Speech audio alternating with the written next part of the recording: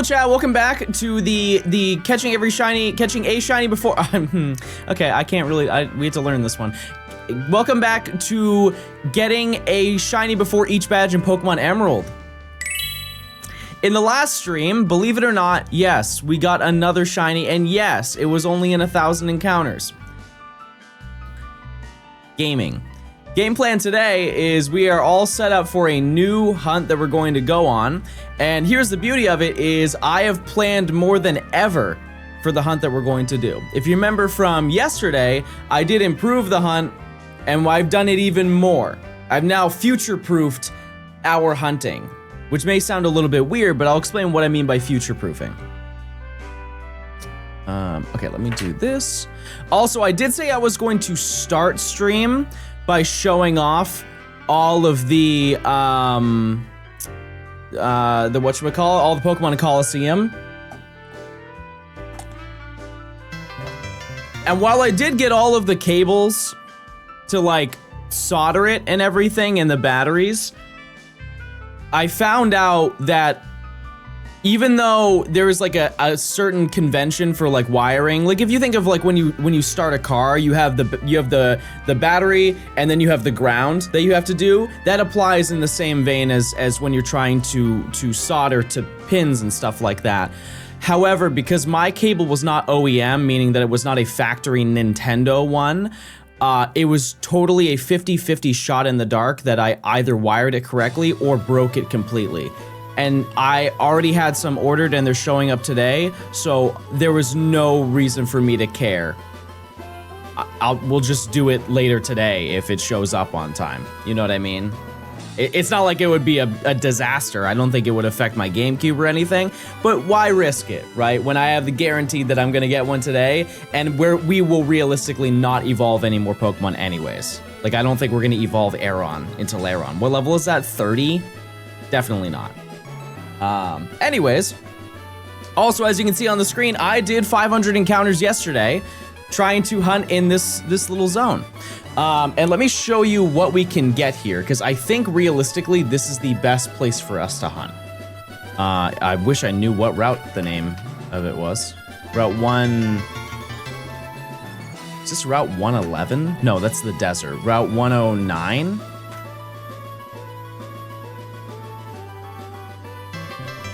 I don't know. Hold on. This is 110. Okay, let me show you what we can encounter here, because it's a pretty sweet list of Pokemon. All of them, honestly, yeah, no, all of them are worth going for. So, in here, we can get the following Pokemon. Only look at Pokemon Ruby and Sapphire because we're only hunting in those games, okay? So, we have the options of Electrike at 30%, the most common thing, and honestly, the best shiny out of everything here, so I wouldn't be mad if we got that. Zigzagoon, I'm not that excited about it, but you guys like soup. More power to you. We then have an interesting element in this, which is probably the first and not only time we're going to experience this, but we have a half version exclusive. I know that doesn't really work, but that's the only term that I can give it. So, Minun is 15% in Pokemon Ruby, but 2% for Plusle. And it's flipped for Sapphire. So Plusle is 15% and Minun is 2%. Sir John lol. Just wanted to say that I'm really happy to finally watch a stream. Been watching and genuinely enjoying your content for about 2.5 years now while I work on my car. Epic. Just wanted to say that I'm praying on your downfall this stream. Much love from Miami, Florida. Thank you for your kind of support.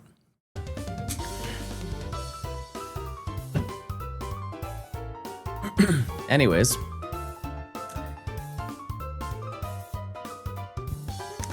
Gulpin at 15%, and I kind of forget what the shiny looks like, but I know that it's very similar to Electrike.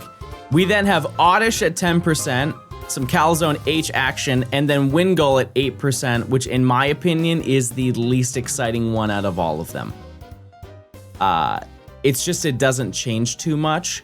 Honestly, if I were to pick a second thing other than Electrike, I think Minun would be really fun. Actually, no, Plusle is the worst shiny here. 100% the worst shiny. It just gets a little bit darker. I like the ones that have the difference, right? If we got Minun, that would be really sick. Electrike is also an option. I would also like to know, I know we've been getting our shinies extremely easily. However, we eventually won't, and that's probably going to start happening now. But I'm happy to announce that we get 800 encounters per hour. So it's like 10 and a half hours to odds. Almost 11 hours to odds. Really, really fast. Did you beat Brawly? Okay, in these games, I beat half of them. Because that battle is hard. I'll say it. I know it's a kid's game, but it was hard. However, I found an alternative. So let me show you my monsters that I have in my party. As you can see, not really much has changed. We still have the Volbeat with Illuminate, and we still have the White Flute, and both of those increase our encounter rate by a significant amount. However, you might have noticed one small difference. All of my Volbeat are holding an item. Every single Volbeat now has a smoke ball. I went into my completed Emerald Living Dex game file, and I used Absol and Nincada with Compound Eyes, and I went to the Fiery Path to farm smoke balls, which was a 20% chance with Thief. And then I took all of them, and then I traded them all into this game. And that's why every single game has a Poochyena or some Route 1 equivalent. And you might be wondering, why in the world would you need to do that? Volbeat sucks. It sucks. Even like in later games, sure, you got like Tail Glow and it's fun. Volbeat knows Tackle. Its next attacking move is Signal Beam at like 27. I'm not going to tackle my way another 12, 13 levels. That's not gonna happen. And so if I just always have a smoke ball, I can run away from every encounter I ever want to and worry about leveling up the rest of the team who actually is capable of putting up somewhat of a fight. So that is our game plan, and it seems pretty foolproof for the most part. I think I've already saved, but it doesn't hurt to do it twice.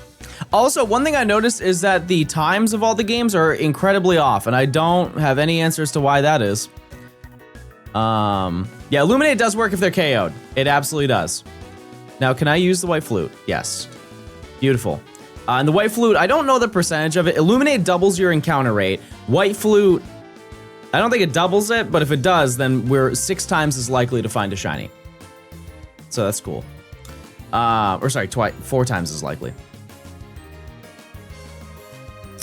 How's it trying to beat Brawly with these 4 games? I only did it on 2 and I did them individually. And I got sad, and that's why we're here now.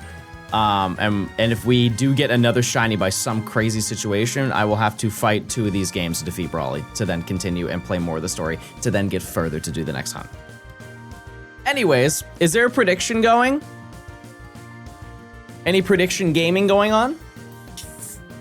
We can do one for, I don't know, like 700 encounters or something like that.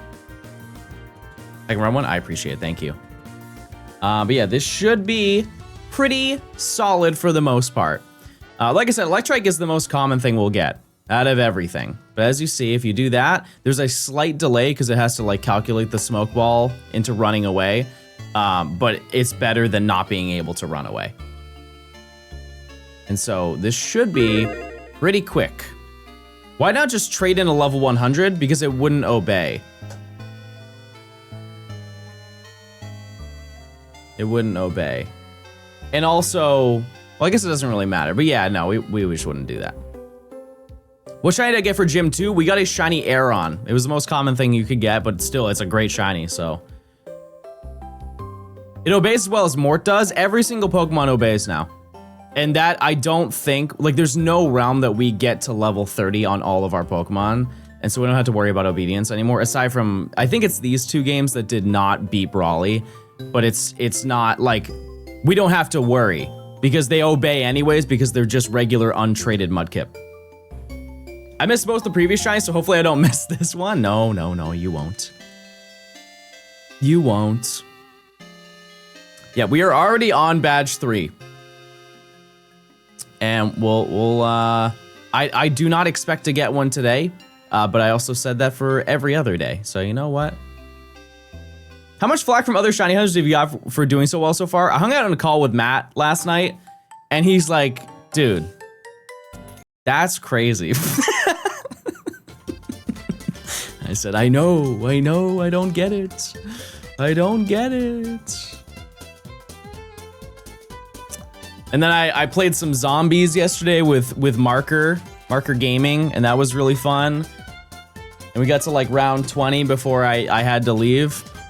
So that was cool. And we were giving information to Matt about lore because he's kind of like me where we don't play anything outside Nintendo. The Quad Soup. Who's hungry? Use your points, chat. Never mind, the prediction's over. You had a chance, and you failed. You're making me want to play my old copy of Emerald again? Run it. Run it. What's holding you back? Chili. Also, another small optimization that actually might make this a little bit faster than the previous location is the fact that we don't have to worry about any abilities. Because one thing that held us back in Ruby was that every time we encountered Mawile, there was a 50% chance that we would go through like the Intimidate text information, and it was just a hassle. Oh my god, I totally forgot. The video hit 1 million views. That was the wrong button. That was the right button. It hit 1 million views in 3 days. That is absolutely absurd. Thank you. I really want mine in. I've already fully committed to like manifesting that. I was 4 to 5 of those views. That's crazy. Well, thank you so much. Have you got the bike yet? No, we can't get the bike yet. And to be honest with you, I don't think it's really gonna make things too much faster. It will be like marginally. So if the hunt goes really long, it will definitely be faster. But we get an encounter in like 3 tiles with this combination of our setup. And so we're pretty good for the most part. Insta, thanks for the 3 months. Nburns, thanks for the 10 months. Alex, thanks for the Prime. Check those Primes, chat, if you want ad-free viewing. You can link your Amazon account. Do it every single month if you wanted to. Do you see that YouTube just screwed over shorts creators? 10 million qualified views every 90 days is so hard to get. Absolutely. Yeah, it absolutely is. Yeah, I don't think that that's good. I talked to Nimi about it last night. One thing I will say, if you make YouTube shorts, I know this is gonna be the most dumb thing to say, but it is true, is you should really focus on making like long form content. Because here's the thing in general, the odds of you making a boatload of cash off of making just YouTube shorts or TikToks is so unlikely. Like you don't make a lot of money on them. If you upload a short and it gets 1 million views, how much money do you get? It is like not a lot. Like we're talking double digits dollars, maybe triple digits. Like you'll get $100 if you get 1 million views. Hi Chatto. And it definitely varies depending on what content you're making and all of that stuff. But to put in perspective, this is I guess a leak if you want to take it that way. Generally speaking, if you upload a gaming YouTube video and it hits 1 million views, bare minimum, you make $7,000. And that's like the lowest is $7,000 compared to $100. So I would never ever rely on that anyways to try and make an income on it. But I understand that there are are enormous creators who make a ton of money. But here's the thing, if they're enormous creators, they don't have to worry about any of the stuff that we are currently talking about. You know what I mean? They're already qualified and they do not have to worry about that in the slightest. So, my advice to you, if this does affect you, sorry, number one. Secondly, long form videos or just anything that is not a YouTube short will net you so much more money if you just know how to make those things go well, you know? Teacher, thanks for the 17 months of Prime. On the banger video. Thank you for all you do. This is a just chatting stream. It always is. It always is, time and time again. Can you explain how you set this up, like technically with multiple systems? Yeah, so I currently have, let's start from the base of it. I have 4 analog pockets that are all connected to their respective docks. It's a third-party thing that you can buy, and essentially the way that it works is you are able to use it like a Nintendo Switch and connect it to an HDMI output. They're running on physical cartridges that are then sent to HDMI output. I'm using 4 at the same time through a thing called a multi-viewer. We don't really have to get into that, but it basically takes all of them and puts them into one input. So you can see all of these 4 games are running off of like one capture card. Anyways, all of those analog pockets are then connected to a thing called an 8BitDo G-Bros adapter, which is basically a Bluetooth GameCube adapter. So you could use it to play GameCube games on your Switch. And so since it's recognized as a Switch controller, it's compatible with the analog pocket because they just have that set up. And then I have these wireless receivers that are transmitting a radio signal to this one individual Wavebird. So every left press that I make is a left press for every single game.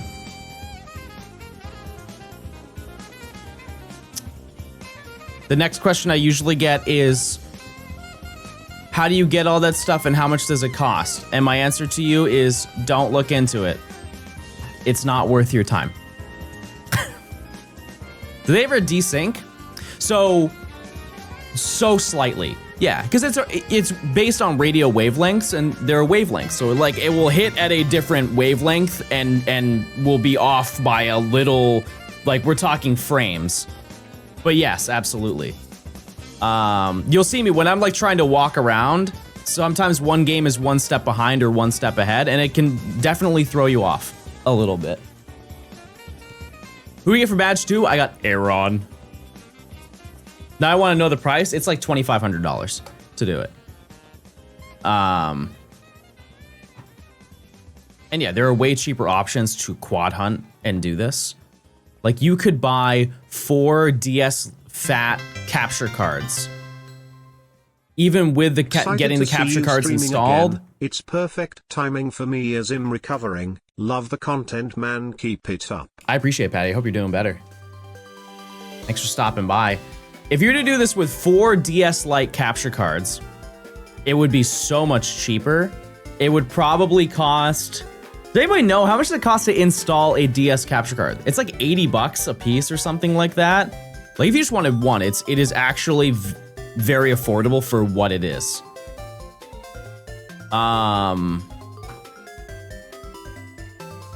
Yeah. And who knows how long those are going on for, but those are really nice. And I quite literally have one on my desk. This is one I sent in to get done.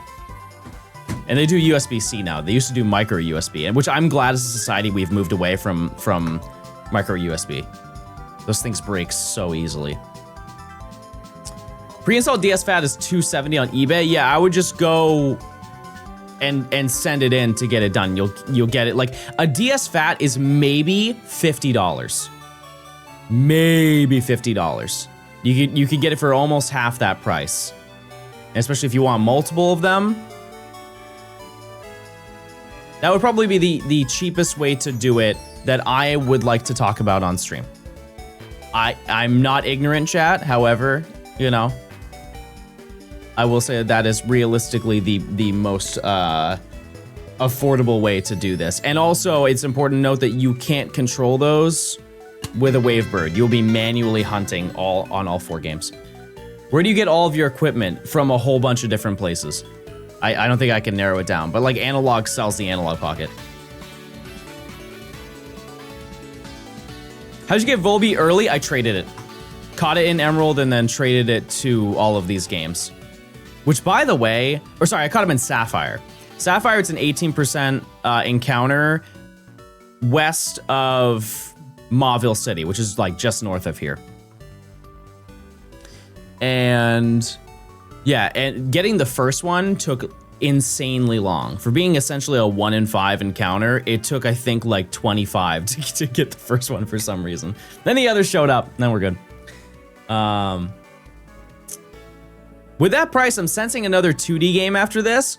Oh yeah, I didn't buy this setup exclusively to do this video. Like if you guys like watching these streams, we'll do it in a different game. I'm totally okay with it, not like immediately after, but in the future, for sure. For sure we can do that. Is anyone still doing that service? Yes.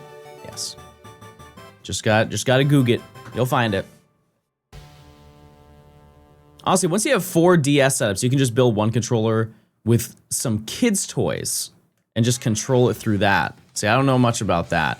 One thing I will also say, if you ever want to do a quad shiny hunting setup that can be like displayed on OBS for streaming and stuff like that, rather than using a camera, getting the DSs is way better because then you can also do the same thing for DS games. Like this only works with Game Boy Advance games. And I can obviously do quad hunts with DS games because I have 2 3DS capture cards and 2 DS capture cards. But I cannot do 4 times 3DS hunts. I just don't have that. Never went out of my way to buy that many of them, you know? Especially now. Holy moly, I could not imagine doing that. Because it's $200 to install a capture card, and then the new Nintendo 3DS XLs are what? Minimum $300? Crazy. Almost $700? Okay, they're definitely not $700, but I mean like some rare ones are for sure $700, but that's not, I'm talking like a base whatever 3DS. New Nintendo 3DS XL, to be clear. Like their launch ones I think were red and black, right? And then they did the Galaxy one. Oh, you're talking about encounters. Oh. You ever thought of getting a shelf for all your Nintendo gaming stuff like cords, controllers, and consoles? It would be cool. I have too many. There is no shelf that could withstand the amount of product I have. Where do you get the older consoles? You can get them in so many places. Like eBay is probably the most consistent way to get them. You can get them at your local game shop. You're just paying more. Like significantly more for the convenience of they've already gone out of their way to get it for you. 2 shelf. Yeah, Chad, do you have so many? You have a box of cables. If you're a gamer and you have a lot of game consoles, you probably have like a box of cables in your closet, right? And it's just like that's the dad version of like, oh, I'm keeping this 2x4 in the garage because I know I'm gonna need it one day. Oh, she brought. You want to say hi? Oh, she's here. The queen of the castle. She's here. Oh.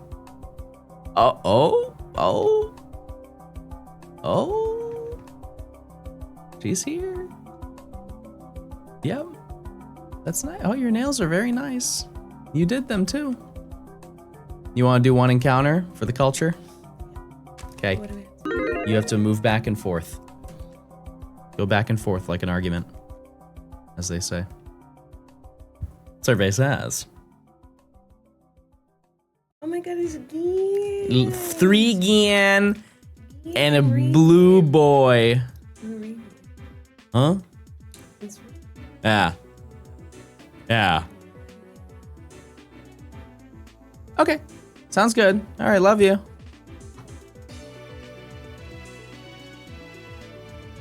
Oh, she has something to say, everybody. So John got a headache from being dehydrated yesterday.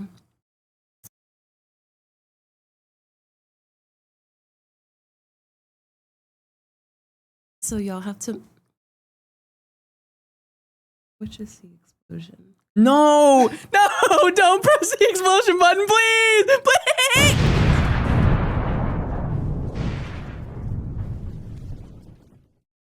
So yeah, you have to make sure he drinks water at least when he does the prediction.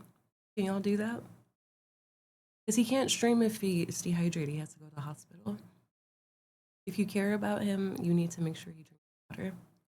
All right, cool. Okay, thank you so much. He doesn't need to be worry about being dehydrated because he's dead. She thought that was funny.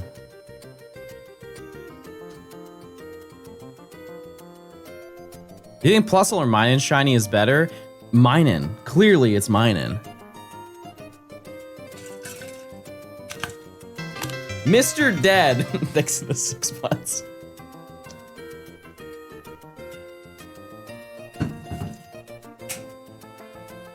I don't need water. I need to game.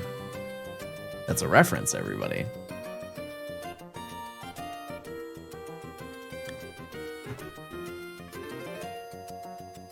I need to game. Congrats on 1 million. Thank you so much. Queasy. Oh wait, if you're listening to me, there are hydration sticks on the dinner table. Those came in the mail.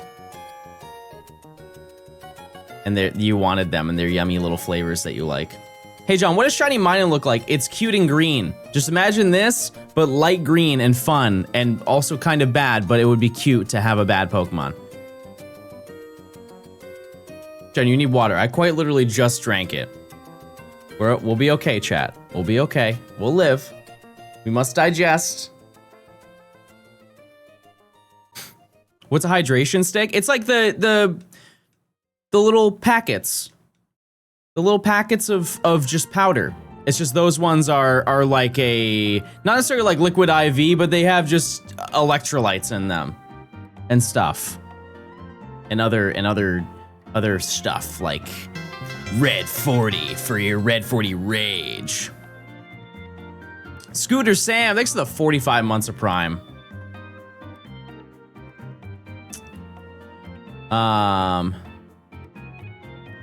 Yeah, just any like the little powdered drink mix.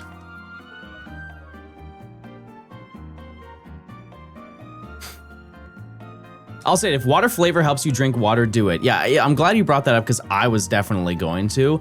I find it so odd that people will make fun of people, and it's mostly people who are overweight is who they'll make fun of, where they'll do like these videos of them putting like flavoring mix into like a giant thing of water and start drinking it, and they're like you just made juice, you didn't make water.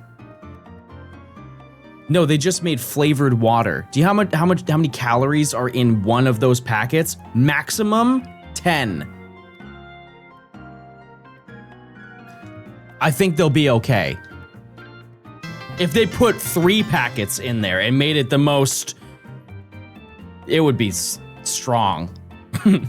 I guess depending on the size of the thing, but it would be strong if they put 3 in there. Who cares? 30 calories, they'll be fine. Imagine not having squash.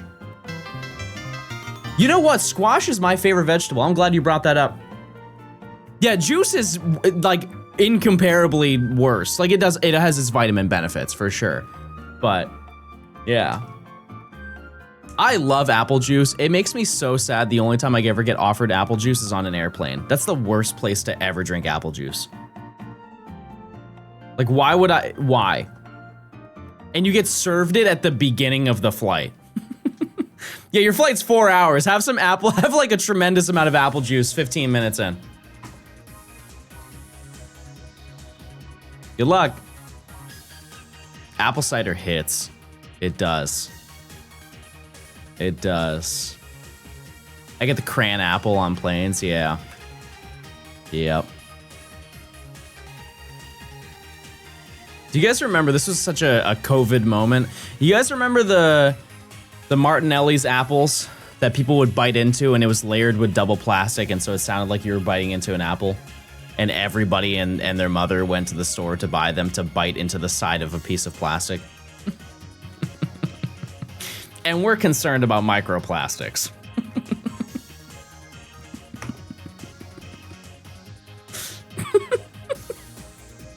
People were literally gnawing on the side of apple juice bottles.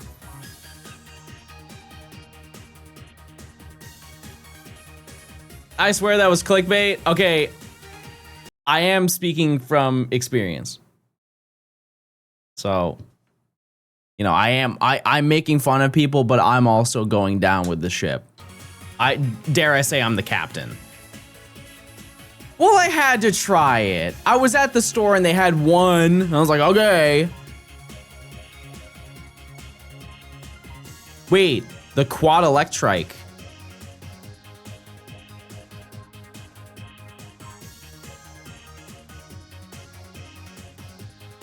That's so awesome. That makes me want to use my Prime sub.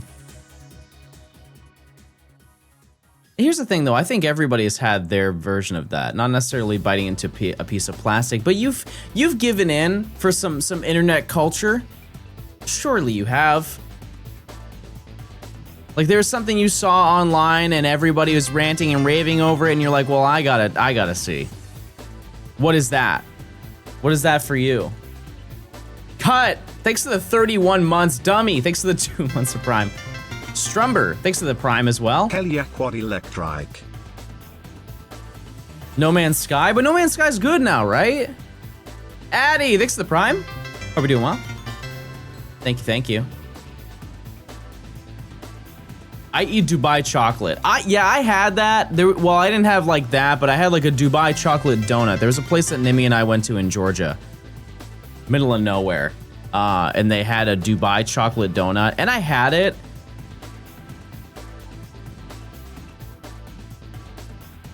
Not much to say. Like I can understand why a lot of people like it. It was definitely a one and done moment in my life, though. Crumble Cookie. See, I don't even know this. Does Crumble Cookie do paid sponsor? Or is it truly just like a bunch of influencers see it because it's a weekly thing and it's just a weekly piece of content that they can churn out? Because I don't think I've ever seen a sponsored Crumble thing. Like I think they're actually fortunate that they do not have to pay anybody to use their product. Yeah, I can't get down with Crumble for so many reasons. We'll just go off of just the fact that it is just way too much for me. To each their own. Like if you like Crumble, go to Crumble. I don't care, you know? Whatever you want. But me personally, the taste of it is just so insanely buttery. Yeah, forget, it's not even the sugar. Like clearly, yeah, there's a lot of sugar in it, but it's more like it's so buttery. And I don't know about you. You know those tins your grandma would have where it'd be filled with like pins and stuff like that? Like the shortbread cookie boxes? I do not like shortbread because it's a majority butter. I just cannot eat them. I just think that they taste yucky. I know. I know that I'm the outlier on this. I just do not like them. But also, I've always been weird about cookies and little snacks like that. Like, if I have a chocolate chip cookie, I want as few chocolate chips inside of it. Oh, you're leaving? Why are you leaving? Oh. Show it.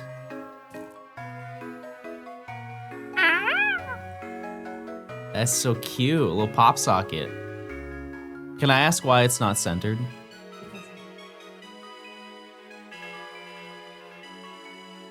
Oh, it'll be covering the lavender Sylveon, I see. All right. That's very cute. That's very nice. Are you leaving? Oh, in time. Okay. Well, that's at least 10 more encounters, everybody. Psychopath cookie take. No, well, let's look at it from perspective. American chocolate is not very good. And the people who think that it's really good have not had chocolate outside of America. And even if you have and you feel that way, more for you. But you could not pay me to eat a plain Hershey's bar. Like there are some candies that I think are good, but the reason why I think they're good is not because of the chocolate. It's not. Like Reese's peanut butter cups, holy moly, that may be the best candy bar of all time. Uncontested, actually. The best candy bar of all time, but it's because of the yummy little peanut butter on the inside. That's why I like it. And there's so little chocolate in it that I don't think like, oh, I don't like eating the chocolate. How many shines do I have? I have 2. However, I've encountered 3 because I got the uncatchable Poochyena. Shiny is shiny to me.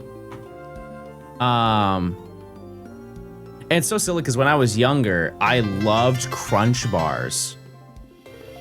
Just finished your video, John, and my heart aches for your grief. God bless you and Mama's Tone. You are an inspiration to my grown-ass self. Red heart emoji, red heart emoji. I appreciate it, Not. Thanks for the 2 months of Prime. Thank you guys for watching the video. Truly. Like it is, I cannot understate how absolutely absurd it is that video is already at 1 million. Because like I said, I uploaded it 3 days ago. And that alone is crazy. But in perspective of other videos I've uploaded, I think to my memory, you guys might know better than I do. But it's only happened.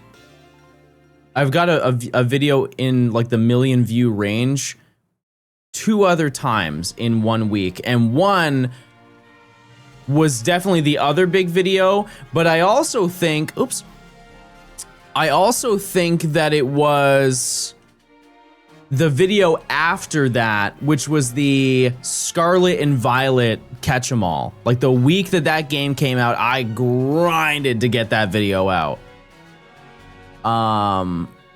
And I think that video also hit 1 million in the first week or got insanely close. But that was in a week. This was done in under half that time. Like that is wild. Wild. So thank you. You think the viewers returning who can't watch in one sitting count as extra views? Yeah. Yeah, absolutely. Yep. Emerald Dex is around that pace too. I would have to look back and see. Yeah, because that video did do really, really well. Mostly because it was outrageous. Don't forget me when you're famous. No, Marker. We'll be in Kino. We'll vacation in Kino. That's a horrible vacation. Oh, hold on 1 second.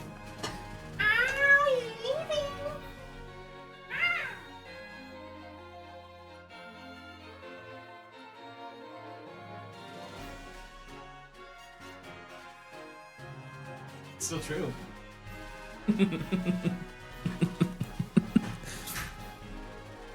Yeah, we were playing Kino last night, Marker and I. And yeah, that'd be a terrible place to vacation for a lot of reasons. I wouldn't want to be caught there, let me tell you. I was talking about doing a zombies night on stream with Nimmy on like a Thursday. I do not think that we could do that game, to be honest with you. Marker, Matt, and I were kind of going over that. I think there's a lot of logistics as to why I could not stream that game. Hackers, no. That game, just for context, that game takes place in Nazi Germany.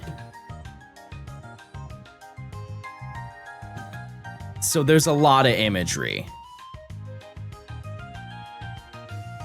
It's not like, how do I word this? It's not anything related to that event in terms of like that event taking place in the game. It's more so the setting of the location would not be a great presentation. Yeah, I could do one of the DLC maps. I just don't. None of my friends own it, so they would have to get it.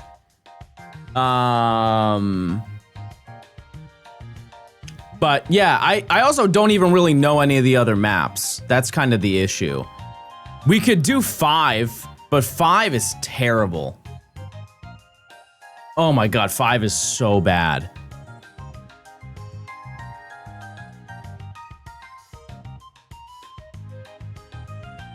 It's history. No, I understand. I'm not saying erasing. We're not erasing history here, Chad. Very clearly, I'm aware of it, and it was an awful situation. Situation was a horrible word, by the way, to use. Point is, I'm trying to make is that Twitch TOS may not allow that to be streamed, is what I'm saying. Not a me thing. Oh yeah, Ascension. I forgot about Ascension. Yeah, like I could quite literally get banned for playing it. Anyways, I am open to any game. If there is a game that multiple people can play, could be local, could be online. We are open to hearing ideas.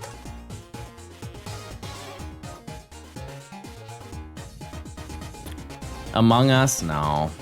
That just doesn't excite me. And I played Among Us before they did any of the updates, because now they have like classes, right? And by now, like 2021, they added classes to the game. Borderlands 2, I could get down with Borderlands. Yeah. Yeah, I could get down with that. Yeah, Big Walk. All of my friends are playing Big Walk. That game is, it's top of the charts on Steam. It's like, what, 15 bucks or something like that? I could dabble. Mario Party, also cool. What about the 5 map? We just talked about it. It's just, that map sucks.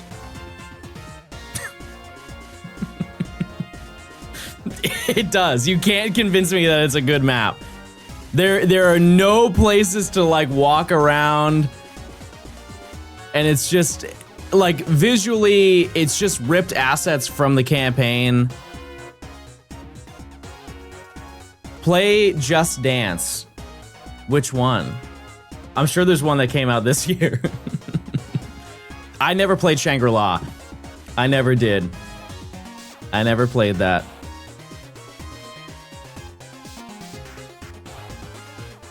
Nope, have not played it. Metch Chameleon, I know that's super popular right now too.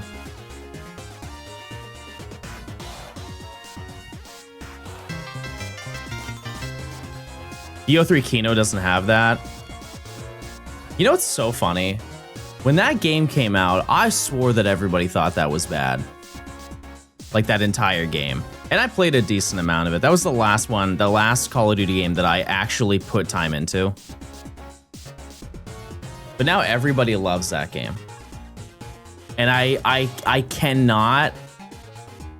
It happens a lot of times with video games. Like if there is a video game that people trash when it comes out, and then like 5 years later, it's suddenly the best game on earth, I will never forget, especially the people who tell me. They'd be like, oh, this game is so amazing. I'm like, I remember when you said this game was bad. Yeah, Gen 5 is a prime example. And here, you know, throwing stones in a glass house, I was that person. I was not crazy about Black 2, White 2 when it came out. I was so incredibly wrong. And that's because I only played through the story and caught some Pokemon. I didn't do any of the side stuff. And that game is side stuff, the Pokemon game. Standoff or Raid? Raid. Yeah, Raid. For a second, I thought you were talking about Halo 3 Standoff, and I was like, it would still probably be Raid. It would still be that. What are we hunting for? I would either like to get Electrike, which is the most common at 30%, or Minun. That being said, in terms of being beneficial to our team and defeating May 2, which is like the hardest rival battle in the history of Pokemon, based on like where you are in the game, Gulpin is actually the best Pokemon we can get, or Wingull. What's the team so far? It is Mudkip or Marshtomp, and Aeron. I think the Aeron probably could take on Grovyle. It would just not be very pretty. Oh, sweet little Gian. Wait, this is actually a moment, chat, where you might see Gian bring a little toy in with his mouth. Wait. When Nimi leaves sometimes and I'm in the office, he gets really sad and he starts hunting for food for us. He's coming.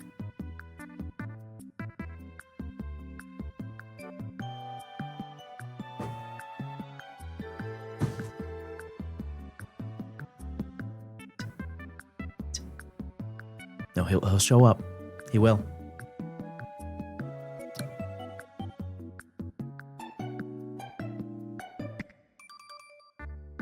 He's getting closer.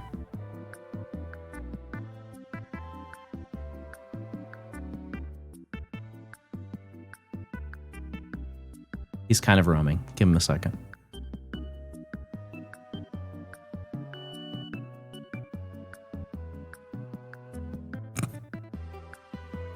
He's taking his time.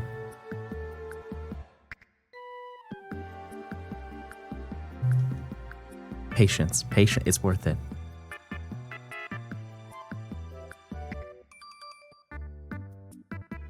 He's just meowing, meow, meow, meow, meow, with a little toy in his mouth.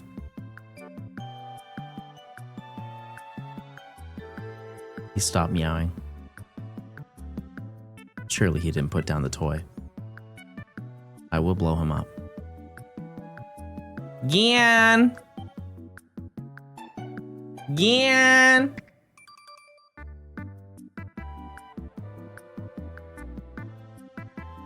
He put down the toy. Alright, I'm sorry, chat. Devastating news.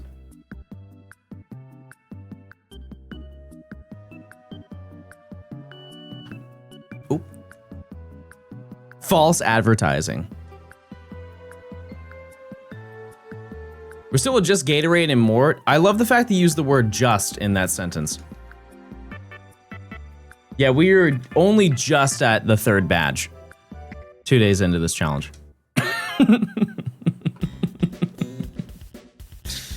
We're really underperforming, and I'm sorry, chat. It's my first time here. I've been enjoying YouTube so far. Let's see if Mr. John is funny in live. Type 1 if you think I'm really funny. Let's just do a survey. Best way to find out by asking the masses.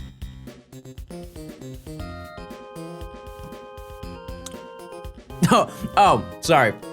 No, I said type 1 if you think I'm funny.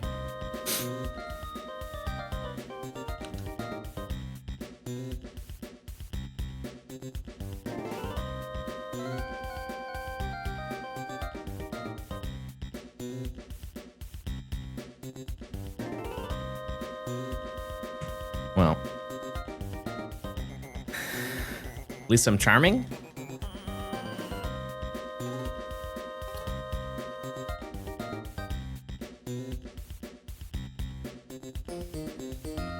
-3 doesn't even make any sense. Bro has no idea what's going on. You have a nice looking setup. Oh, hey, that's something. That's positive. That's positive and kind of directed at me, and I will take that any day of the week. What Pokemon game is the best story in your opinion? Ooh. Ooh. Here's the thing is, I think one thing you have to consider is that it all makes sense. Because sometimes, as much as I love Pokemon, sometimes the storyline doesn't make a lot of sense. Like Ultra Sun and Moon, I think actually has a very fun story, despite what people say about the hand-holding and everything about those games. However, some of that in Ultra Sun and Moon doesn't really make sense in comparison to Sun and Moon. It's like you need to play Sun and Moon to get context for this game. You shouldn't have to have another game to understand. But if we're talking main series games,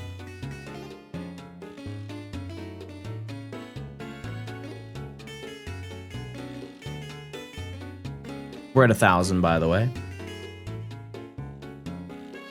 Mods, if you just want to do an extra one so we're at an even number, you can definitely do that. You can make like a prediction 100 encounters or 300 encounters when the next one happens. That's so tough. What do you think it is, chat? It is realistically Gen 5. Like, Black and White is probably objectively the best because of how much lore and investment they put into that story. It's like more than any other game. That being said, yeah, honestly, I would say Scarlet and Violet. Like, Scarlet and Violet really did have a very, very nice story to it. I think it was heavily carried by Arvin. And I think that Team Star's storyline, they couldn't have done more with it. It just more so just didn't excite me as much. And that's more so of what I was doing to advance more of that story rather than the story itself. Like, going to do the raids in the Team Star bases was kind of like, it was fine. It was fine. They were cool locations. But I don't... Like, the one that's in the top... Like, the northeast section, kind of like where Chi-Yu is. Not the ferry one that's the most northern one. I think that it's like fighting or something. I forget which one it is, but... Yeah, I really did like the Scarlet and Violet story. Yeah, Airy. Yeah. That one. That was a really cool location where you're like kind of going up the mountain. Honestly, I think it was the best looking Team Star location. Which one do you want to get most from this route? Plus, or Minin, I mean. Minin. And Black 2, White 2 is really good too, but it has so much carryover from Black and White that I would still say Black and White was better storyline wise. Does not make it bad even remotely though.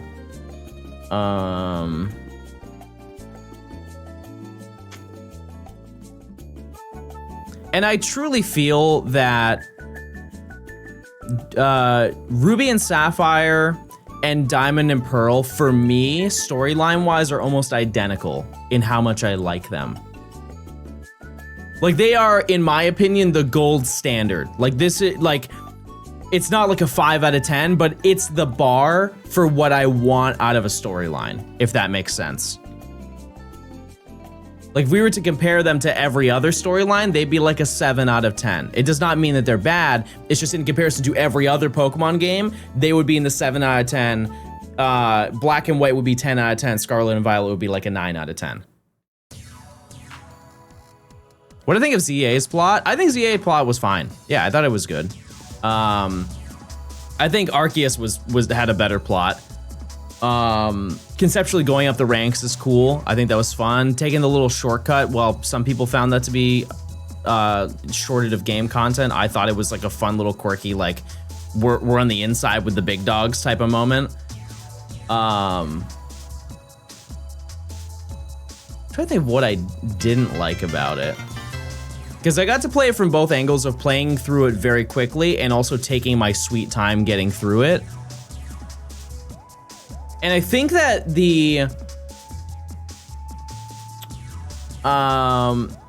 you could argue that maybe nearing the end it got a little bit repetitive once you got to like rank F, the routine of just you go do your little meetup, you're sent to go fight off 3 Brogue battles, and then you just climb the ZA ladder.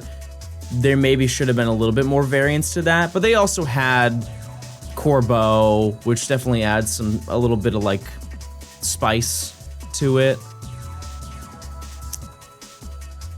I think the main thing that I did not like about the ZA story is the fact that they kind of teased a whole bunch of potential what ifs, and they just were simply what ifs. So much, like going to the museum sparked my brain in so many different ways, and I was like, oh man, I can't wait to see all of these things happen either in the main story or in the DLC. And quite literally none of them happened. And I feel like that was such a dropped ball. And what I will say is we're gonna put a pin in this conversation because maybe those things are relevant in the next game. The next Legends game, whenever they do that one, right? Did we get Shiny Torchic? We didn't go for Shiny Torchic. We went for Mudkip, and I got Mudkip, and then we started hunting Trico while I was waiting for a trade cable to show up. and I got an uncatchable Poochyena, and I said if I hunted more of Trico, probably wouldn't add anything to the video, so we'll just move on.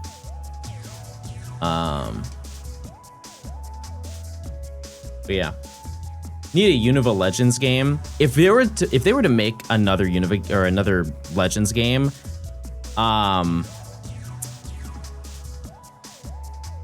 I would want them to make multiple of Unova. I don't think I would be quenched if they made one game. And so if they were going to make a singular game, I would want it to be Alola.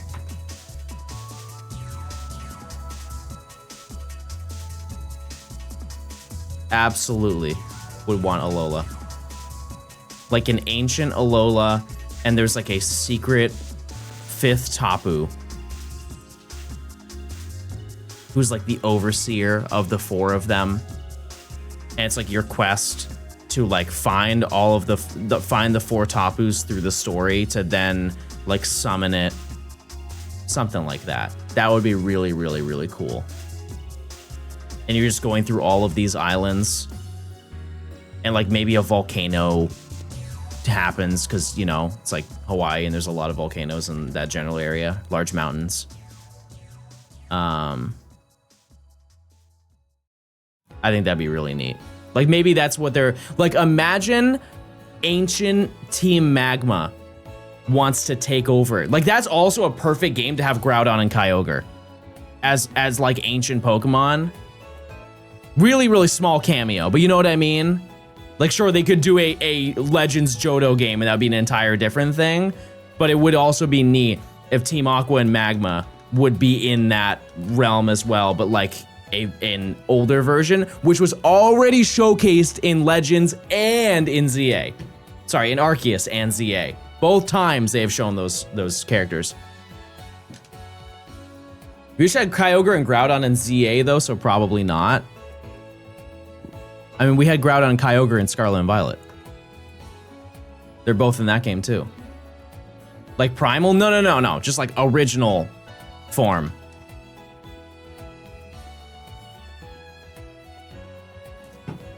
Story presence?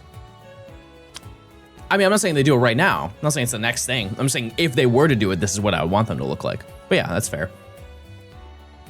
Wasn't Primal the original form? You know what I'm gonna say, chat, is that I really like clicking. And sometimes John Gaming doesn't read the whole story. I read it really quickly. But that's because, you know, I was gassed up when I was younger, and when I was in 2nd grade, I was reading at like an 11th grade reading level. And I got a little cocky and I said, I got some time to chill out. And so I spent like 5 years just not reading, and then it all went south. So, you know. Also, is the prediction up? You fit in with the Undertale Deltarune community? Dang, that's a game I need to beat. I've started Undertale like 4 times and stopped at the same point every single time. Mods, if you want to do could you do a prediction for 1400 encounters? I'm weird and I like even numbers. Even though 1300 is an even number, it's not even enough for me.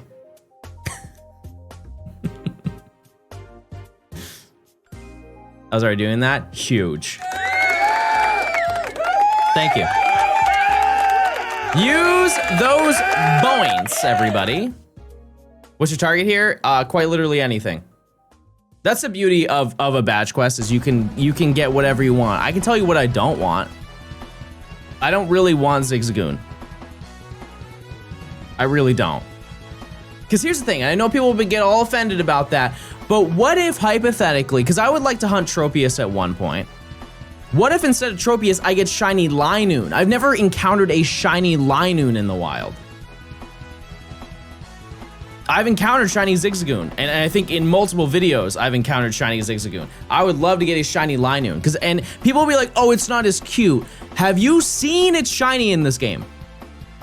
It turns from brown to like electric orange. Don't think about the 3D one. Think about what it looks like in this game. It's pretty sick, and it's actually a relatively decent Pokemon at that point in the game. Not later. Not later, that's for sure.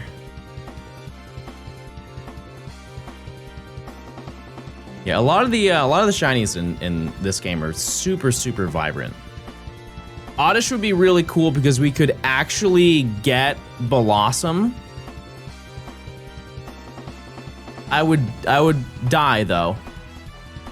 Nimi would be very upset if I did that, but you know what? That's gaming. Doesn't Lightning sweep the Elite Four with Belly Drum? Does it learn Belly Drum through level up though? We have to do some, so I think that's an egg move, is it not? Isn't Belly Drum only on a specific, it's an egg move exclusively from Pokemon Channel? No, from Pokemon Box. Extreme Speed is the one, I see. I knew that there was one exclusive one in Pokemon Box. Which, I mean, I have it. We can make it happen. I'm still stuck on the fact somebody yesterday said, are you gonna do any egg hatching in this game?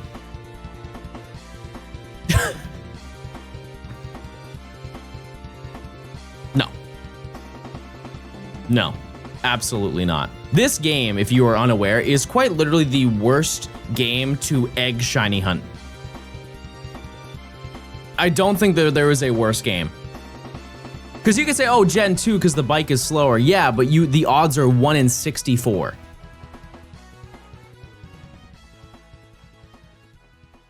Maybe Fire Red Leaf Green is worse. Will I fish? We'll decide on it.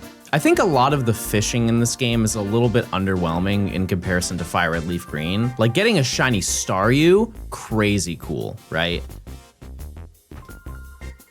It's really just Magikarp and like Tentacool. And those are fine, like they're not bad shinies, but I would rather have something way more exciting on my team. Especially also, I have a water Pokemon. Feebas, yes, Feebas is definitely enticing. However, I wouldn't be able to hunt it the way that I'm hunting right now.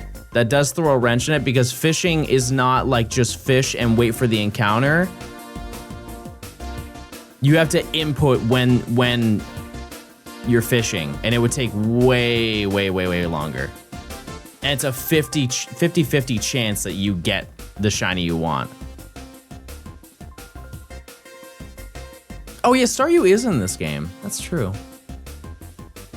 Yolra's easy in the others, yeah, but it's still timing. Like I would have to go game by game and fish individually. It would kind of defeat the purpose of multi-hunting, I think. But it would be fast. I'm pretty sure in Gen 3 it's not reaction time based. I know in Fire Red Leaf Green it's not. Does someone wanna goog that or just try it? I'm pretty sure you have to react in this game. It is in RSE. Darn, now I just want to dance.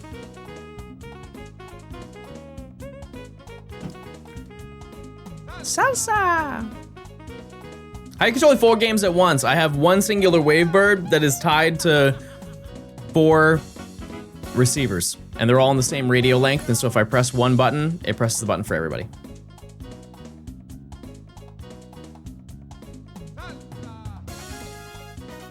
I thought this was fast X and Y radar music.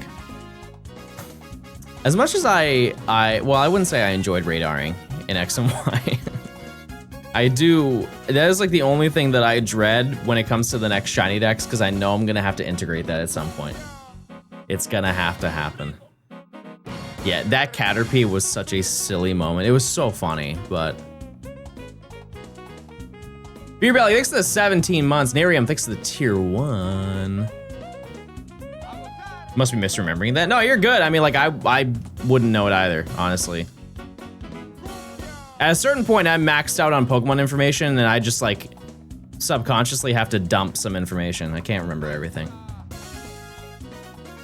How does the 4-way thing even work? I have one GameCube controller that is tied to 4 receivers. And so if I press one button, it presses it for every button. For every console. Congrats on the video hitting 1 mil. It was a great watch. I'm glad you liked it. It's crazy, chat. Crazy times. You know what's even crazier is that Pokemon Worlds is like a week and a half away. Terrifying, actually, to think about. And I won't be live, obviously, when they reveal the rally pins. Oh, that's cool. Well, I'm definitely gonna have to be strategic on that, I'll tell you. Last year, oh my goodness, the amount of scalpers that came up to me. No influencer ones this one. No influencer ones this time. I'm honestly fine with that. I'm actually totally fine with that. I truly got harassed so much being there.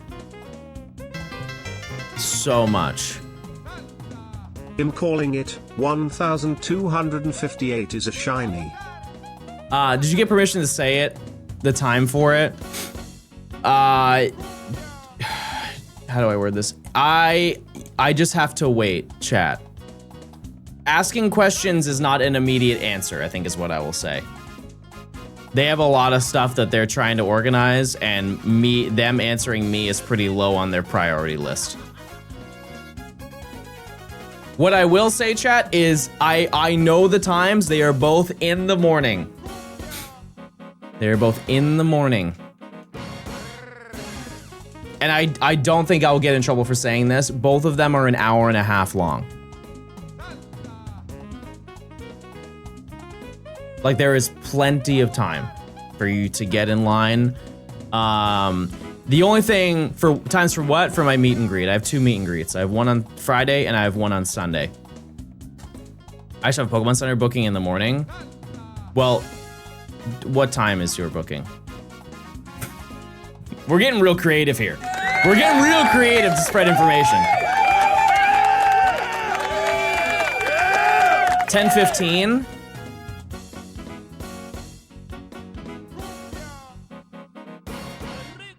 I think you would be fine. Yeah, no, I think you would be perfectly fine.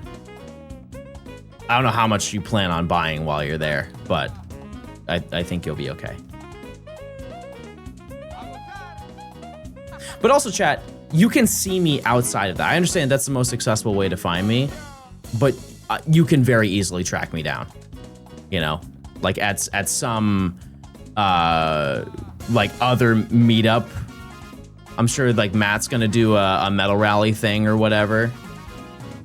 I'll be there for that. Whatever. Are you familiar with 40 Cakes? I am aware of them, yes.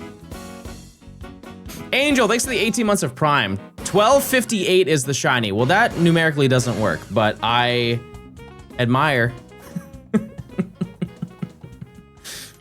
I admire it. Can confirm I missed meet and greet last year and still got to say hi to you. Yeah. Yep. Like I will be at the venue a majority of every single day. Why does it keep doing that? Why are we attacking? What is going on? What's going on, guys? And honestly, there'll be definitely scenarios where I'll be outside of the venue where you can also see me. So even if you don't have a ticket and you're going there to hang out with some gamer friends, I'm sure you'll find me. Hey John, after this will you finish your Pokemon Yellow swap out randomized news lock? I love your video description in the video. I don't think we're gonna do that. No, I think that's gonna be scrapped. We make a vlog out of it this year.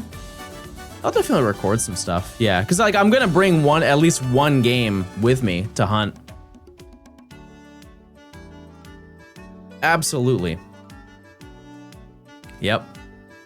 Does this challenge replace the ORS horde hunting video? That video has been dead for months. A year probably. Yeah, no, here's the thing, chat, is every video that I come up with does not mean that it's gonna be a finalized video. Like I can conceptually be like, oh yeah, that'll be a good video, but sometimes it doesn't end up being a good one. Like, I promise you, Chad, if I finished that video, you guys would have hated it by the end of it. Like, 5 streams in, you'd be like, John, I don't want to watch this anymore.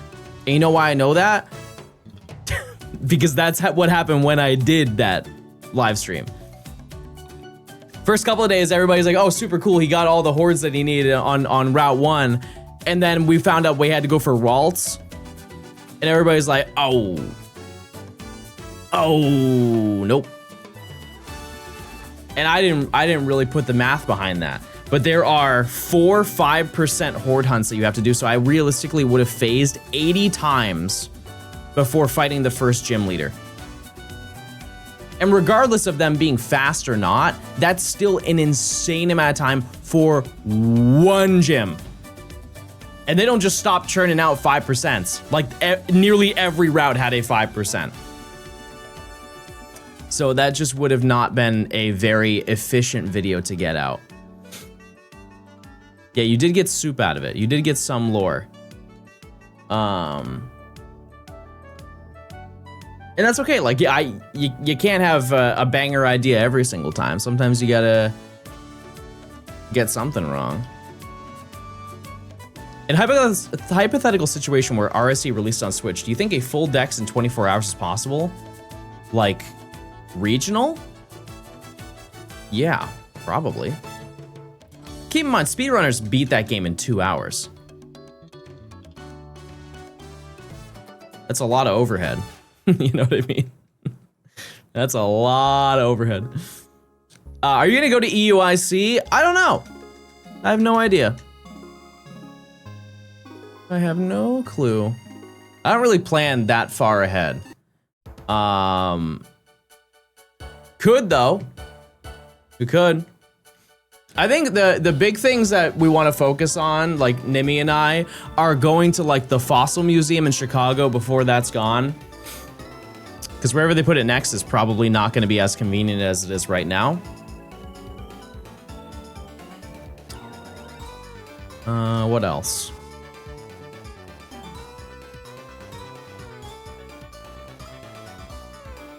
It's kind of it. Like, we have the standard, like, Go Tour is really fun. And then you got Go Fest, which we didn't go this year, which is fine. I could live without that. I don't know. What's your preferred shiny in the route? Minin.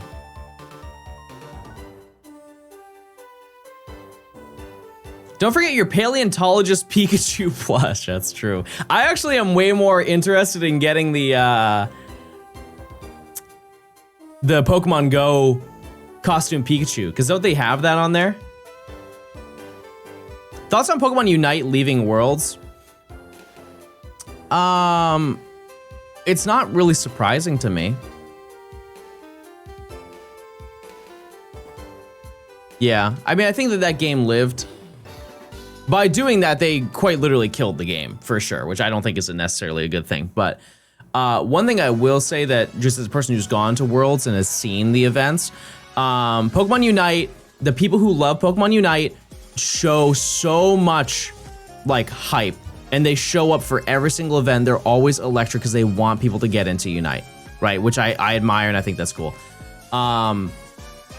The side events, though, for any Unite team that loses, they immediately go and do the side events, and they just destroy everybody, which is a little bit unfortunate. Why even normal Volbeat? Because they have Illuminate and double spine counter rate. We're only using shinies when we play through Emerald. These are Ruby and Sapphire. But yeah, like because the Unite matches, if you want to do side events, you need a team of 5. And so you are assigned to random people unless you have a team of 5. And so 5 professional coordinated gamers is way better than 5 random gamers who have never met each other and have no idea what the other person plays. And so they just show up and take all the prizes. Which, can I blame them? No, because they got, you know, like a free flight to be there, and it's really expensive to stay at a hotel and everything. So I can understand why they want to get their money's worth, but it's so wildly unfair. Because if you lose in like VG or TCG, you can still lose to a random person in TCG. But since that game is a exclusively team game that you are matching up against, the people who show up with a squad of 5 are just gonna wipe everybody. That applies for any multiplayer game. If you know everybody's strengths and weaknesses on your team and know the rules that they apply, there's no chance. Especially when that game is not based on RNG too. That makes a huge difference. Because like there's RNG in the TCG and there's RNG in the VG. Pokemon Go is one of those ones where you can go to the side event and you can do moderately well for knowing absolutely nothing. You definitely can't win with no knowledge, but you can maybe beat like one person. Were you doing some fun soft resets for legendaries? Yeah. Oh yeah. Yep. I have a couple in mind. We're just so far away from that. It's just, you know, we don't have to bring it up now. It's more of like, what are we doing next? What are we gonna do next?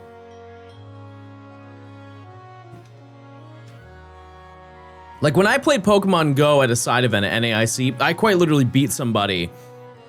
Or actually, no, when I played, they had one where it was a booster pack draft, and the way that it worked is you had a group of 4 people around you, and everybody got one booster pack. You open up the booster pack, and you can open it up, and if there's a Scarlet and Violet Pokemon in your pack, you can take it and put it down, and that Pokemon's on your team. You then take the pack and pass it clockwise to the next person until every single card has been chosen, and then you can build your team from that, and you do a best of 3 against like random people who also were participating in that. And that's one because it's so random, you don't know the outcome. I beat a like professional competitive player. I don't know like what his ranking was, but like he went to NAIC to compete, and he placed like, I think like top 128 or something like that.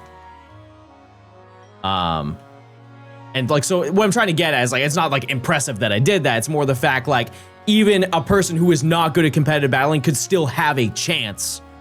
Whereas Unite, that's not even a possibility because you're just relying on too many people. June, thanks for the Prime. I appreciate it. That's also a fun activity you could just try with your friends too, if you want to spice up some gaming. Mirage Tower would be cool for the next hunt if you had enough emeralds for it. No, because like, what do you get from it? It's pretty much the same as the desert, is it not? Pretty sure it's almost entirely the same spawns. You just maybe get like more sand shrew, but I'm okay with not getting sand shrew. I can also say, chat, that we have now reached, I believe, the most encounters we've ever done for a hunt so far in this challenge.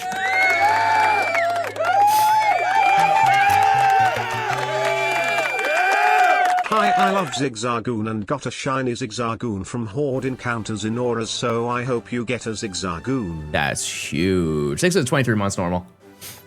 Thank you, thank you. Thank you, thank you. And as I've said before, chat, if you are not accustomed to 1 in 8192 hunts, there is a very, very believable scenario. I don't get a shiny today.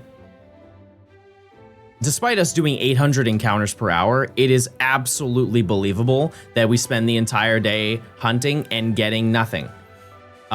Hitting 16,000 encounters is unbelievably likely.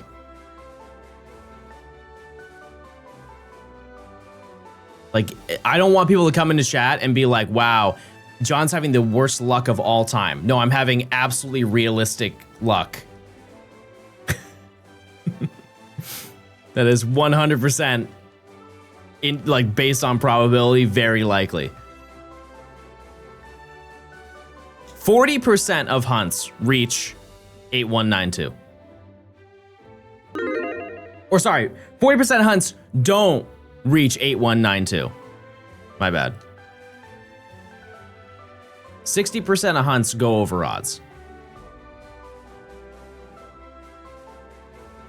Use those points. The quad electrike speaks again, and they say, bark.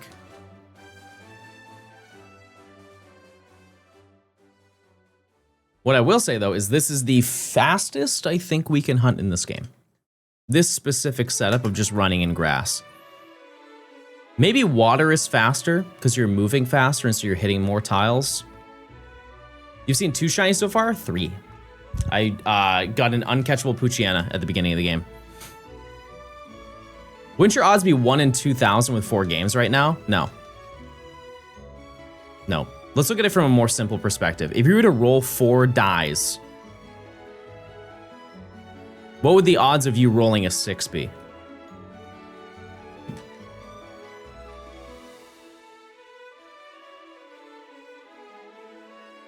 Oops. The answer is 1 in 6. No matter what. You are quite literally just getting more variables. You are just getting more opportunities to do said roll. It does not improve any of these games.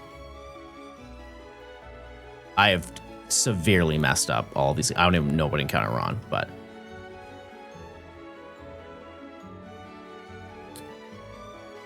yeah, the odds are 4 out of 24 for doing that, which is reduced to 1 out of 6. It's 50-50. You either get that or don't. That's also unfortunately true. But yeah, me having multiple games does not improve the individual chance. It just increases the progress to getting towards the statistical probability of finding a shiny. Does that make more sense? So like, while I don't have a better chance of getting a shiny, I have a faster chance of getting a shiny. Because no matter what I do, no matter how many games I have, every single one of these games is 1 in 8192. That will never change. There are no ways to improve your odds. There's no shiny charm, anything. And so this is 1 in 8192, 1 in 8192, 1 in 8192, and so on, right? However, I am hunting 4 times as fast. And so I'll hit odds faster than if it were to be one singular game.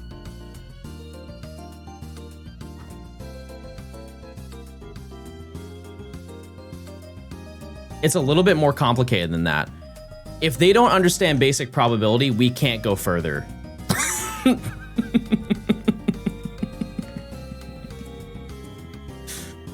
We have to start at the base of the tree before it can grow. We can't just start putting leaves on a stick and say it's a tree. Whip out the whiteboard.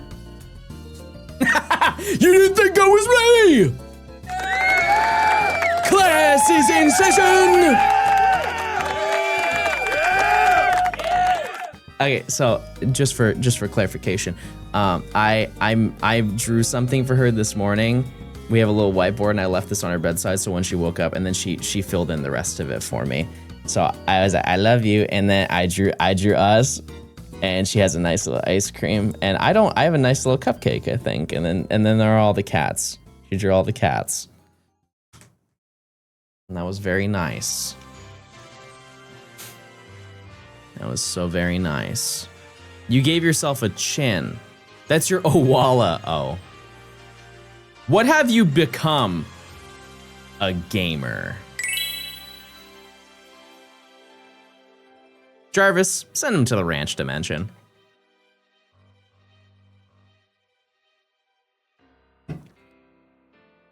Is she your sister? Hope not. All right. We've done a lot of encounters today, chat.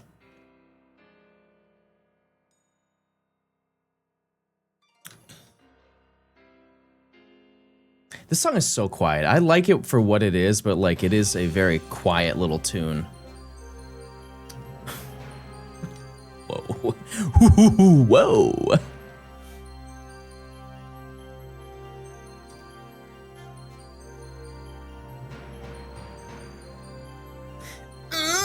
Water.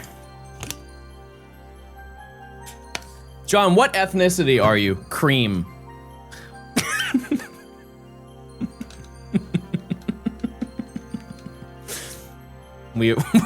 We're past white, chat. Cream.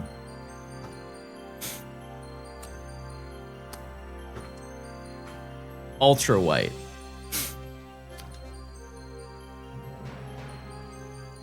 Chat, type 1 if you, no matter what type of weather outside, you've got to bring some like sunblock of some sort. Like you're getting burnt any day. Yeah. Yeah. I've burned in the rain before. And that's gotta be so bad because the rain hitting your burnt skin must be like you're like getting nails dumped on you. Oh my goodness, that's gotta be awful. You probably sounded like a cobblestone generator.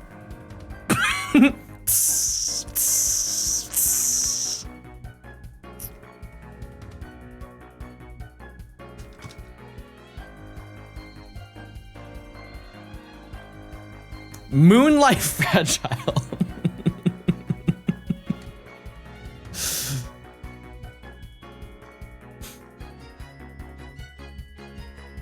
I'm just imagining the water streaming off.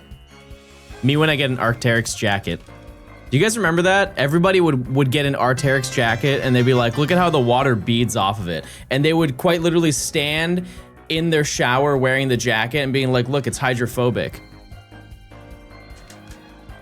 Are we still on 3 shinies? Yes. Oh yeah. Absolutely 3 shinies. You ever see those reflective jackets? Oh, well, I'm gonna need some more descriptors than that.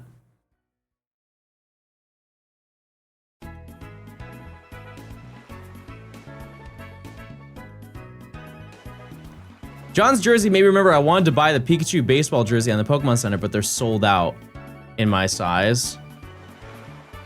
I actually just bought one of those jerseys. Apparently they are really high quality for like $60, which if you've ever tried to buy a jersey, they are not cheap. You are paying most of the time for like the premium of the player that's on the back of it, because I'm sure that they get a cut for that. If you go to a baseball game and buy a baseball jersey, they're like $110. But apparently those are really high quality, so I bought one. Volbeat has Illuminate, so it doubles the encounter rate. How are you playing 4 games at once? I have one controller that controls 4 games because it's based on a radio signal.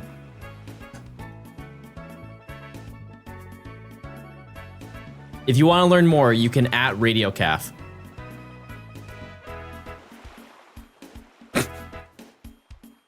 The officiator of all radios and wavelengths.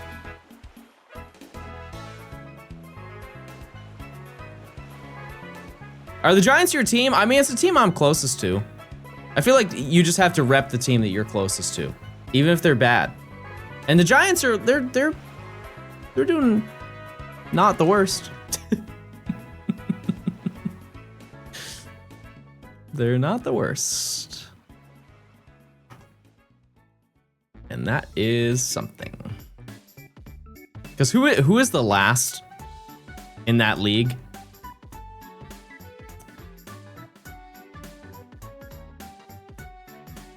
No, they're not last. Rockies, yeah, I was gonna say the Rockies. You're asking a bunch of gamers. You know what's so funny about that is like 3 years ago, I would agree with you, but if I bring up some things that I would just assume Nintendo gamers wouldn't know, you guys know, and you answer every single time.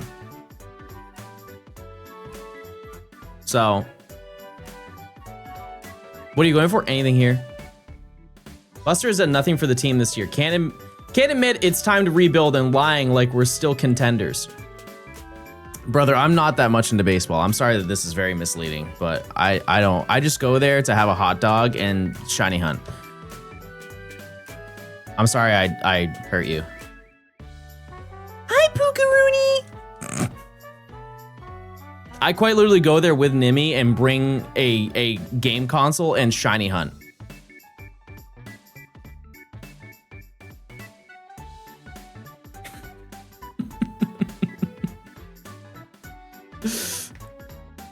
And I have a great time. Nerd. You probably saw me get shiny pincer in my video and you're like, oh, that's so sick. I want a hot dog so bad right now. Listen, at Worlds, they have a Giants hot dog that it's the orange and black hot dog. I want to note that the hot dog does not look like that, but they have like dyed, it's not sauerkraut. Maybe it's onions, like they dye the onions orange and dye the onions black and then put them on each side of the hot dog. And it's a giant, giant hot dog. Yummy little tasty treat.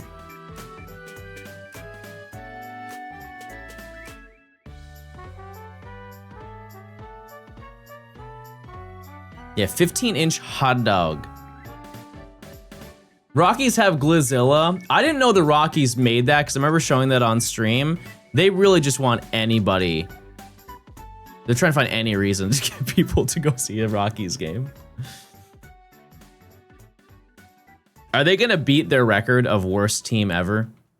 Because didn't they get beat last year by another team? Like 2 years ago, they were the worst team in baseball history in terms of win-loss. And then the following year, another team did worse. The White Sox, sure. So are they beating the White Sox in being the worst team ever?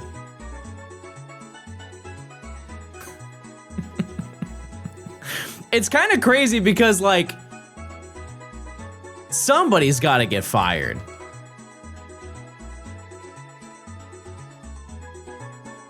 And I can't even imagine what the morale is of the players. They're probably just showing up being like, I'm getting paid either way.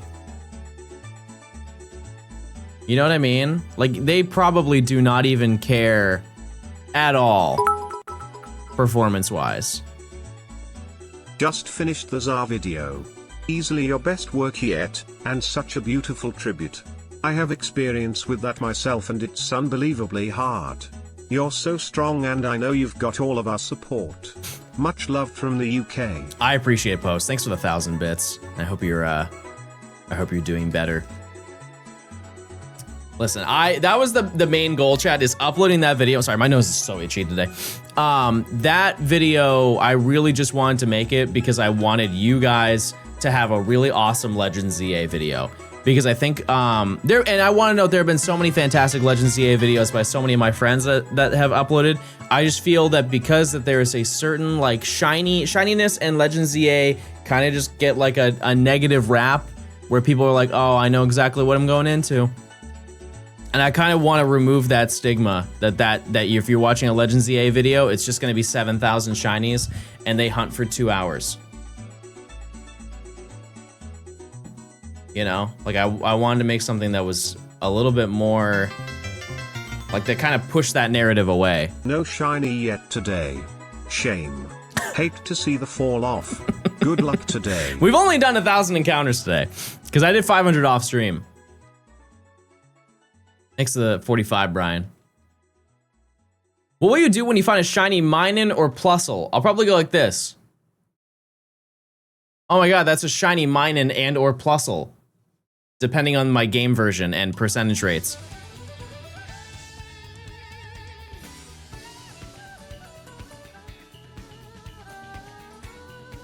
It's probably what I would say. Something along those lines.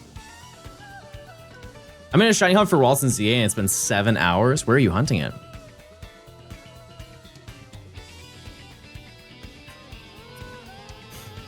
Yeah, one of the craziest factoids so far about this challenge is that in total I have done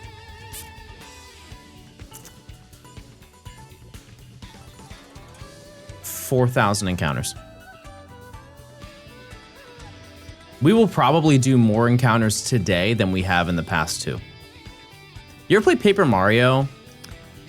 I played the beginning of 1,000 Year Door. No. I played, the N64 is just Paper Mario. That's the name of that game, right? I played the beginning of that. And by the beginning, I think I got like, was it like 10 hours into that game? Like it's a pretty decent amount. I just forgot about it. Like there are so many games to play that I sometimes will just play it and then forget that I started playing it and just jump into a brand new game.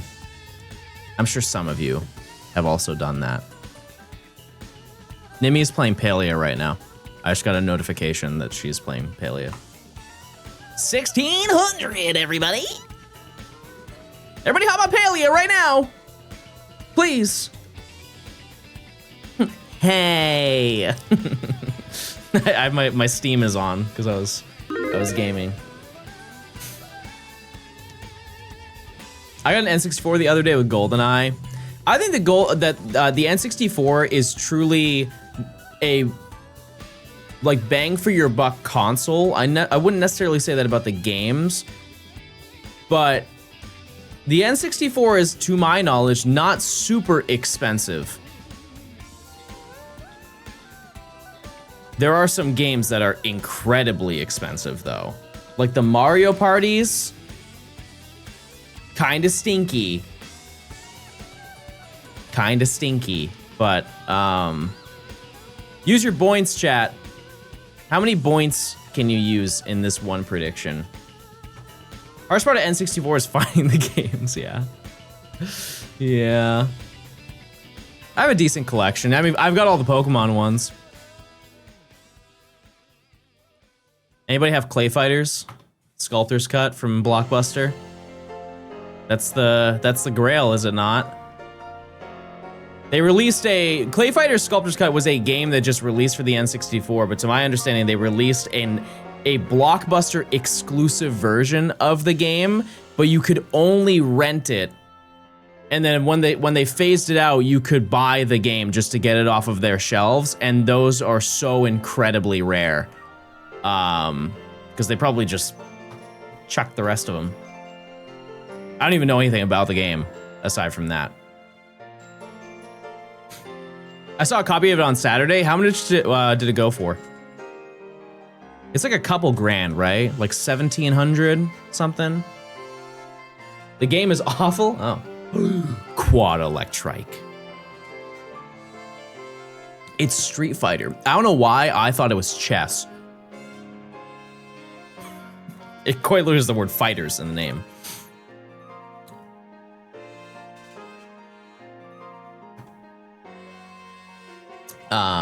They had it loose for $2,000. I don't think it was ever in box, Kiefer. Like the original Clay Fighters absolutely has a box, so they sold it in retail stores, but I think that those only shipped as carts. But I could be super wrong about that. And if it did come in box, I've never seen one, and they must be insane, like 5-figure. Because everybody threw out those cardboard boxes back in the day. Like type 1 if you have any of your Game Boy Advance cardboard boxes. I have half of them. Half of them. The one that I don't have, chat, is Emerald. I cannot believe out of every box, I don't have Pokemon Emerald. It's so sad.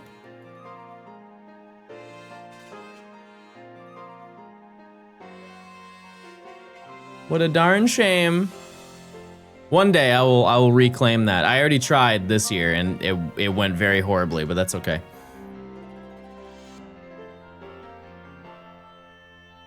Do you have all of your games when you were younger, chat? You kept all of them, or did you sell them?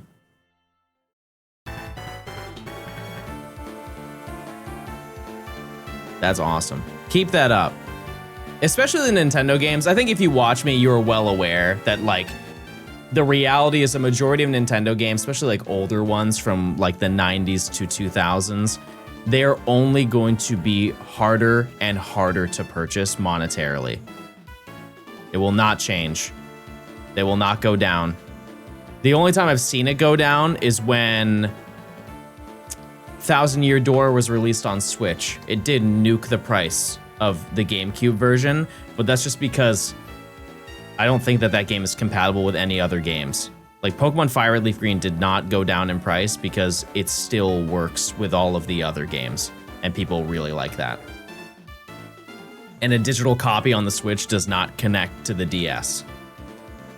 So you can't send it through PalPark or anything like that.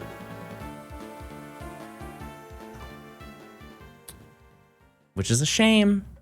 It's a darn shame, I'll say it. Heart Gold Soul Silver is still nuts price-wise. Yeah. Yeah, especially if you want it in box and you want the Pokewalker. And you want it in the big box and not just the case, because they also, if you did not know, when Heart Gold Soul Silver came out, it wasn't just in like a DS case, it was also in a cardboard box, and that's like the most expensive part of it. Like just the box, if it's in good condition, can go for like 150 bucks. The Pokewalkers are now what, 70? The game is like 200 in box. It's just outrageous. It's just crazy. I saw one Pokewalker for 600. Okay, chat, we need to have a conversation about this. You can price anything any price. You could try and sell a copy of Heart Gold for $36,000. That does not mean it's worth $36,000. It may be to you. No, the shiny Arbok is, I worked hard for that. It's worth it. You play any Zelda games? The two that I've completed are ones that I think are very uncommon. I beat Link Between Worlds and Phantom Hourglass. I know Phantom Hourglass is a pretty like common game, but I don't know many people who have played Link Between Worlds. But I loved playing through both of them.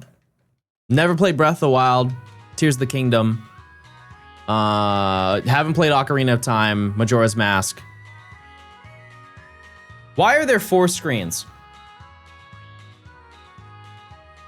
Do you want to guess? I'll give you a couple guesses if you want before I tell you.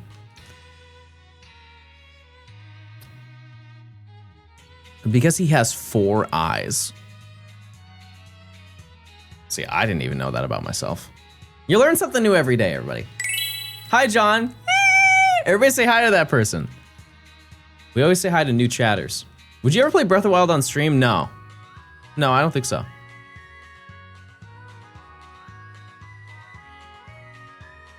Just being honest. I think there's so many other people you could see play your favorite games who are already very established in that realm, too. What was the second shiny? We got Aaron. You plan on getting Ocarina of Time on Switch too? I legally can't do it or Nimi will blow me up. Yes. I've seen her react to many new upcoming games. She screamed at my parents' house when that got revealed. I got both box copies of Heart Gold Soul Silver. Yeah, same. I was there on release day, gaming my little heart out. It's one of the greatest games of all time. I mean, I can't deny that. In your opinion, what is the greatest game of all time? But let's separate it. Single player, the best single player video game of all time. In your opinion, what is that game? There are no wrong answers because it is your opinion. However, I may disagree with a lot of you. I have mine, and I think everybody knows it. Nintendogs. As long as it's not the 3DS ones. In my opinion, for single-player storyline, it's Red Dead 2. Without a doubt. It's the best single-player game. I was sat and reeled the entire time. GTA 5. I think GTA 5 is really good. I just finished it. For like the 3rd time, but I just finished it in the past week. I think depending on the ending that you choose, you can get a very different experience. Chrono Trigger, I have not played that game before, but I know that that's seen as like the RPG of all RPGs. That and Earthbound. What ending did you choose? I chose ending C. I was more so talking about like the final heist that you do. You can either go in quiet or you can drill into the side of the bank and do this awesome like movie style exit in like a cargo bob. And I always did that one, but I tried like the subtle one and it was just so underwhelming because you're just stealthy And anybody, and like, it was a 50-50. Realistically, 50% of the people who played that game did that ending, and it's such a weak ending in comparison. It was almost too easy in terms of like, there were no like trials and tribulations that they had to go through that were a surprise. Fallout 4. I think Fallout 4 is really good, and I had a fantastic time playing it, but as a person who's not played the other ones, I found out that like that game is really, it does not, it gives you the what's the term where like you have a bunch of decisions but they all basically do the same thing. Element of choice. But it's like the lack of, like, you do not really get a choice. You can choose 4 different options, and 3 of them are just different ways to say yes, and 1 of them is no. Illusion of choice, thank you. Yeah. And so because of that, the game is unfortunately a little bit more linear than it really should have been. What are you hoping to get here? In terms of beating May, it would be really sick to get Gulpin, because that's the only thing that really is a solid counter. Wingull is fine, but it takes neutral damage. Like, Gulpin washes Grovyle. There is nothing that thing can do to us. I don't know. I have no idea.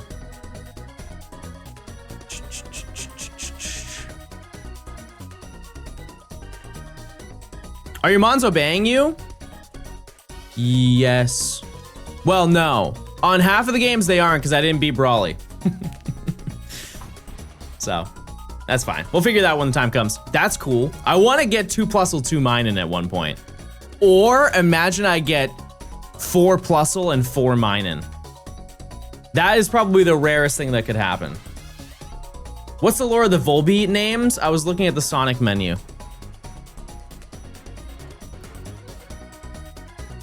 Are you playing through the game on all 4 copies? Yep. I don't think we actually need to beat the game, though, on any of them, aside from Emerald. I think all the hunts that I want to do are post-game, or like pre-main story.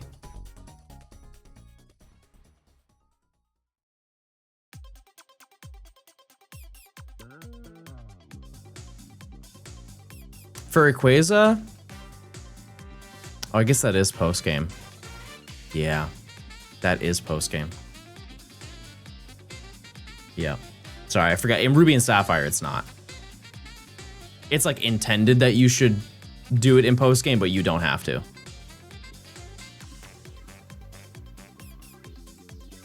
I don't know, it's hard to think because like realistically, it would be cool to do a 50-50 Groudon Kyogre hunt.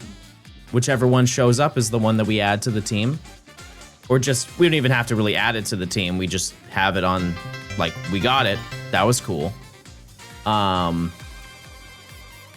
it does kind of feel a little bit silly to not go for Rayquaza. However, I'm not getting every single legendary in this challenge.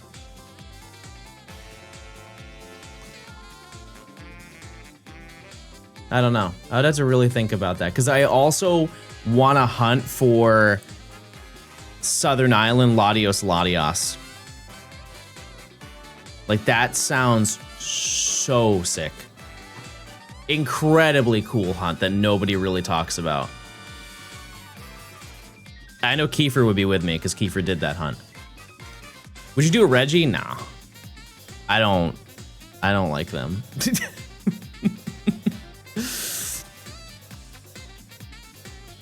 I don't think so. Sorry. They cooked with Regieleki and Regidrago. They did. Like, those Pokemon are so sick. Like, I think my favorite one is Regidrago. What do I think about Wurmple? I think it's a bug. Can you do Sudowoodo? Not in this game. No, because I'm running Ruby Sapphire.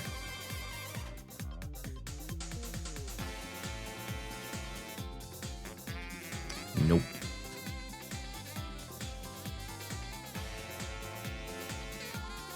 I can't believe I missed 1738. You can still get in a yeah, baby, if you want.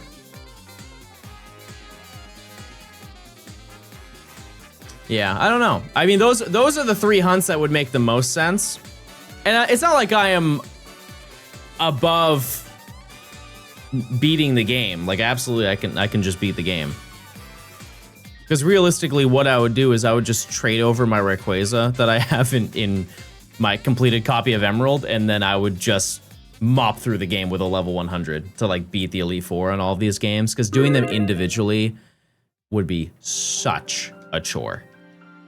I realized that that's honestly going to be the most downtime for these videos, is the fact that I have to play through all of these games at the same time and complete more of the story. It would be way easier if it was one singular game, but I'm quite literally going through every single storyline section trying to play all of the games at the same time. And it's not easy because there are so many elements that are varied, especially when I'm running with one Pokemon. I honestly might trade over some Pokemon from my Emerald just to help fight. Yeah, like the strength puzzle rooms, I think I can manage that for the most part. It's more like the random stuff, like when I'm in a gym leader fight and I'm trying to make sure that all of my Pokemon are holding it down. It's not very easy. Like imagine when the time comes that I have to do the double battle. I can't say it because of spoilers, but because Nimi hasn't gotten there yet, but there's a double battle that you have to do, and I can't imagine doing that. I get absolutely bodied. Mort will carry. That's Emerald, not Ruby and Sapphire. Also, shout out to Kitakami. Kitakami is so underrated. I love the Kitakami Where's region. the blue dog at? I would love to see another game that has more of Kitakami.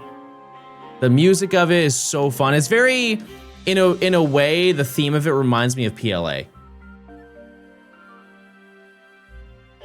Spoilers for a 24-year-old game. My girlfriend is currently playing through the game, and she doesn't want to get spoiled, and so I'm being respectful. I understand. I understand. That's not really a spoiler, but you know. What's Kitakami based on? You would think I would know that. I just really like being there. It was fun. And you're like going up the mountain and there's all the coughing that are on you. It's a Japanese village. Yeah, but like, where is it in the Pokemon realm?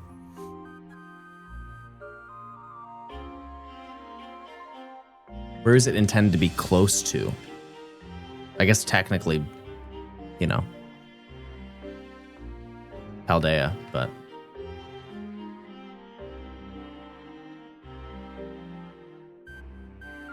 yeah, I would love to see more of that. It really is just kind of like a small little getaway, but they could easily add more. They've done it before, so. One thing that I think people really forgot about, I find it so funny that they did absolutely nothing with the top right of Paldea. People were speculating that like crazy. Like, oh yeah, if we can find a way to get over there, maybe there's some like leftover stuff. And it was just a giant wall. That was it. It's just a giant wall that goes absolutely nowhere. They must have just like cut that out. They intended on doing something with it and like, nah, actually, we'll just have them fly there. We did that in Galar. Why not do it again? They did. It's Kalos. I'm sure, buddy. I'm sure. Also, chat, if you could check your primes, if you link your Amazon account to your Twitch account, you get a free Prime sub. You get no ads for a whole month.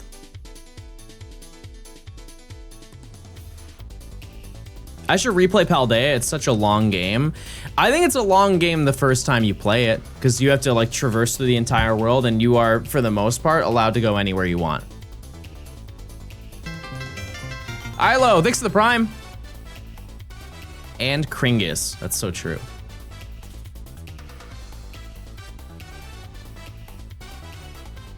But like once you understand what you have to do with all the badges, game goes pretty quick. The post game, or not post game, but like once you complete all the storylines and you start doing like the actual ending of the game, It does go on for a little bit. Like going through Area 0 is such a beautiful experience, but it is long.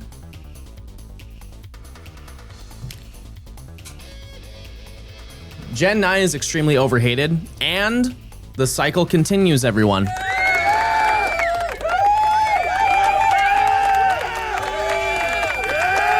Welcome to the Pokemon video game cycle, where when the game comes out, it's bad, and then 5 years later, it's the greatest video game you've ever played. And you know what? I've been through nearly every gen and seen it happen.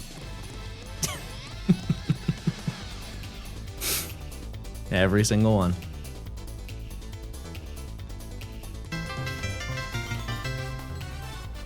Let's go Twitch Prime Johnstone. I genuinely could not rack my brain and find a single example of that not being the narrative.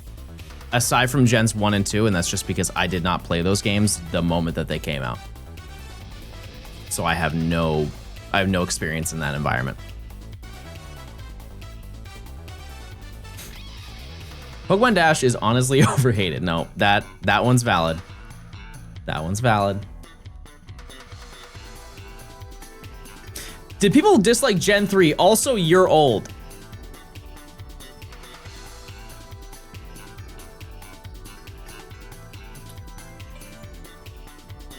Fair enough.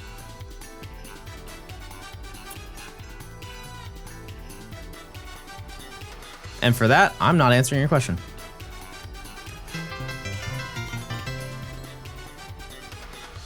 If you could only play one generation of Pokemon, which one would it be? And before you answer, when I say generation, Gen 3 is Ruby, Sapphire, Emerald, Fire Red, Leaf Green. Fire Red, Leaf Green is not a Gen 1 game. It's a Gen 3 game based on a Gen 1 game. Which gen, if you could only play one gen for the rest of your life, what gen would that be? 4. I think 4 is probably the most valid answer based on like diversity of what's in it.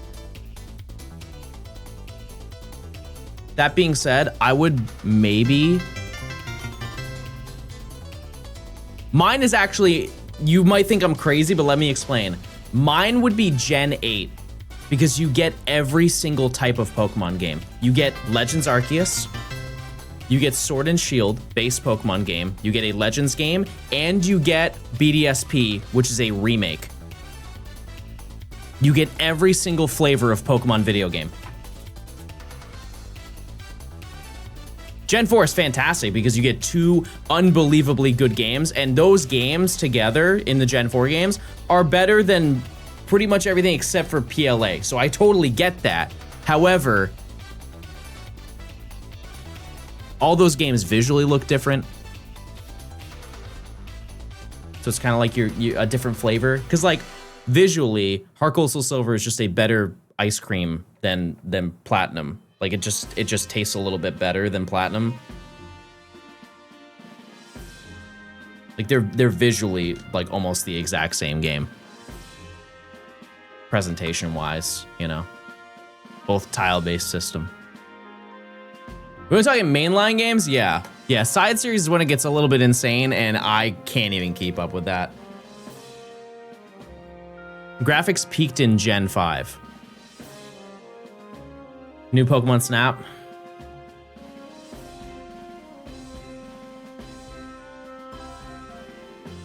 Is Let's Go considered Gen 8? No, it's Gen 7 because it's prior to Sword and Shield's release. And Sun and Moon, Ultra Sun and Moon, and Let's Go is a cool combo, but it's weak in comparison to like I feel like what other gens have. Because like if you go a gen backwards, you have X and Y and or S. Like those two, I think is it's debatable, but it's more enticing than to most people.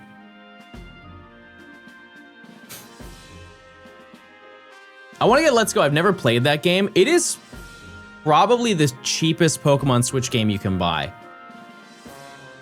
It's a cute little game that you can just play over a weekend. It's also, if you've ever, you know, because this is topical right now, if you ever wanted to do a Professor Oak challenge, not shiny, just a regular one, that is one you can quite literally do in a weekend. You could sit down in one sitting and do the entire challenge if you were really that bored. And I know that because I did that. It takes like maybe 10 to 12 hours to beat the entirety and do a Professor Oak. How hard is the regular ZA Professor Oak? I didn't do it, but I can't imagine it's very hard either. It's pretty comparable. I think it would take longer than Let's Go, but maybe by a few hours. Depends on how efficient you are with catching and battling. Because you had to think of how many ZA Royale you have to go through. You gotta do it 10 times. And that's it. We're assuming you're not including DLC. That makes a big difference too. DLC, way longer. Way longer. But if we're just talking base game, it's pretty close, I'm sure.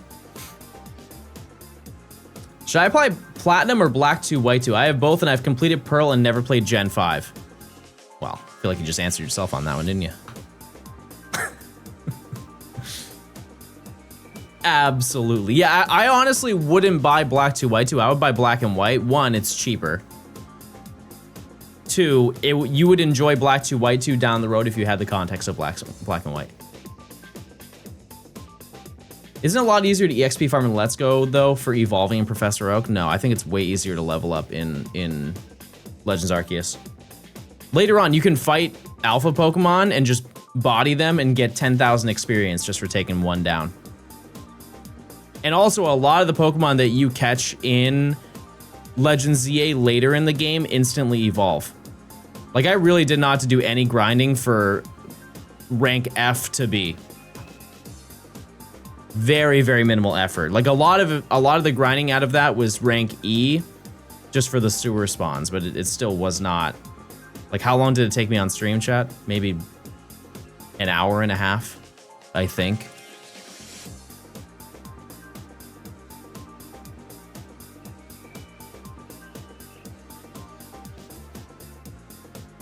But yeah, if you have the, I would assume that Let's Go is like 40 bucks. Or cheaper if you just don't want the case for it. Absolutely worth playing through. It's a cute little fun game. For new games like ZA or Gen 10 in the future, do you play through the game normal before doing challenges? Oh yeah. Yeah, the first thing I do on like release day is I play through the game and then try and complete the Pokedex. Then we make a video of that and then I play through it a different way. Because the day after I uploaded the Pokedex video, I went live and started the Professor Oak. So, yep. Based on where you live, Facebook Marketplace almost always has someone selling Pokemon games for cheaper than normal. Yeah. You just gotta know which ones are real and which one's fake. And that is something you're gonna have to put research in, because I can only explain visuals so well. Oh, we almost got it. We almost got the plusle mining. What's current progress in this challenge? Believe it or not, chat, we are basically 25% done with the video already. That percentage will not carry based on time. It won't, but famous last words? No, that's still, regardless of that, it's still gonna happen. If somebody asked me 30 hours from now and I didn't have a shiny, I'd still be 25% through the challenge. I got a legit heart gold on Marketplace for $100. It's a little bit cheaper. You will get a shiny today. Yeah, I think we'll get another one maybe tomorrow. Because we're already at 2,000 encounters. That's a quarter of the way to odds. We're doing big numbers over here. By the way, we're at the big 2,000. That's exciting. I mean, this video will be astronomically faster than the last one I put out. Like, it's laughable to even compare the two of them. But I've already constructed in my head a bunch of different ways that I wanna do the beginning of this video, and I'm very excited for it. Now you've jinxed it. There's quite literally, unless I blow up, chat, and somebody has to finish the challenge for me, there's no realm this challenge will take 9 months to do.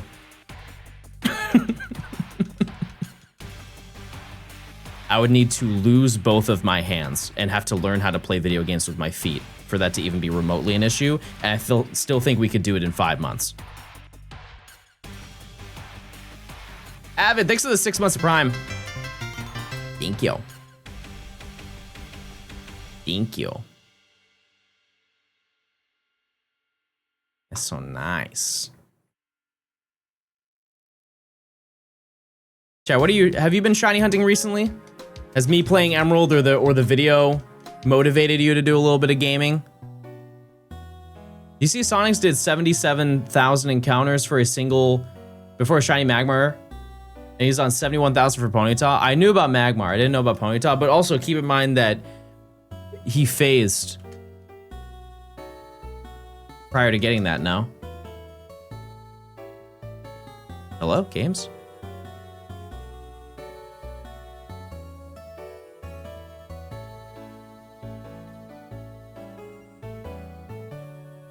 When did a sandwich in Scarlet and Violet? There you go.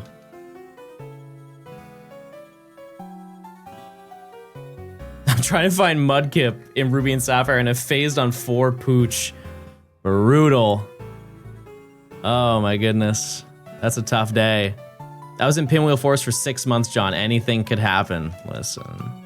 I'm glad you got something. It was a silly way to go out, but I'm glad you got something.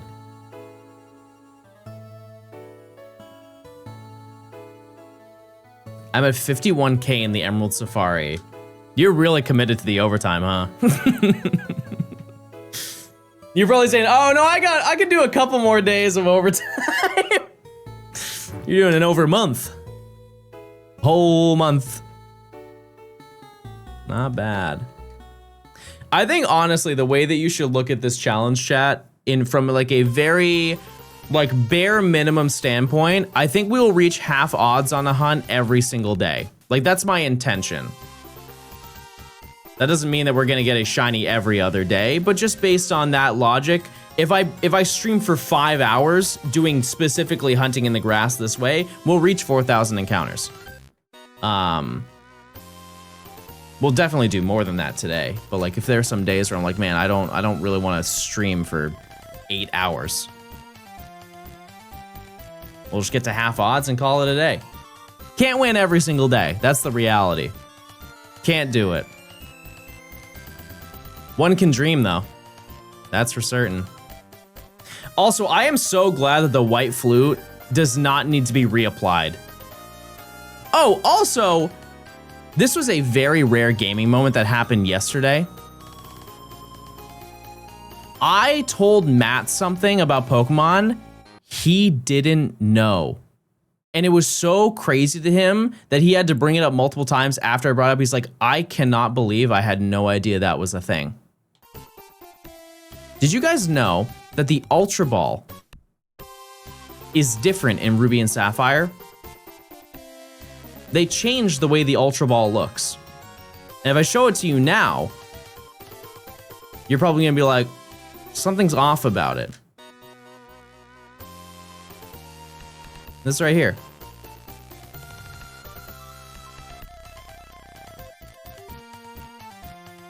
That's what the original one looks like. One stripe versus 2. Okay, I found out more lore. It ended up being an H. They turn it into an H, so there's a black little square that they put in it. And so when you look at it from the top, it's an H for Hyper Ball. Yeah. The more you know. But originally it didn't look like that. And that also carried over to Pokemon Pinball Ruby and Sapphire. It looks the exact same way as it does in this game. Aren't you guys paid to know this? I mean, I already knew it. I just told you it.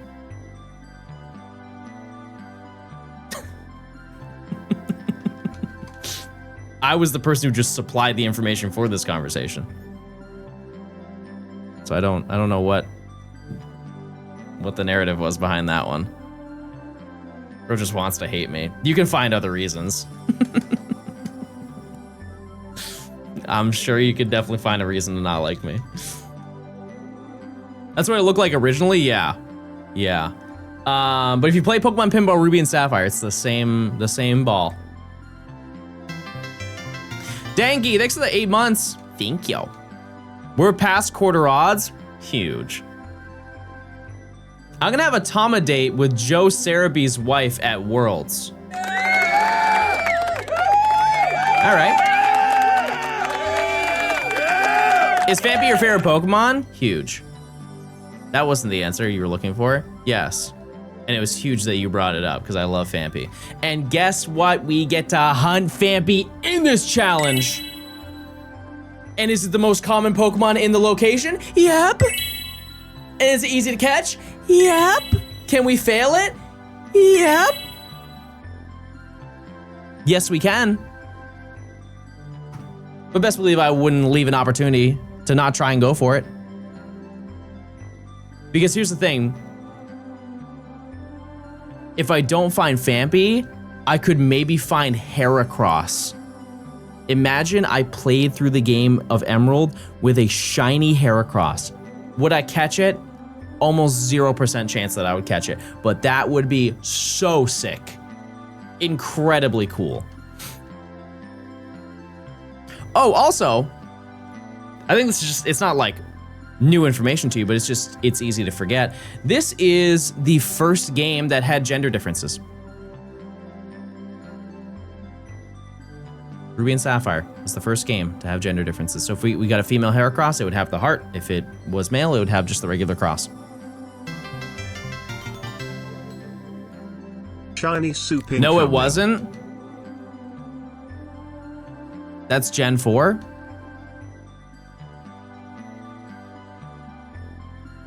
You know why I thought that, chat? You know why I thought that? Because when they showed off all those sprites from the Gen 4 beta, they were in the style of Gen 3. How was you supposed to know that? I said the joke for you. Lipstick Wobbuffet? I was still right!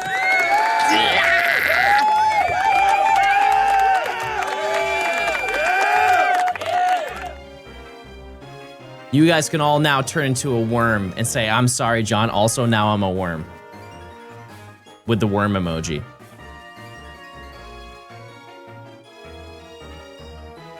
Yeah, Torchic's one singular pixel.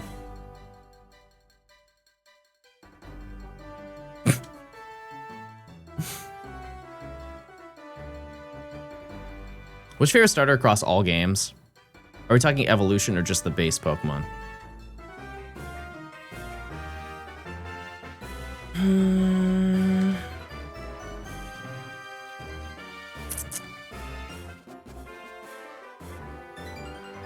It's so hard. It's so hard. Yeah, like maybe Totodile as starter. I've said Fennekin as well, but it's like more the shiny. But like final evolution of a Pokemon, it's so basic, but they went crazy making Greninja. My goodness, did they put their all into making Greninja.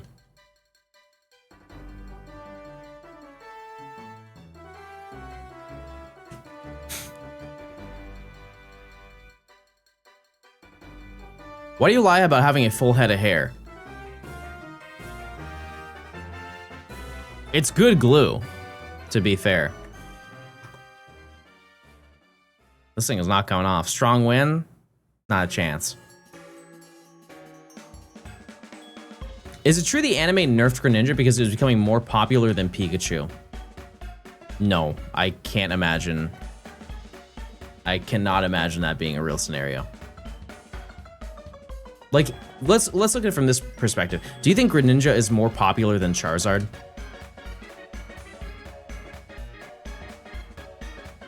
I wouldn't say so. If you were to ask the common person, go down the street and ask them, hey, do you know what Greninja is? They would probably say no. If you said to them, hey, do you know who Pikachu or Charizard is?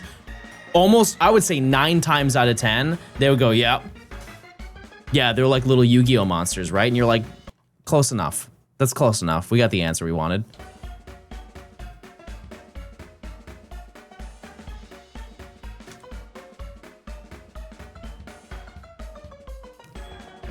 For Pokemon fans, if you ask them favorite Pokemon, I think more would say Greninja than Charizard. But that's because Pokemon fans like to hate Charizard because Charizard gets a lot of attention.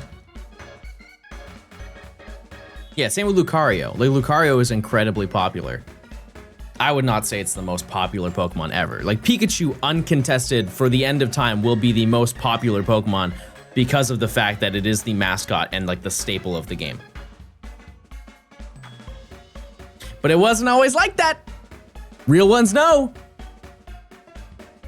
Back in the day, they were demoing. They were trying to find out who was going to be the mascot of Pokemon. And it was Pikachu and one other little kind creature. Yep. Yep. They tested the markets. They were going to release a Pokemon Pink, and they did not do it. They did not do it because Pikachu got so much attention.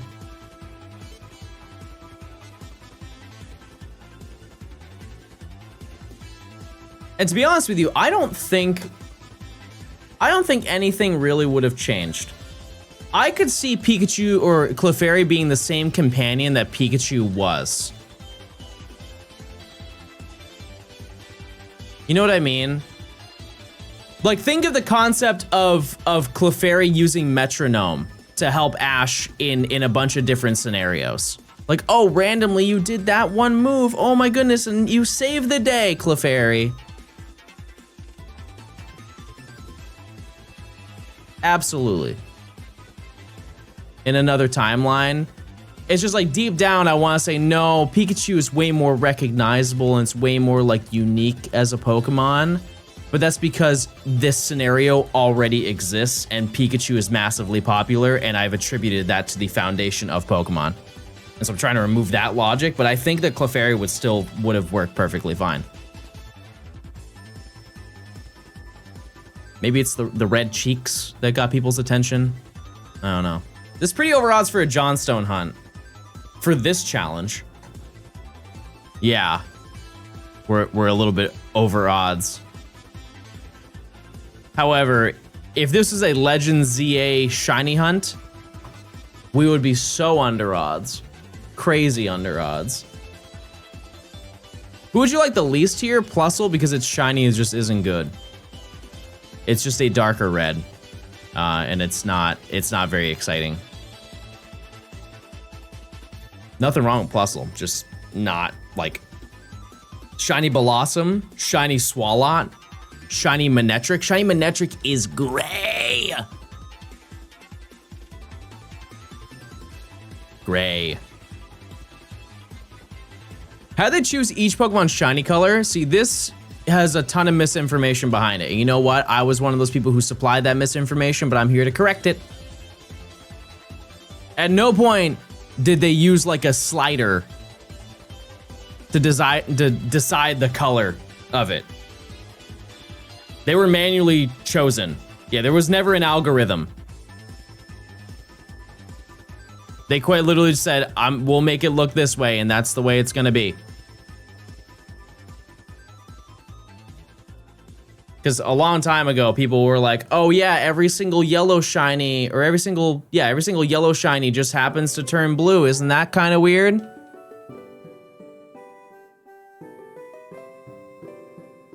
And while I will say that it is a coincidence, it's not related to like a color wheel.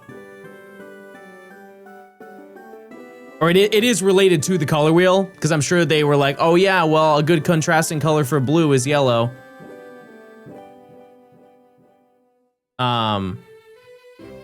But and like a great example is like Golden Go. Golden Go, they just decided to make it look that way.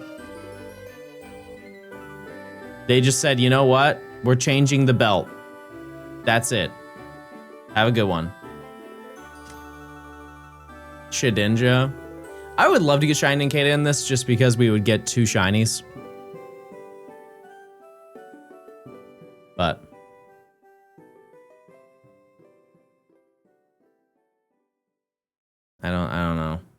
The potential in, like, yields from doing that hunt and failing is not very exciting. Kick rocks. I love that. Thank you so much. That's what we needed today. That's the motivation I needed.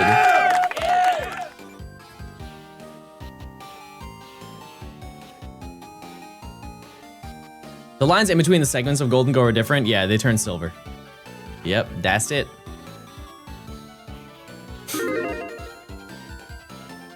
Okay, I know Shiny Garchomp always gets thrown in the it's a bad shiny. They're at least slowly changing it. They're taking their time. But Shiny Garchomp has now become gray. Like a slate blue gray. We're making progress. You get Shiny Shedinja if you evolve Nincada into Shiny Ninjask? I thought it was regular. Well, by that logic, how would you ever get a Shiny Shedinja?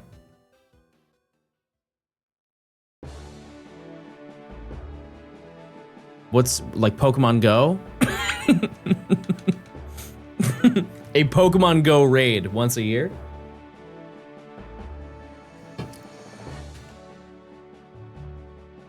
All right, I think we've spent enough time here. We can get a shiny. Why not? It would be cool if it was random full odds. I don't think so. Oh, you're saying every time you evolve it? I thought you meant just like for the shiny. Like you get a shiny shiny Nincada, and you get there's a 1 in 8192 additional roll that the evolution is also shiny. That would have been nuts. But you also have to keep in mind, like, lore-wise, that makes perfect sense because it evolves and you quite literally have the shell of a Ninjask. So, like, the interior of the shiny is still gonna be shiny. You ever found a shiny at exactly odds? No, but I found a shiny at exactly double odds before when we were doing hatching for Totodile. It was a video where I got a shiny with every single method, and I was like, oh, we're at double odds. Let's see if we got it. And it was shiny, and I said, that's so silly. We went double over, exactly. A nuts mechanic would be if a Pokemon has a small chance to evolve into a shiny. Yeah, that's like DNA. I think it would be cool if there was a Pokemon game where that was the concept, where they realized that shinies have like this inherent value to them.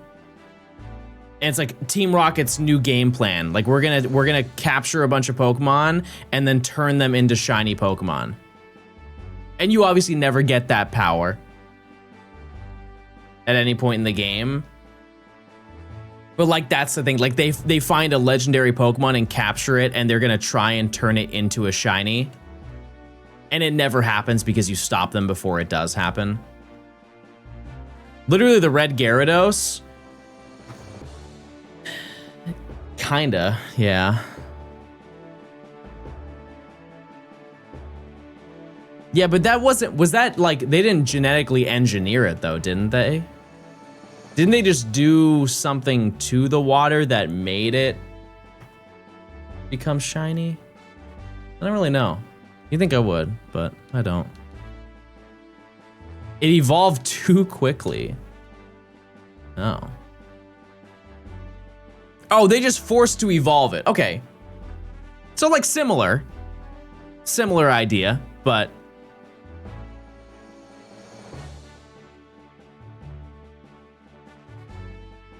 either way, I mean, I'm down with them to do it again. They've done a bunch of things multiple times.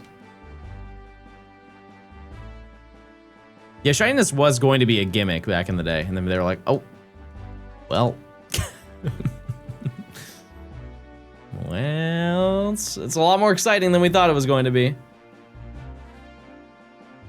What is your most painful shiny hunt? There was one that I did. I hunted for Tepig in Pokemon White, and I had to lay on a bed of nails. It actually gets comfortable after a certain point in time, but like the first 1,000 encounters were brutal.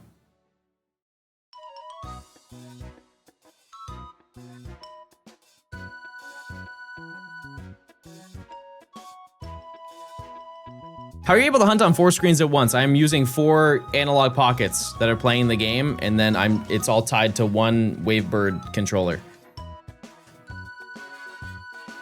Yeah, it was a subathon goal. If I got 13 subs, I would lay on a bed of nails. Yeah, and we only got 12, but I was like, we're close enough. How crucial to the success of the brand and Pokemon bottom line is the concept of shiny Pokemon? I don't think it's actually that big of a deal, to be honest with you. Pokemon's largest sales are merchandise. Far and wide, it is absolutely merchandise. They do not make a lot of shiny Pokemon merch. I think once they go through all the Sitting Cuties, they're going to release a shiny line of every single one of those. Because why wouldn't they? Like, people already go crazy to buy Sitting Cuties in general for like the rare Pokemon or like the special Pokemon that people really, really like in mass. But imagine if every single one was shiny. They would sell even faster. They just had to get through every single one. And I think that, like, while shiny Pokemon are the backbone of people having a post-game enjoyment and keeping the game relevant after they beat the main story of a game, it doesn't have any bearing on them monetarily, I don't think. But also, like, kind of in a way, like when they do the Scarlet and Violet outbreaks, that is something that brings people back to the game because they literally only do that to have you shiny hunt. Would they need to make a shiny Garchomp Sitting Cutie? Yes, because he's gray now. Kinda. It's kinda gray. But yeah, I don't think it has that much of a bearing on them making more money or less money. People would absolutely make the biggest stink of all time if they removed it. They will not, to make it clear. But in this weird hypothetical scenario, if they released a Pokemon game and they said, you know what, we're done putting shiny Pokemon into the game, I mean, I would have nothing to do. That's for sure. We'd beat the game and that'd be it. See you on the next one. I wish Pokemon Center would restock older items. They sometimes do. There are some like really specific lines that they don't do. Like, for example, one thing that I wanted, there was a gardening doormat that I wanted just for the entrance to our apartment. And they released it one time and then never did again. But then they released a different gardening doormat like last month. It's not the one I wanted, but it's still a gardening doormat. And that's a majority of how those work. It's like a one and done thing. Another example of that is like all of their holiday stuff that they do, especially when they do the, what do they call where you make the little Christmas city, and you get the blanket of snow and you put them all on there, and there's like the little kids that are on like the ice skating rink, and then there's like a village, Christmas village. I think they change that lineup every single year. Could be wrong about that, but yeah, a lot of them are very one and done, unless it's something that's really easy to repeat. Like, they can make plushies and restock them until the end of time. Your new video makes one of the greatest videos to fall asleep to. Okay, chat, do I wake you up when I yell?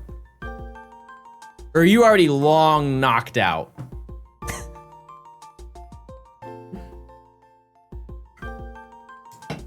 Y'all are heavy sleepers then. You've gotta be. You're an REM. Big time. I fall asleep to Kiefer's stream. Well, fair enough. Your voice is very soft. Let's say soft. I think soft is the right word. Socks are soft. I'm the socks of streamers. It's kind of rude, TBH. What? Falling asleep to my videos? Chat, do you understand that in an ideal world, I would want all of you to fall asleep to my videos? quite literally the best case scenario for me, it would be if everybody watched my video and fell asleep. The reasoning why is you will fall asleep and watch the entire video, and you will watch every single ad that's on the video. Fantastic, number one. Number two is you're gonna be sad that you missed the video and be like, well, we'll start it over tonight and see if I watch the entire thing. And you don't, and you keep watching the video over and over in full. Every single evening. And you'll never finish the video. And by the time you do finish the video and you feel content that you've slept through enough of it, you're gonna watch another one of the videos and do the exact same thing.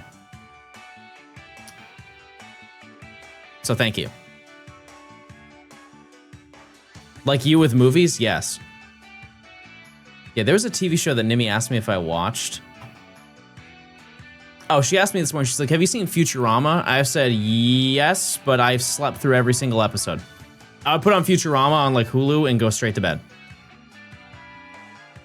So I know like the first episode of Futurama with Fry. I know some in the middle. I don't think I watched the new seasons when they rebooted it. But needless to say, I've seen technically the entirety of Futurama, and I could not tell you really anything that happens.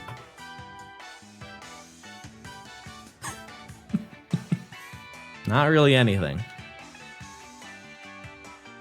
Is it common to feel like I could totally watch Futurama, but you could never get me to watch The Simpsons? And they are not the same show, but there are heavy similarities. Heavy similarities between the two of them.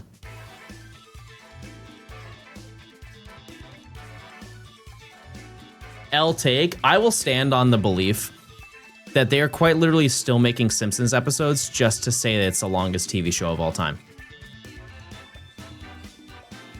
And they will keep doing it until the writers die.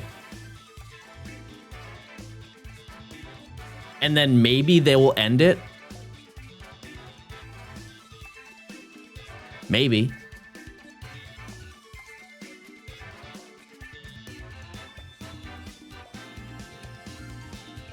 I think also, not that you should take this as church, but like if you look at the IMDb where it shows like the rating system, like user reviewed ratings for it, The Simpsons takes an absolute nosedive. Insane nosedive. Out of like a 10 scale rating after like the first 15 seasons. Because how many are they at now? Like 30... Are they in the 40s, 38 or something like that? Like a ridiculous amount of seasons. But also keep in mind, there are there's so many of that example where like the show has clearly gone on for far too long and they're not as creative as they used to be. One that hurts me is It's Always Sunny in Philadelphia. The past like 5 seasons of that show have been so underwhelming. Just incredibly underwhelming. And I've given them a shot and I've watched them multiple times over to be like, maybe I'm just going into and being too judgmental, but they just don't hit like they used to. And that's fine. That's fine.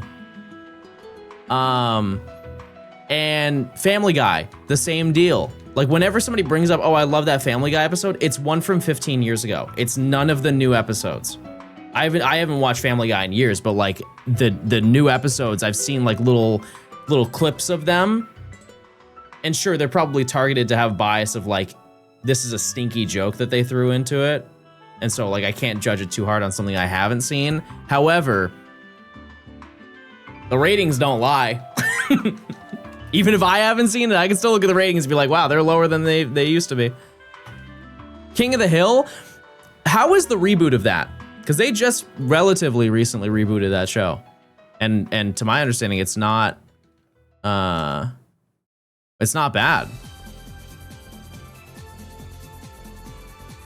Is there any way to get a legit Celebi in Gen 3? Yes. You have to get a Japanese copy of Colosseum and catch and cleanse every single Pokemon. And then you have to have the Celebi bonus disc, which is also only available in Japan. and then you will get a Celebi. Purify, thank you for the word. Also, that's a no on the predictions mods. That's like Beavis and Butthead. They should have not rebooted that show. They did for like a season and it flopped. That is a show that should have been exclusively in the 2000s.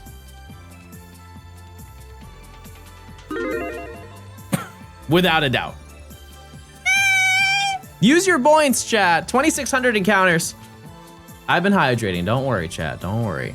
I will do it every single prediction. And more, but... Surprised Ren and Stimpy haven't gotten that same treatment. I think it's because every year it happens to at least 4 2000s TV shows. They reboot them and they just kind of are like, why did we do that? Gog. Why did we do that?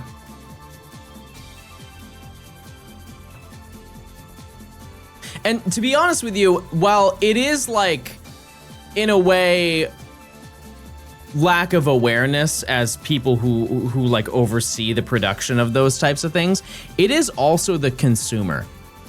The amount of times that like people are like, oh man, I wish they would bring back this TV show. That was like when TV shows were good. And they see that in mass. They're like, well, okay, people really want this. Let's make it. And then they realize that they were gassing up a TV show that they loved when they were 8. And they're like, oh, I'm 32 now. Hey Arnold doesn't resonate with me anymore because I'm not 8. And so they watch one episode and they're like, oh yeah, this reminds me of the older ones. All right, let's go watch Breaking Bad for the 12th time. It happens to every single show they reboot. Another one that I do not really have any knowledge on is Dexter. They rebooted Dexter and they finished it, to my understanding. It was like 3 seasons. How was that? I remember seeing the first episode of it and it was kind of odd, but I didn't get very far. It wasn't great. Well, Malcolm Little did get a reboot, but it was a limited time reboot where it was like 7 episodes. They were like, we're doing a few more and that's it. And that's a great version of that. The iCarly reboot, I watched it. I watched the first 2 seasons, I think, and it was fine. I wouldn't say that there was necessarily anything bad about it. There were some fun cameos that they put into it. I thought there were 3 seasons. I thought there were 3 seasons in that. And that one's also different because they did not treat it like a kid's show. It was specifically targeted for adults who watched the show as a kid. It is a mature sitcom. And I think that was an excellent choice because it would have made absolutely no sense if they were like, let's make a Nickelodeon reboot of the show. And I thought it was solid. It was Carly? like More like I need to be freed from these chains. John the First need water. weird. Yeah, that was like, it was like I knew it was gonna be a sitcom. You ever watch a sitcom and you're like, I know exactly the vibe I'm going to get from this. Like, I'm gonna think it's kind of funny, but not very funny. But I'm down to watch it, type of thing. That's what I got from iCarly. There were a couple times I was like, oh, that's kind of silly. Is there swearing? Yeah. Yeah, it's a sitcom. Which, like, iCarly originally was also a sitcom. It's just, it was a children's sitcom. Yeah, it's almost like Friends in terms of the vibe. Friends had infinite one-liners. iCarly did not. Loved the last video. Good luck with this next challenge. I appreciate it, Tony. Thanks for the 8. Thank you. Sitcoms don't really do it for me anymore. I mean, I couldn't name a modern sitcom. Not even one. Maybe you could educate me or remind me, but I can't think. Is Heart Gold also the only game where you can check if all 3 stars are shiny, like before you obtain the Pokemon? Yes. Young Sheldon? That's not modern. It's modern to TikTok, but didn't Young Sheldon end in like 2019 or something?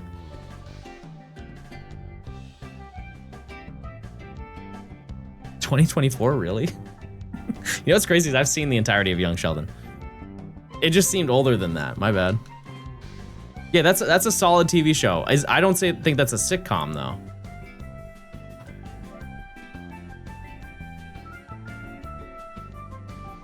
Yeah, I guess what's the definition of a sitcom? Does it have to have the laugh track?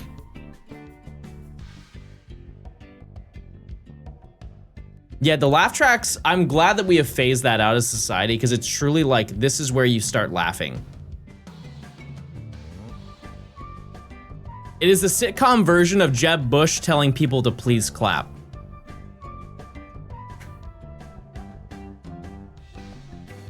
Dear God, people, please find this funny. And if you don't, we're gonna mask it with laughter anyways.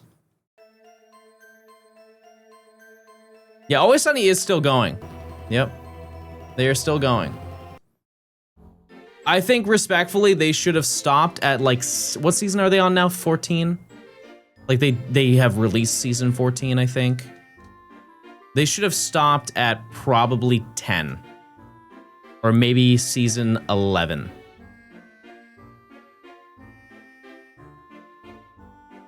Around that time frame. I would have said, you know, like they definitely ended on a lot of cliffhangers, but it's not. I was happy with what they did. Aren't they on like 18? Maybe. 2,500. We're zooming, chat. We're zooming through.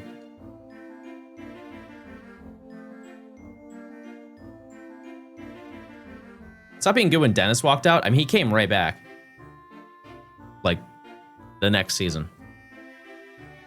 It was, I think, it was not even an episode. Not even one episode. Rip a pack. Wait, you're in luck. I have 1 pack on my desk.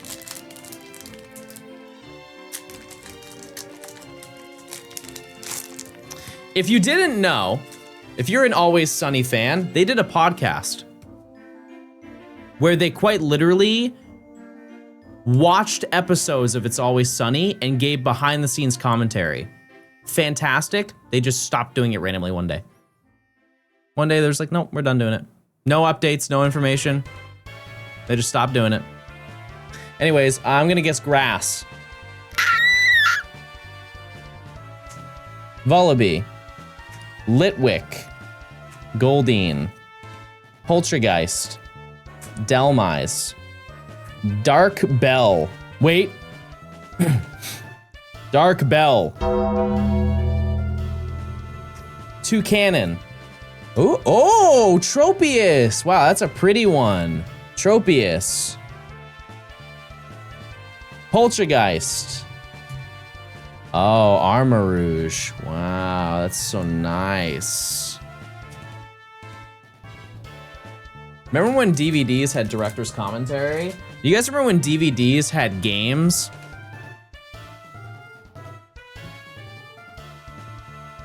I remember when DVDs used to have games on them and you could play little games.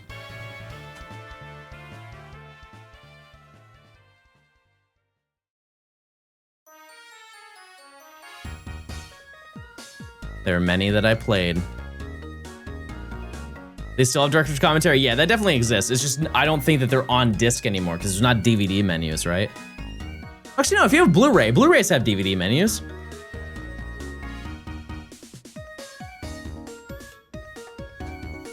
Remember when Blockbuster existed? Yes. One of the funniest, I guess it's not funny, it's kind of sad, but one of the funniest things that has happened related to Blockbuster is when Netflix was getting started, I'm pretty sure Netflix was like, hey, do you want to buy us? And they said, no, There's no way that's going to work out for you.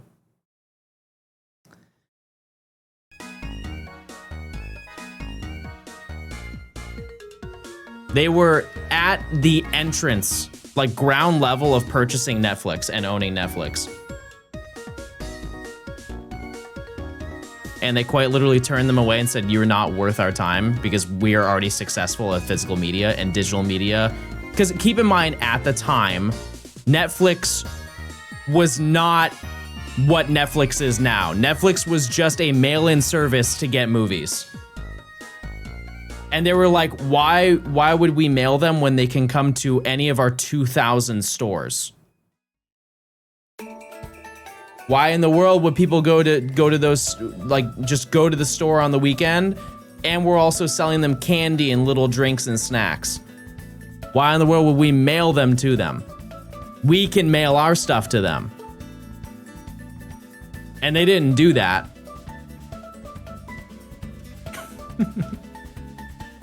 And Netflix is like, hey, general audience, aren't you guys tired at the end of your busy 9-to-5 workday? Aw, man, if only you could just get all of your movies in the mail instead of going to the silly store. And everybody's like, wow, yeah, that's way more convenient. And then Redbox came out too. And then we had Gamefly. You guys remember Gamefly? Yeah.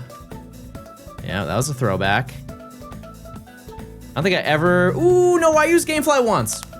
I think I used it one time. Definitely used Redbox though. Yep. People were stealing those DVDs out of that thing. Because the way that it works is when you put the case back into the machine, it scans the barcode of the disc. And so what people would do is they would just take the disc, turn it upside down and put it on a printer, and it would scan and print out the disc with the barcode, and then they would just put the piece of paper in placement of it. And then they definitely caught on to that. And there was another workaround that they ended up doing for that.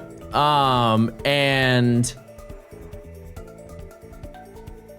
I think once people found out that they couldn't steal movies from the Redbox, it just kind of died. But by that point, Netflix already had digital Netflix. Which, speaking of, did you guys know that Netflix had a physical disc for the Wii?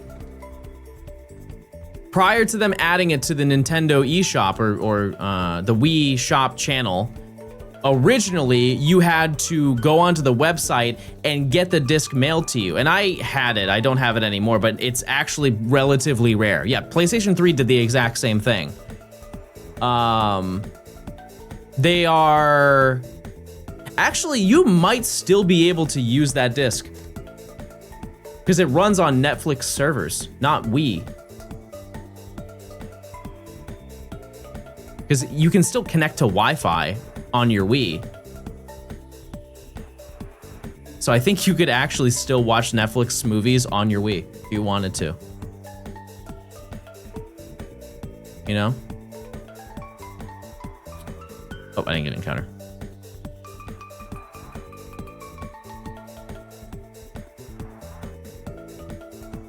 If Blockbuster came back, genuinely, chat, don't just say yes because you're nostalgic, would you actually go back to Blockbuster to go get physical movies or video games? Like, would you genuinely, let's just say, not even once a month, once every 2 months, would you go to Blockbuster? Because everybody would go the first time, be like, oh, I remember that, oh. Oh, remember how it was all blue and yellow? Oh.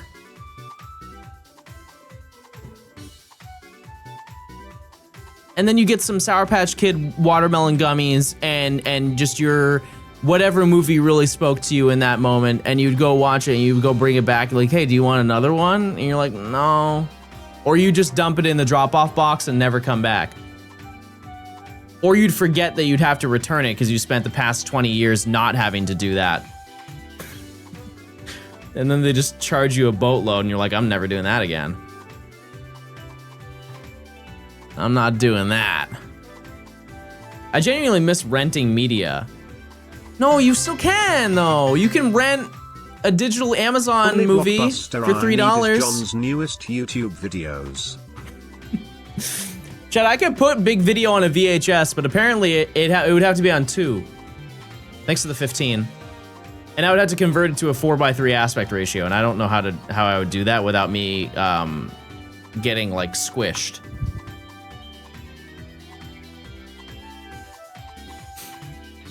Yeah, honestly, if you want to experience Blockbuster, chat, just go to your library. That and you don't pay any money because it's your library and that's funded. Gamefly's still around? That's crazy. Yeah, there is one singular Blockbuster that's still available or like still open, but it's more of a novelty store than it really is a Blockbuster. Like, yes, they do sell movies and stuff like that, but that's like, it's more of like, hey, you get t-shirts that say, I'm at the last Blockbuster to ever exist. One fact that I throw out every once in a while is that Legend Link sub for 11 months. Can't believe in a few weeks we'll be eating hot dogs at the same ball game. Yes, sir. Thank you, Legend Link Gaming, for the 11 months. But one thing that you can do at your local library that I'm sure there's got to be at least one librarian in the chat. Libraries carry video games, and they're actually, for the most part, depending on where you go, up to date. Like, you can buy not necessarily like the game, or you can't rent the game the day it comes out, but within the month. Within the month, you probably could. And it's free, because library cards are free. There's so many things you can do at your local library. Absolutely worth doing. Books. It's just books are hard because that's the main reason people go to libraries, and all of the really like popular books get checked out immediately. But thank you, Mr. Government. We're not thanking them. Let's make that clear. We're not thanking them. They're just doing what they're supposed to be doing. They don't need to be thanked.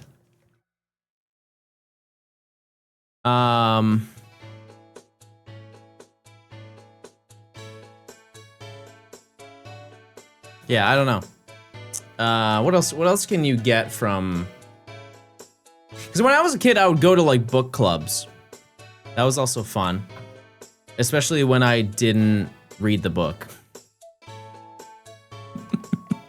There are so many times my mom put me onto like summer reading or whatever, and I would go do the book club. And I remember vividly, there were like 20 kids in this book club, and so the whole purpose is we would be issued a book through like an email or whatever, like some flyer, and then all the kids would read the book and show up on this one day to talk about each chapter and what they thought about it. And I remember sitting in that circle one time, and there was some book that we had to read where it was like a...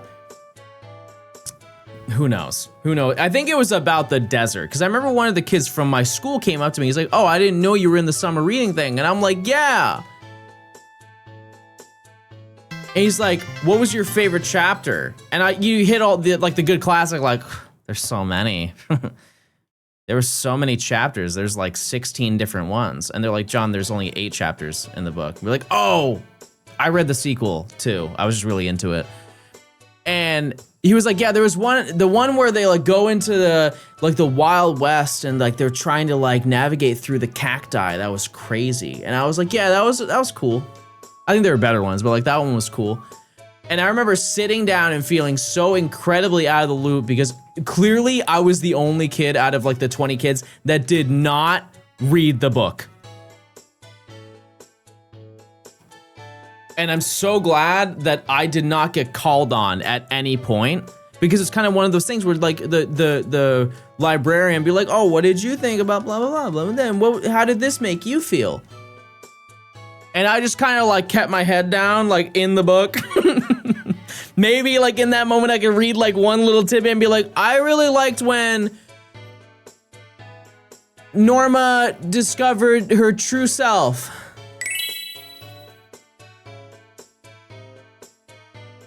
That's such a great point, John. Thank you for bringing that up. I did that in university. I feel like when I was in school, like in high school, I read every single book that I was issued. I really tried to. because I didn't want to get bad grades. There was a point in time where I just kind of gave up. But, you know, generally speaking, if I was issued a book, I would read it. English class was so mid. Well, yeah, you already speak it, so. I think that's the same experience for everybody. Truly, like, you already know the language, so you're probably pretty bored. Can you list off some verbs? Yeah, 700. Absolutely. One of the funniest moments that I had in high school is there was a kid in my class who, he was from Mexico. And his, he was signing up for classes, because I don't know if you guys had this in your high school, but you would sit down with a teacher or whoever, like a counselor, and they would help you choose what classes to choose for the upcoming year, or the upcoming semester, whatever it may be. And this kid somehow convinced the counselor to take Spanish.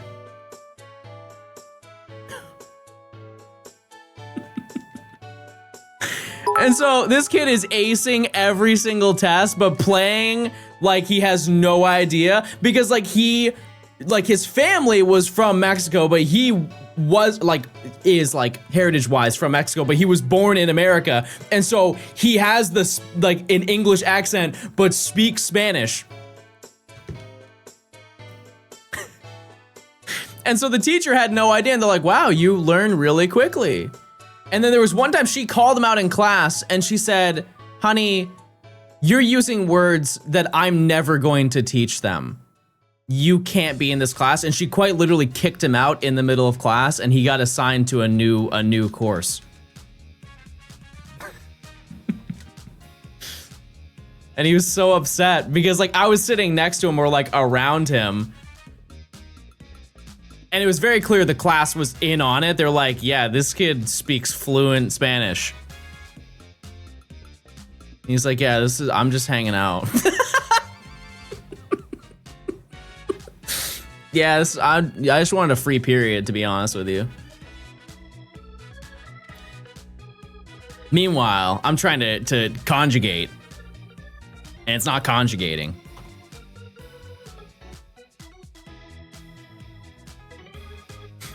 Almost an A. Yeah, I think he made it probably like a week or a week and a half. I remember only reading about a third of summer reading, and when it came time for the quiz and the essay, I just guessed on what was going on and what happened. Here's the thing though, depending on how old you are, like, okay, actually, you know what, chat? I reminded myself, I'm such a liar. I didn't read most of them. I used SparkNotes. You know, while you do clown the kids now for using ChatGPT, that was our ChatGPT. It absolutely was. Like I'm saying I'm bringing you down with me. We all use SparkNotes, which if you don't know, it was basically just a website that got every single popular book ever and gave you a chapter by chapter analysis that was maybe a paragraph. And so when time came to take the test, because, you know, like a lot of it is surface level, other than like, how did this make you feel? Or like, can you resonate from this situation? And they use it like in a vague way. It's like, can you explain how Tammy's upbringing is reflective to yours? And if you don't have any knowledge of her upbringing, that's the hard question for you. And then you kind of goof it. But the other ones that are like factoids of like, what color was David's car when he picked her up for the big date? And you're like, oh, it was blue. Yeah, like The Great Gatsby, I did not read that for sure. I absolutely looked it up on SparkNotes. And that's like one of the most popular books. It's like that and To Kill a Mockingbird are the two books that you get served as a standard for your US English education. You have to read those two books. I had too many guilt issues to use SparkNotes. Well, I wasn't. I wasn't, that's for sure. How would you rate US education I mean, just based off of statistics, like, we don't get educated as well as most other countries. So I can tell you that there are things that they have removed from the US education system that they should absolutely bring back. Home ec, the fact that home ec was just removed entirely, for electric, by the way, is absurd to me. I would have killed to have home ec when I was younger. Yeah, they don't do cursive anymore from what I heard. Like, I'm sure some people have home ec. If you don't know what home ec is, it's essentially home economics. The concept of it is you go there and ask your teacher, how do I balance a checkbook? How do I bake a cake? How do I fix the oil in my car? And they quite literally will be like, okay, let's go teach you how to do that. Like, they do have a strict curriculum as to like the things that they teach you, but generally speaking, it's like they will tell you how to do anything you will probably want to know as an adult. And they just straight up, at least at my school and just the general school area that I lived in, they removed it. Why they remove it? Because it's not the same level of brain education as it is learning a complicated math problem, is probably their logic behind that, which I'm sure you disagree with. I'm with you, but like, that's probably my reasoning for it. And that's another segue to go into, because there's so many, like the classic of like, when are we ever going to use this? The answer is never, for a majority of the things that you learn in high school, but it's more so the concept, the reason why they teach you like these complicated math problems. Like, none of you are probably using trigonometry, right?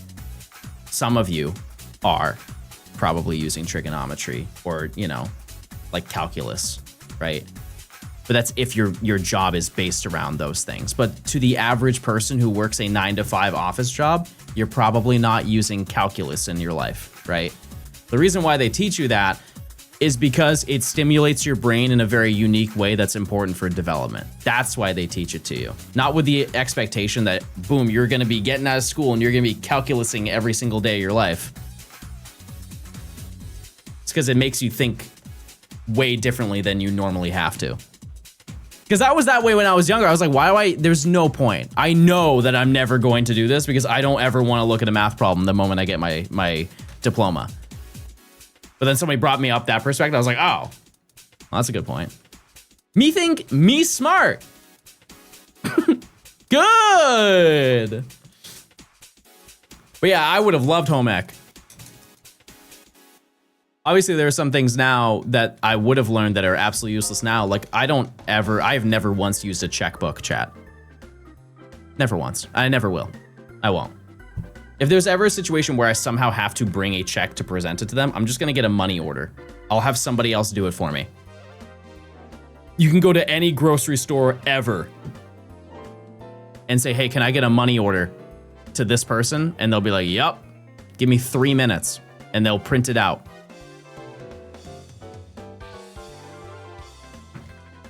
It's just like, there's never... Also, places don't even accept checks anymore. They don't. And I understand, because why? Why do you need one? They take forever. We have direct deposit now. We've had it for decades. What's a money order? It is quite literally a check. But you just go to a store and they will print it out on the same check paper. They're like, yeah, just sign the back and give it to them and you're good. Except checks take what, like 3 business days to clear? Which, for the people who there is like some validity to checks though, because some people, if they know their money's gonna hit their account, but it's not currently in their account, but they need to pay a bill, they will pay with a check because they know they're not going to cash it in that same business day. And so they will just wait for the money to hit the account, which then it will work when they go to cash the check. But then sometimes that doesn't happen and they'll be like, oh, I forgot. They're like, all right, well, give me a check tomorrow. All right. I, for one, did not do that. I want to make that super clear because that is incredibly illegal. I just know people who have done that. If I didn't have money for it, I just said, you know what? We're screwed. To be honest, I never thought that creatively. I truly was like, well, I have no money. That's it. We're cooked. I like that we're both shiny hunting. I like that we're both having a great time. That's what I like. I'm a bank manager. I see it all the time. Really?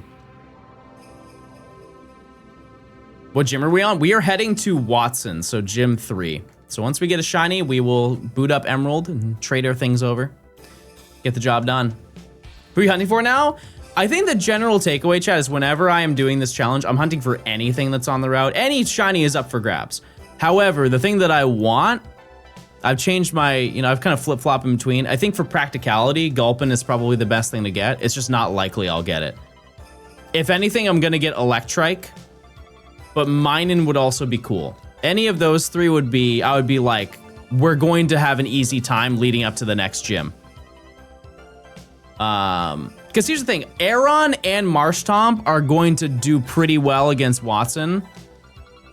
Marshtomp will I don't have much shot. Marshtomp will mud slap the entirety of that gym, so that won't be an issue. It's really, who are we worrying about after that? We've got Flannery next. What if you get a dupe shiny? We'll just hunt for another one. It's pretty hard in this game to get a dupe unless it is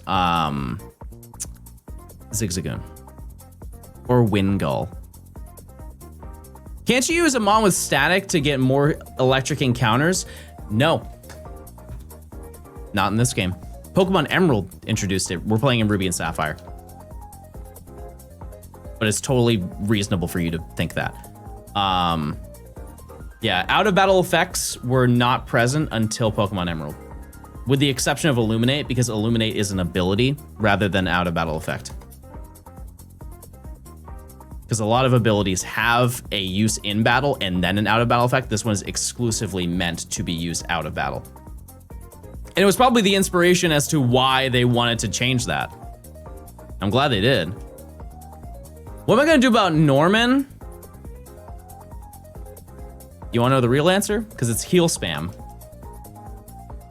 It's just heal spam and surf. Also, that's a no on the predictions mods. Thank you. Yeah, so we fight Flannery next, then we immediately go fight Norman, but we'll have a lot of places to go. So, I don't really know what we would.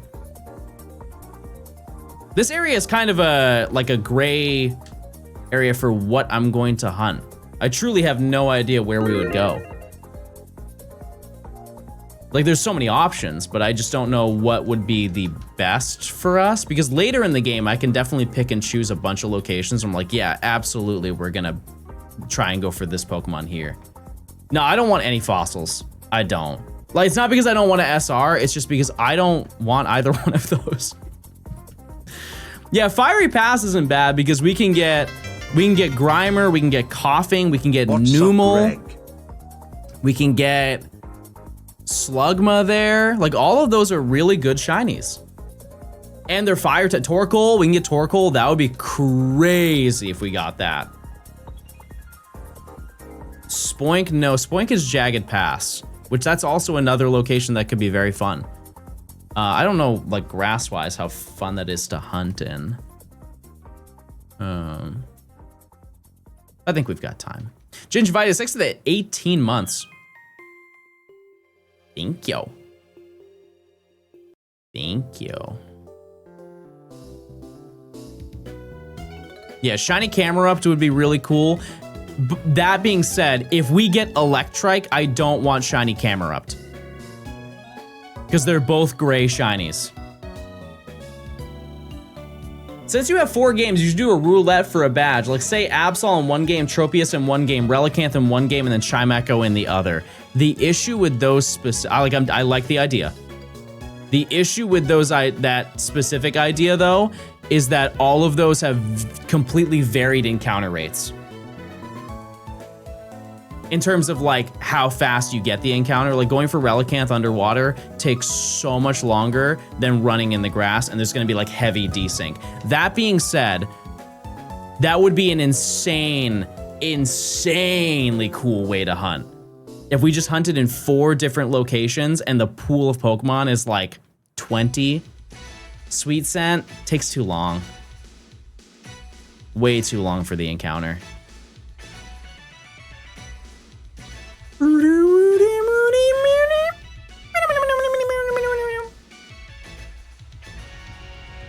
You gotta go for Meditite at some point because it's not in Emerald. Ooh. Is that Mount Pyre? I think it's Mount Pyre is Meditite, right? Can you stack Sweet Scent and Illuminate? No. I mean, you can, but there's no point in doing it because Illuminate is based on encounter tiles, and Sweet Scent always guarantees an encounter. It doesn't make it faster. What shinies do we have so far? We got shiny Mudkip, and then we got shiny Aeron, and then I encountered an uncatchable Poochyena while I was stalling after catching Mudkip. Still no bike? No. No. We get the bike after we get this shiny. Or I guess, yeah, I could go get the bike right now. It's just, it's not gonna change much. It really won't. It'll be just about as fast. What shiny legendary are you gonna go for? I think the game plan is we're gonna do a 50-50 Groudon Kyogre. Meilu, thanks for the 16 months. Thank 16 you. months. Thank you. Oh, we almost got it again. You gonna hunt for Rayquaza at the end? Yeah, I think so. Yeah. That would make the most sense. You also have to keep in mind, Rayquaza's not in the main story of Ruby and Sapphire, chat. It's in the main story of Emerald. Kinda in the main story of Emerald. The big change after this, we get the flute. I already have the flute. If I was trading Volbeat over, I was like, why not just give it a smoke ball and a white flute? So this is as fast as we can hunt. Eden, thanks for the tier 3. Thank you so much. I appreciate it. Enjoy your emotes. Thanks for stopping by. Thank you, thank you. What shiny are you excited for? What do you want me to get? I think Oddish would also be very silly and fun. I'm cool getting an Oddish. One thing I will say, and this is in terms of encounters, not in terms of the days we have spent, because that's kind of obvious. We are getting so many more encounters per hour than I would have ever imagined. Like even with Volbeat or without Volbeat, we were still crushing encounters. My pleasure. I thought it'd be better to give you money considering how much entertainment your videos have given me. Well, hey, I appreciate it. Thank you so much. Even watching is fine, chat. If you just want to stop by and take a little peek, maybe drop a prime if you have one, it's free. Either way, I'm grateful you're here. Dusty, thanks for the prime. Thank you. Enjoy your no ad. Contemplating playing Ruby or Sapphire on my husband's GBA to shiny hunt along. Okay, well, you should. But what GBA? Are we talking SP or are we talking OG GBA? Those are definitely different experiences for sure. You playing any underwater hunts? No, I can't be underwater that long. I'll drown. I also don't really have like an apparatus to be in, like a tank of any sort. Maybe next video though.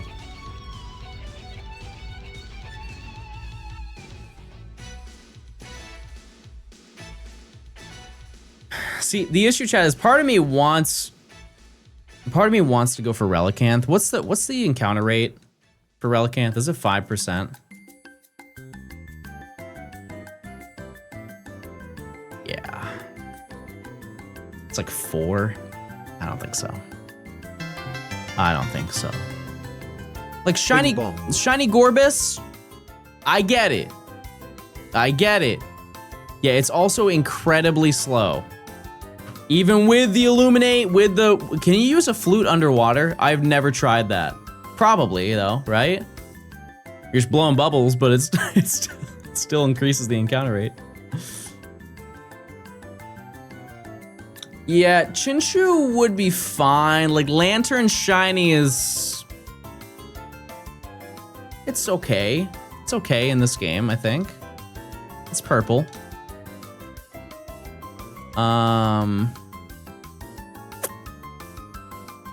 Clamperl. You know, Clamperl Shiny line, honestly, I wouldn't necessarily say it's underrated, nor would I say it's overhated. It's just those Pokemon get no attention whatsoever. But additionally, I already have a water type. Chili! Chili, stop! Chili, this isn't you! Why does the white flute method work in newer games like Sun and Moon or X and Y? Are they in the game? I have no idea. I have no clue. I would assume any game with random encounters, yes. But like, I don't know. Yeah, I don't think that they have the flutes anymore in games. They've removed a lot of stuff. Yes, it happened! Yes! Yes! Half Plusle, half Minin. They're all nice and kind. That's so awesome. Wait, did he get a shiny? No, but we got it. Look, they're helping.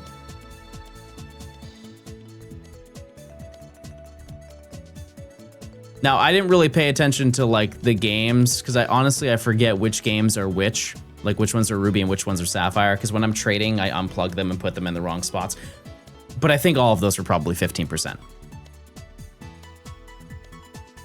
Attention baiting? No, it's not attention baiting because you had to keep in mind, chat, everybody's waiting for that one moment, but I also want to highlight the other silly fun moments you can get along the way. It's not just finding the shiny, it's the journey to find the shiny, everybody.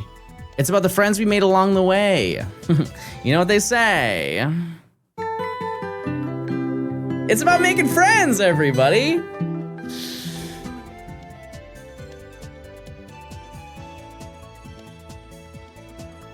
Like, listen, some of you in chat might be like, oh, I want to make some friends in Shiny Hunt. Type 1 if you want to make a cool friend.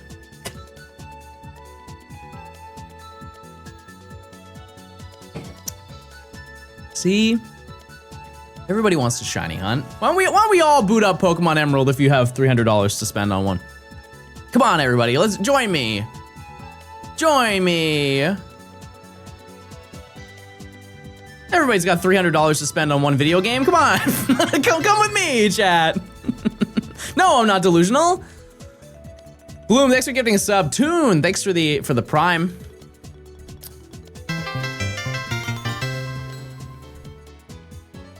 No, John, I have a job. Now you have 2 jobs. Your job is to buy a copy of Emerald. Oh, we almost gulped to our maximum.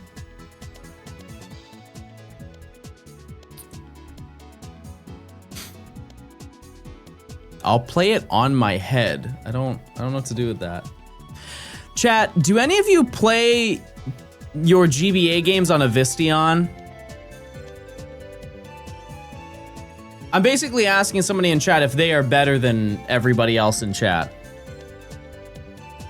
A what? Okay, let me take you back in time, everybody. Flashback, flashback, flashback, flashback, flashback! Welcome to 2019, everybody. I was at a convention and I was taking an Uber in a van. And I was heading, I think, back to my hotel. And I'm just sitting in the back of the van. And I look up at the ceiling and they had a DVD player that was built into the van, like one of those 2000s DVD players. And I was like, oh, cool. And I took a closer look and I saw the Game Boy Advance logo. And I was like, that's weird. Like somebody put a sticker on it? No. For a period of like, I think it was like 2004 to 2006, certain minivans came with an upgrade package that had a DVD player that has a Game Boy Advance port inside of it. And they gave you a little goofy triangle, almost onigiri-shaped controller that you could use, and you could quite literally wirelessly play Game Boy games in a van. And it was called the Vistion. The Vistion dockable entertainment system. And now I'm sure some of you are now freaking out and be like, oh my God, I'm gonna go buy one on Amazon, or I'm gonna go buy one on eBay. They are not cheap. I think they're about $800 because they are incredibly rare because they were only in people's vans who decided to do the upgrade package. And also, it's not good. Yeah, apparently Matt's dad and brother go on like this monthly dump visit. And he has told them if they ever find a van that meets that criteria, because it's a specific van. It's like some Honda like Odyssey type van that was available from 2004 to 2006. And it has the potential to have one in there. He's like, if you ever see that van and it has a DVD player in it, let me know. Wikipedia says the upgrade was 1,300 bones. Well, that does mean it's cheaper than it's ever been. So that's something. But yeah, it was like a Nintendo collab. I don't know. And so while the Vistion, like the physical thing, is rare, the controller is also very rare. Because there are no secondhand Vistion Game Boy Advance controllers. And that thing is incredibly uncomfortable, probably even if you were a kid. I can show you a picture of it.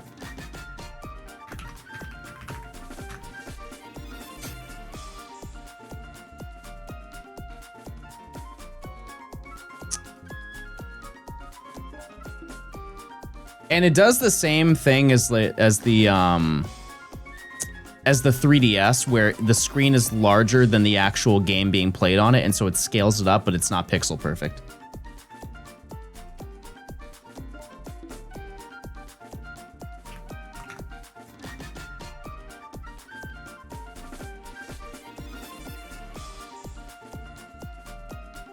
Okay. This is what it looks like. Just imagine it being upside down because they have to mount it that way, and so the screen will pop down. But that's the controller with a giant A button. It's honestly, now that I actually see it, that's just the GameCube A and B button is what it looks like. I've seen it on Marketplace. Yeah, they're pretty expensive. But as you can see just from looking at that screen, it is like a portable DVD player screen, and it's not. It's, you know, it's meant to be in a car. That D-pad looks bad. I mean, just holding the controller would be very unfortunate. But there are gamers that collect them. They do. It won't be me, but.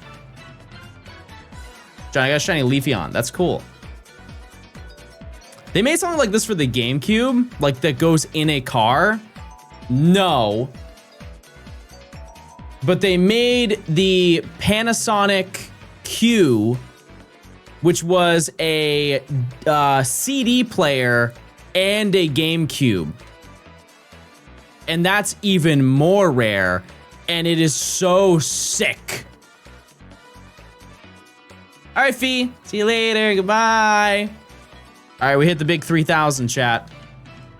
3,000 big and stinky ones.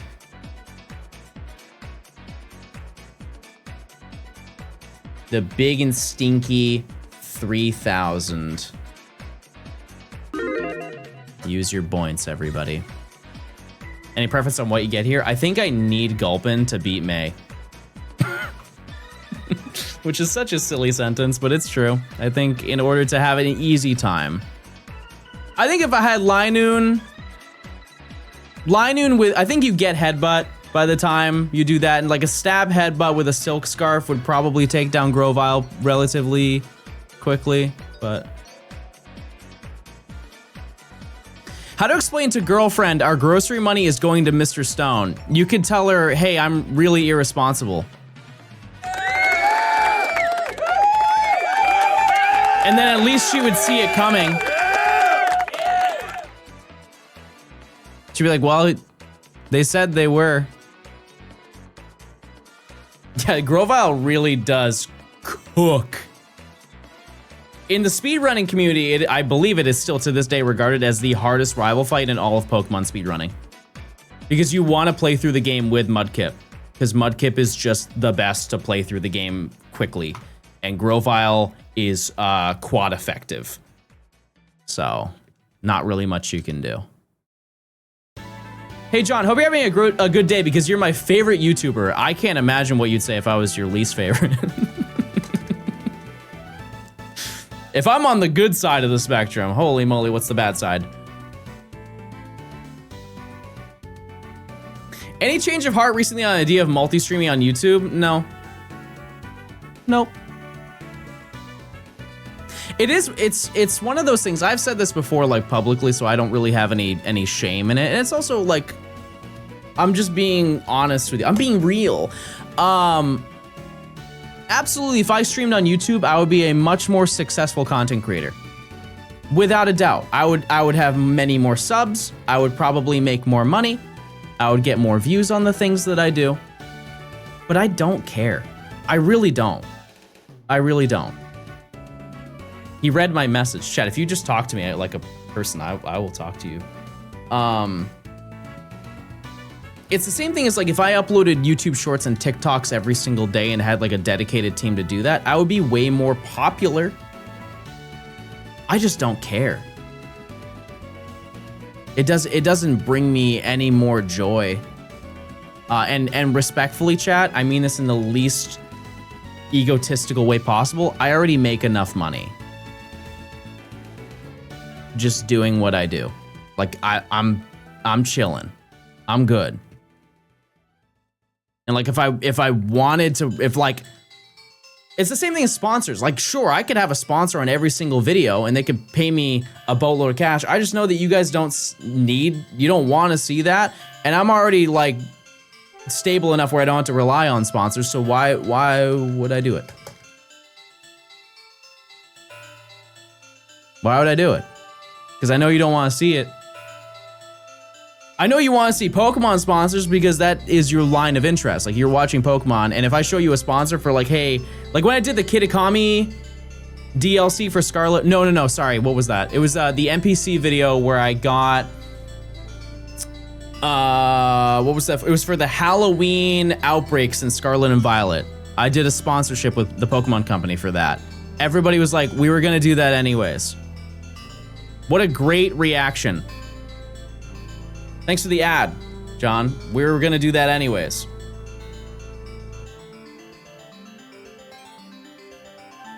So, also, the concept of handling two chats at the same time is a little bit daunting.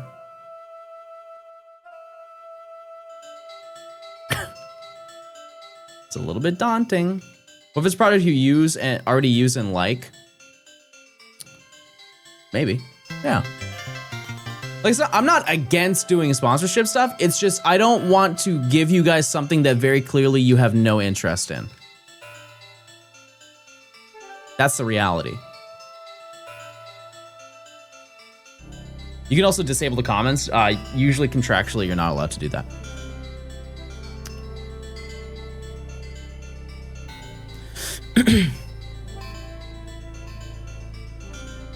Hear that, chat? We're scary enough.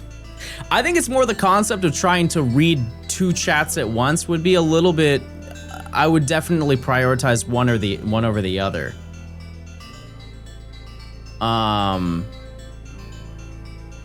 I would need a second mod team to do all of that, and that's a whole different hassle that has to be done. There's a lot of levels to it that just wouldn't. And people would be like, oh, well, John, you can combine the chats. It's against Twitch TOS to do that. And while Twitch is not like the #1, hey, we're going to enforce every single TOS thing that we have, I'm not trying to get caught in that. So, not anymore. Oh. Well. One more point towards multi-chat then. What about moving to YouTube? Okay, let's do a quick poll, chat. Type 1 if I move to YouTube, you would still watch me just as much as you're watching me on Twitch.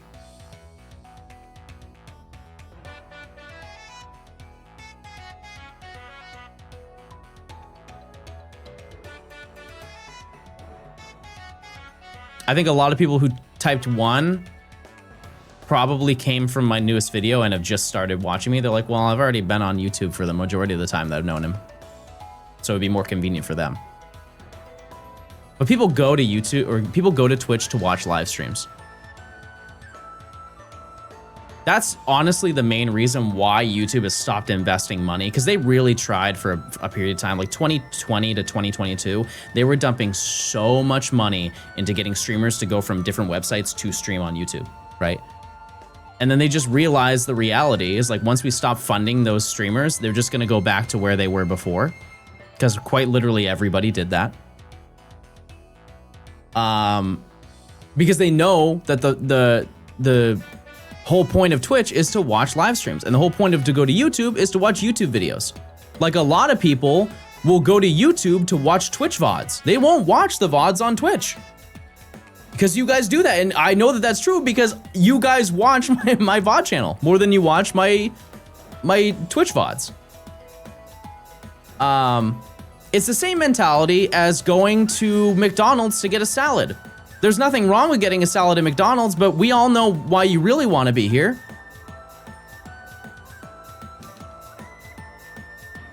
Like, sure, there are some people who want the salad, but most people want the burger. Ooh, okay, a little action over here. And so they straight up just, not that they stopped funding it entirely, but like streaming on YouTube is not really advanced in terms of new additions dramatically, or as dramatically as it did at the beginning of the 2020s.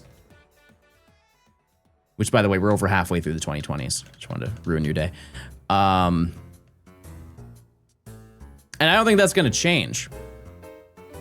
And I don't really want to be in that environment where it's kind of like there's a bunch of things that have not been solved, and I want to make this so clear so this does not get taken out of context. There are a ton of things that Twitch needs to do to fix things. However, in terms of stability, that's their priority, is making sure that the live streaming space is functional and like things are getting taken care of and improved, and that's not YouTube's priority. So why would I want to subject you to that when like stuff like the modding experience is absolutely horrible from what I've been told? They've promised a bunch of things they wanted to add and they just never did it. It wouldn't be beneficial for really anybody. So, oop, I didn't get encounter. Do you notice the uptick in views and subs on Twitch after dropping a new video? Yeah, absolutely. Yeah, I think a lot of people who watch are people who are like, oh, I love the videos and I want to see it live. And they're like, oh, yeah, this is not as fast paced. Like, all right, well, good luck. No, that's fine. I mean, that's the whole point of those videos, is like, it's a shortened, condensed version and you get all the highlights. Like if you watch the streams, you're watching a majority of stuff that will never be seen again in a Johnstone video. You're really just here to hang out with me while I do it. So that's how it goes. That's how it goes. Yeah, and a lot of people just keep me on in the background while they're doing their day-to-day. Wait, are any of you an Uber driver? Are you currently in an Uber driving people around? Because I see them with AirPods and I see them like, they're not like talking to anybody. And I wonder if like somebody is watching me right now while they're doing an Uber drive. Are they really stinky? The person you're driving around, are they really stinky smelling and you just don't want to bring it up? They better not be. There was one time, sorry not to be super gross, but there was one time recently that Nimi and I got into an Uber and this man was not wearing deodorant. And listen, I'm not gonna act like there have been days where I forget to put on deodorant. I think everybody gets that. But I make sure I bring deodorant everywhere with me. Even though I don't have my car with me, I have a car deodorant. I have a like side bag deodorant that I bring with me. I have a deodorant that I keep in the bathroom. I have a deodorant that I keep in a different bathroom. You will not catch me in that realm. I will be prepared and ready if I ever feel like I'm stinky, right? It was so bad. And the Uber was like 25 minutes. And those windows were shut. And the AC was on, which you think maybe would help? Nope. It was just pushing that thing around. Big old stink bomb. I felt like SpongeBob at the movie theater. Except I wasn't SpongeBob. I was the guy.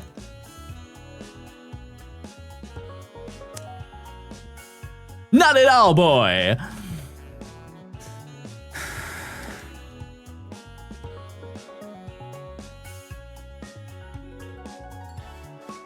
Chat, My Eyes is not him. Well, it's probably the same voice actor. That's from the movie.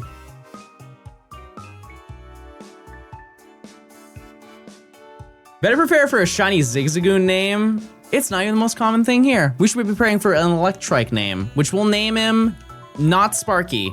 Because I think everybody does that. Everybody does that. Everybody names it Sparky. Wasn't that the other Pikachu's name? Richie's Pikachu in the Orange Islands?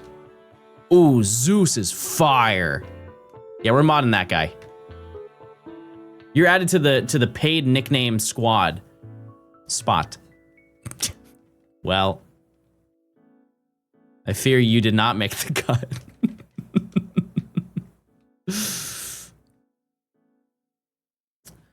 Yeah, but I think it was Sparky, right?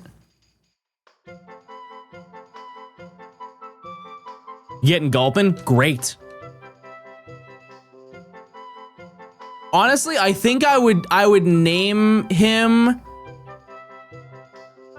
7-Eleven or Cumberland.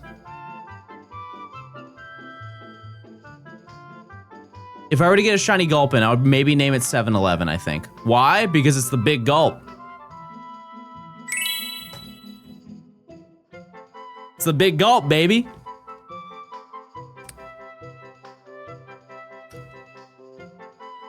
"7-Eleven has the big gulp, right? I feel like that's not tied to the actual place that you go to. I think that Cumberland Farms also has that. But Cumberland isn't that great of a name, but 7-Eleven is a pretty cool name.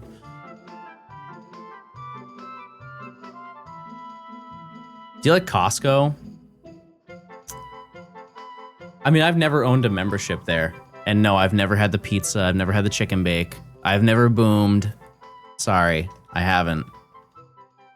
But I can understand why people would go there. That or like Sam's Club. It's kind of the same thing, right?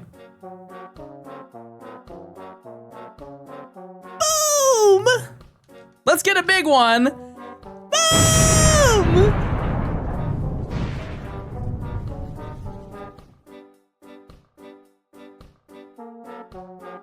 Yeah, this is the oopy gloopy music.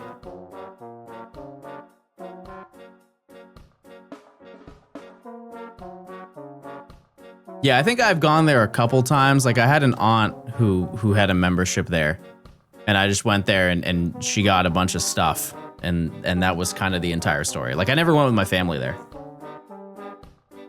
What is this? This is the song of the century, everyone. Listen, chat, you hear 36 of these songs in an Absol blog stream, and then if I do it, it's out of line? Get real. I can't have fun too?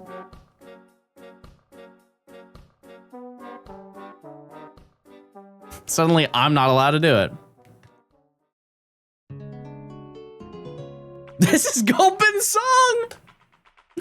They summoned him. Buying a membership to go to a store to buy more stuff is crazy. Well, I mean, you get stuff for doing it. Like, you get cheaper gas, and you get to buy stuff in bulk for way cheaper than you would be able to buy them individually. Like, if you go enough times to pay off the price of like, the discounts, 100% it's worth going to. Yeah.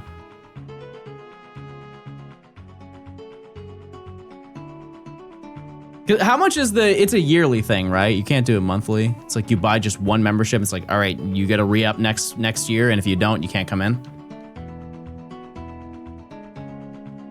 What's the cost on that? I don't think it varies, right? 60 a year? I mean, like for the deals, it's like you are assumed to go on like at least a monthly basis to that place to just restock on like toiletries or whatever you're getting. If it's $60 a year, I see it the same way as like Amazon Prime. You can have your thoughts about Amazon, you know, it's a pretty like destructive company. However, Amazon Prime is quite literally the best subscription service you could ever have. Like there's not even a contest. You pay what, $120, $130 a year, and you get the fastest shipping on earth.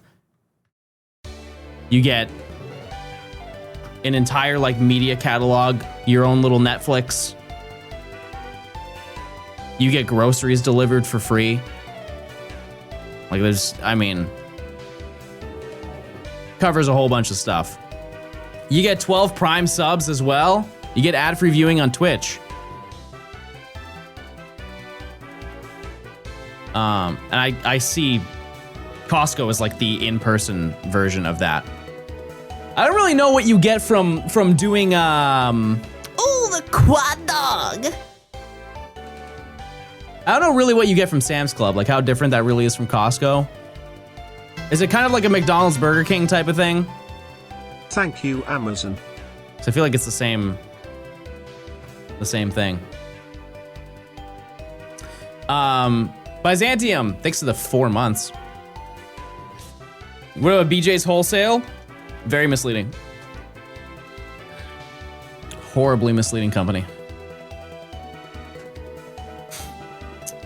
But yeah, they sell stuff too. So I've been asked this a lot, but what's the next generation for the shiny living decks? You guys are gonna vote for it.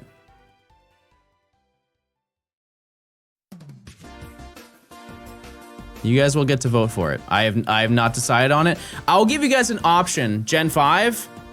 Yep, we can do that last year if you want. Gen 4, we can also do that last year if you want.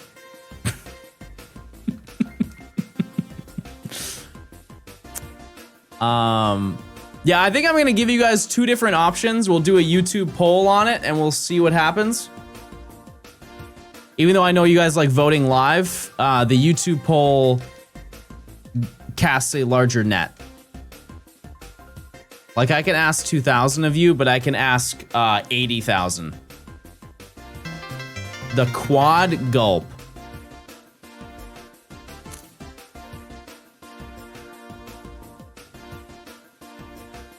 Francis, thanks for the 4 months. If you get a Zigzagoon, you should name it Sort. We've already done that bit today, I fear, or this challenge. I'm sorry, it can't happen. I've already laid the rules down. We named Mort. We can't do that because here's the thing. That's going to be the naming convention for every video I do for the rest of my life, and eventually, Chad, it's going to be not funny. That's the reality. It's going to be not funny at some point. You guys remember when we used to nickname Pokemon and their prefix had to either be John or their suffix had to be Stone? That lost its charm very, very quickly. That was like very early 2020 John Gaming. And if we did it now, it would be nostalgic and fun, right? And we want to have that moment in the future where it could be like, oh, this is a new Gort.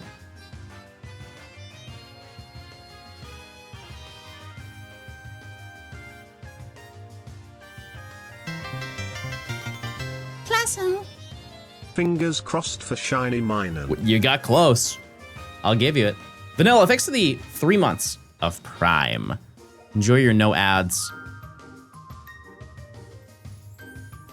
I found a Bidoof in a tree. It is kind of wild that some of those Pokemon can just like climb up and over it. Like Pachirisu is an acrobat. How many Gort are there? What do we finish on? 48. 45, something like that. Yeah. Maybe you'll see the final ones I got in the future. Who knows? Can you redo perfecting your Arceus decks? No. No, I can't. I'm sorry. You got the video. And to be honest with you, chat, I think the best experience would be the video for that. I think you could say that for a lot of them. Not a lot happened in that perfect decks other than I sat there and grinded. And I just talked to stream just like I am right now. There really isn't much difference except the things that we talk about now are actually topical.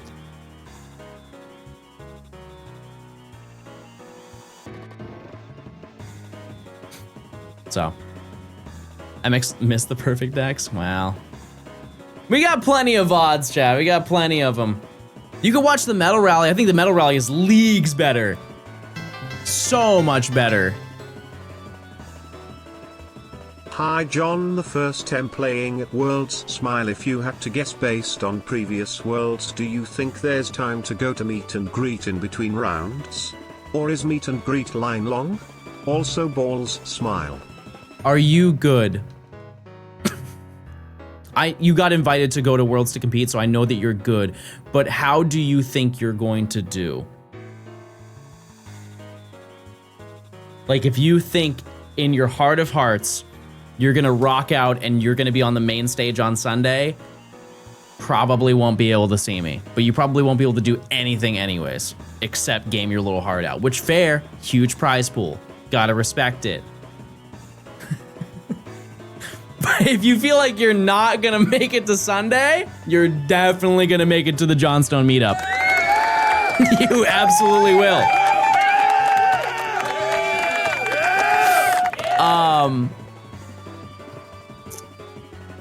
That being said, I'm rooting for you. I'm rooting for you regardless. So I don't really know how the meet and greet is going to go in terms of like what they're going to do. Last year, so many people showed up, they had to cut the line. So you'll probably want to be there a little bit earlier than the actual event happens. I don't think you need to be there like incredibly early. But if you show up like halfway through my time slot for my meet and greet, you probably, maybe we'll get it. I really don't know, because that's the reality chat. I don't know how many of you are going to show up. And I would love for a bunch of people to show up, like a crazy amount, not because I need an ego boost, but because I want the meet and greets for Worlds to do well. So the Pokemon company sees that and it's like, hey, we should do that in the future. Like, I don't care if I never get a meet and greet ever again. I just want to be able to set the standard that it's worth doing. Because the worst thing that could happen for other creators is that they just stop doing it because it doesn't do well this year.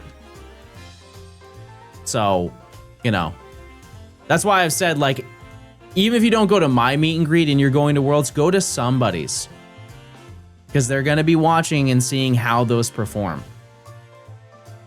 They want everybody to do well, because if it's popular, they'll be like, well, people are coming here to see these people. Clearly, this is something we should continue doing.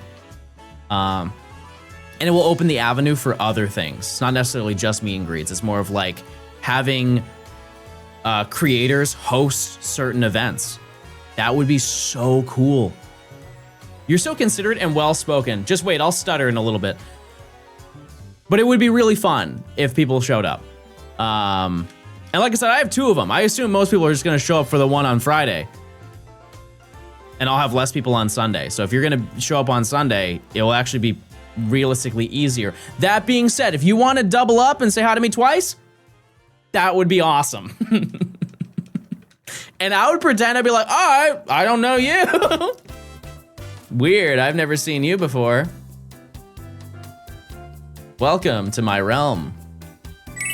And yes, I'm bringing the soundboard. I'll make sounds.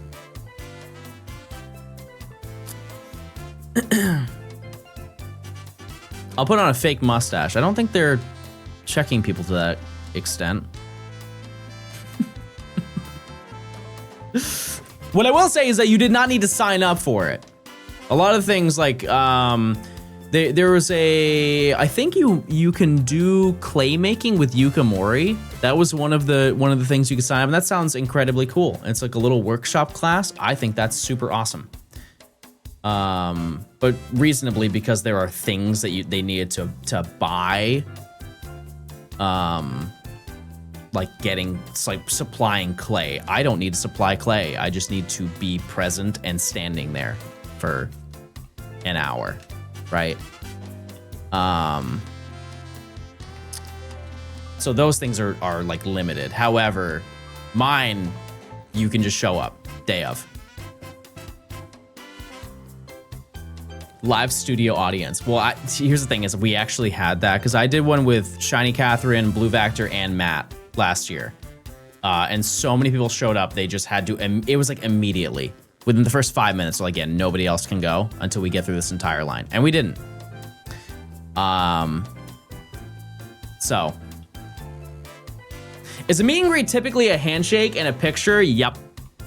Yeah, because there are realistically more people than time. And so I can't like stand and have a 5-minute conversation with you. I would love to. If you caught me outside of that, absolutely you can try as long as I'm not super busy. Or if I'm very clearly in a scenario where I'm like doing something. Those are the times where I'm gonna be like, hey, you know, I don't really have a lot of time, but thanks for stopping by, type of thing. But yeah. So no bathroom chat, no. That has only happened one singular time. It wasn't even a Pokemon event. I went to an event and I was trying to use like the hand dispenser and there was no soap in it. And there was a guy who's like, oh, hey, that one works. I was like, oh, thanks. He's like, no problem. And he was leaving the bathroom and he turned and looked away and looked back at me. He's like, also, I love your videos. Super respectful, left the bathroom. And then once I came outside of the bathroom and walked out, he was there. He was outside. He's like, hey, can I take a picture with you? And it was so unbelievably respectful that I was like, absolutely, I will. And I would like to be 1-0 in those interactions. I don't want to have anything else happen. I also don't want people, if they see me in the bathroom, I do not want them to, one, approach me at a very obviously poor time, or second, walk out of the bathroom with me. Please do not follow me out of the bathroom. That's still kind of weird.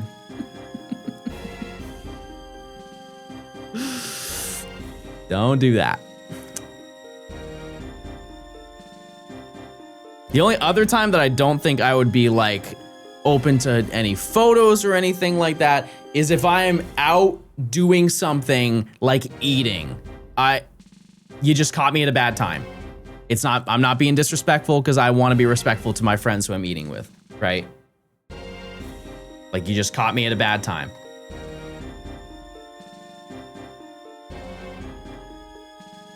All right, 3,400 and nothing.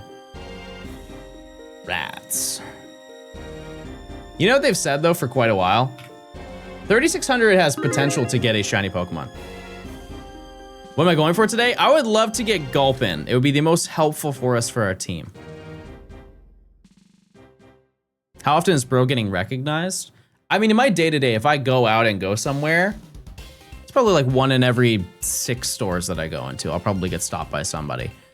But when you're at an event that is tailored specifically to the thing that you do, it's every like 5 to 10 minutes, somebody will come up to me. Oh, I didn't get an encounter.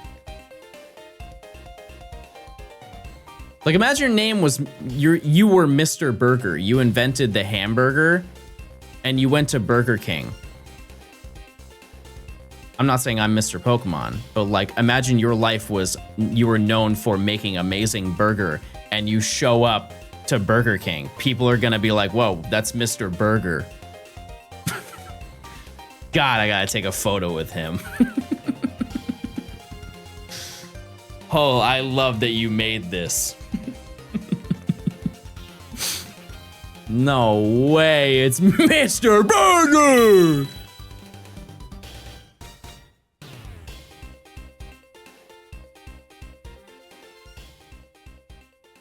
Are you really comparing yourself to the Mr. Burger?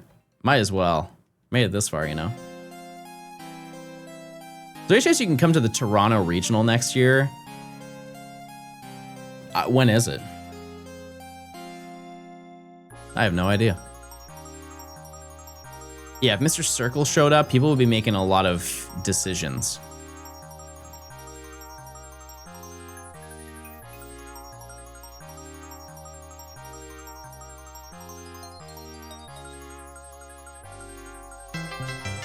Also, Chad, if you are going, will you make Hey little John, fun just bracelets? finished your latest video. Thank you for everything you do for Pokemon. You truly are the most dedicated streamer there is. Well, I wouldn't say that, but hey, I appreciate you, Mo.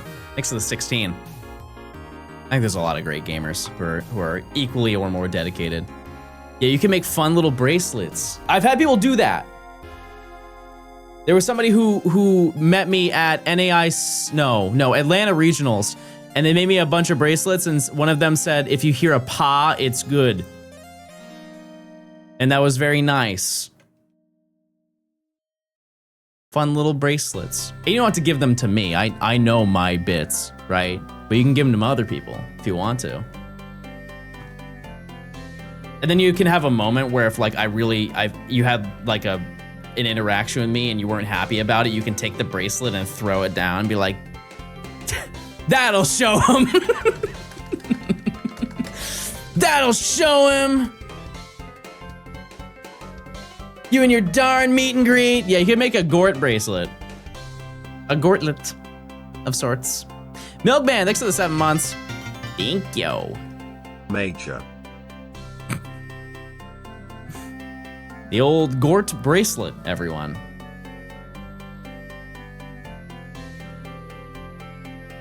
Yeah, I don't have any Fletchling trading cards. Well, I'm sure I have they're common cards, I'm sure.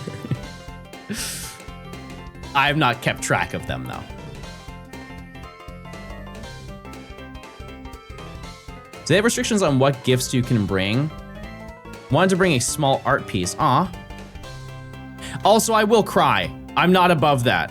People have given me things and I've teared up. I think the general rule is as long as it's something that is allowed in a convention, you can bring it in. I would look that up, though. I'm not the officiator of that, and I'm not trying to bring you the wrong way, but I think generally if you are allowed to bring it into the convention center, you are allowed to bring it to me. Because that's just how conventions, like if you couldn't bring it into the convention center in the first place, it's clearly something that I'm not meant to have, or you're meant to have.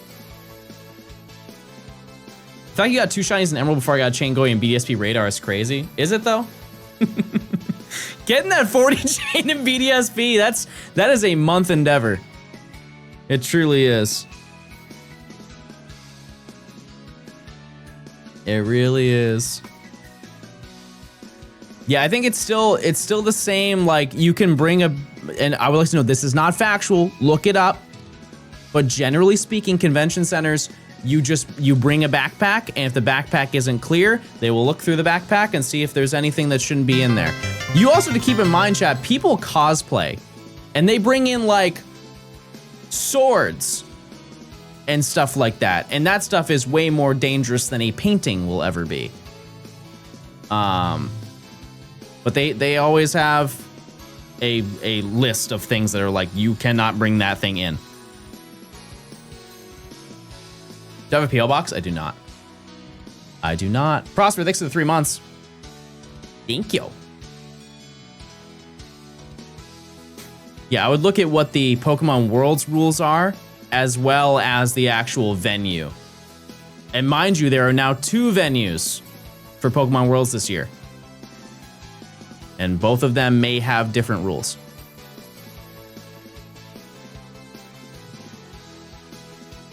Do you think this challenge will be done by Worlds? Absolutely not. No. No, I think we'll make a good dent for sure. Because keep in mind, we have like a little under 2 weeks until Worlds. Gort. At least for me, that's when I need to be there, is like about 2 weeks. I think just off of the premise that we will hit minimum half odds every single day, I think there is a very believable scenario where we get halfway through the video.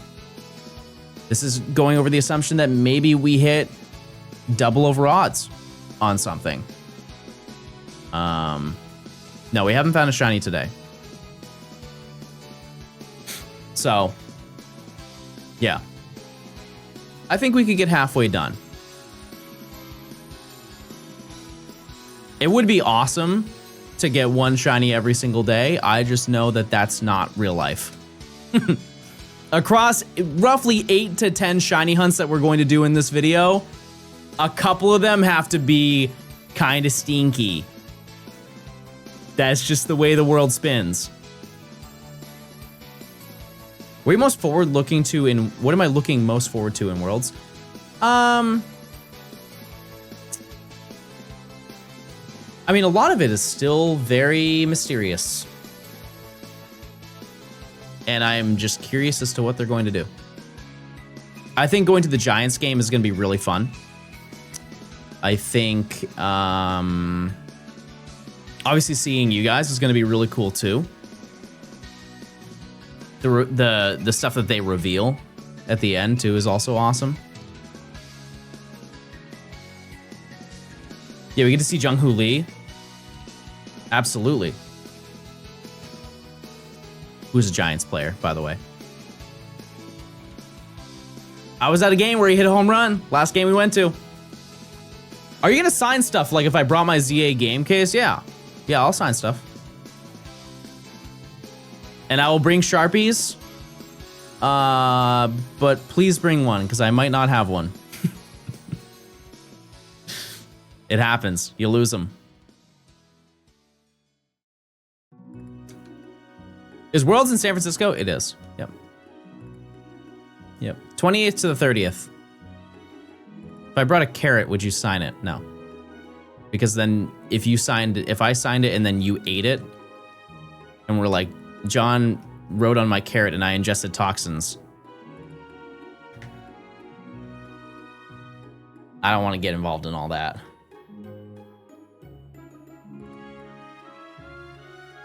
Are these all the same save file? No. These are 4, they're all tied to 4 analog pockets on 4 different carts. And I'm using one GameCube Wavebird controller to control everything.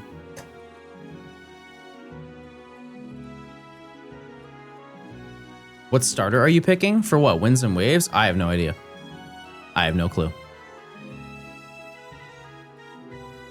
I know some people are Brout, some people are Pombon, some people are Gekwa. I think for the first time in a while, it's actually difficult to choose. I really do. The gays are choosing Gekwa. That's what I know. That's what I've heard through the grapevine, at least.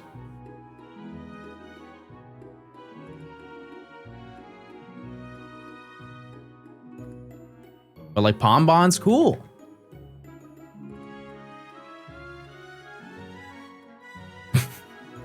I'm straight and I'm choosing Gekwa. Surprise! We're all learning something new today.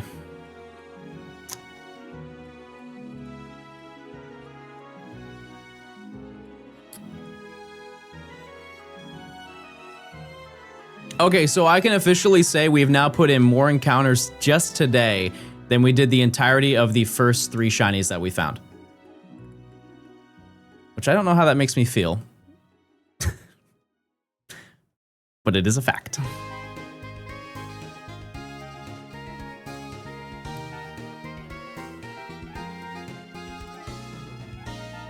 Yeah, we're almost at half odds. Like I said, that's the goal every single day. So we're gonna at least do half odds encounters. That does not mean I'm ending stream once we hit 4100 encounters. What was the third shiny I got? So I got, I almost said Cyndaquil, that's crazy. I got Mudkip, then I got the Uncatchable Poochyena, and then I got Shiny Aeron. Yeah, in another timeline, we're still SRing. We would have definitely been way over odds by then, though. Like, we would have been not double, but like 13, 14,000.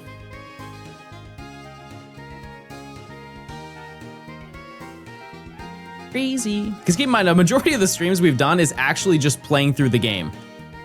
Because we're playing through 5 games, keep in mind.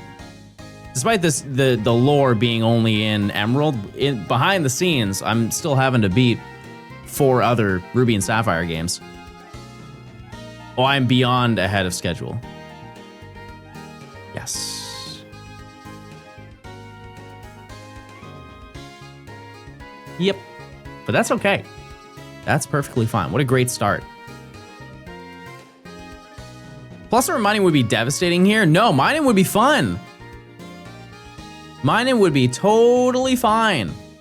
I'd be happy to see it. Plusle is just kind of burnt, and that's not... whatever, but...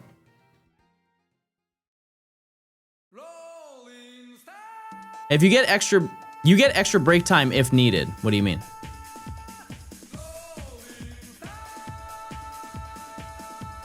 I missed the initial explanation the other day. What's the reason for not doing the hunting in the Emerald save? 2 reasons. One, I would have to play Ruby and Sapphire anyways if I wanted to do any SRs, because you can't soft reset for a shiny efficiently. Keyword efficiently in Emerald. And additionally, I don't own 4 English copies of Emerald. And I don't want to. I have them in Japanese, but if I have 4 English copies of Ruby and Sapphire, that's a more visually interesting experience for you guys. I started Legends Arceus yesterday and you got a shiny Bidoof. Epic. Yeah. I love Legends Arceus. Type 1 if you've never played that game. I gotta know. There's gotta be somebody here who hasn't played it.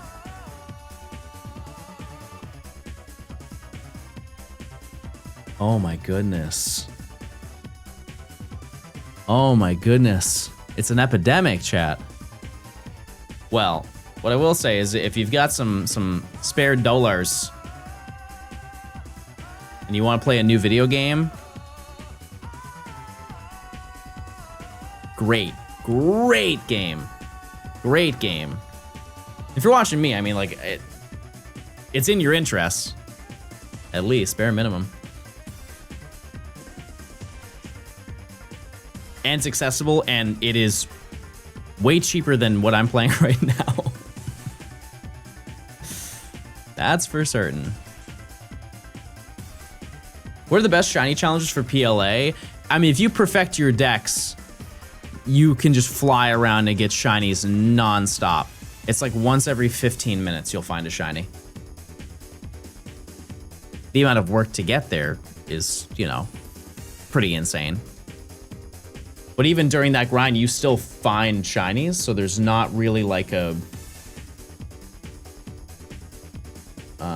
downside to it. You're not wasting time that couldn't be shiny hunting. Because during the course of me perfecting my decks, I encountered something like 170, 180 shinies, like a insane amount.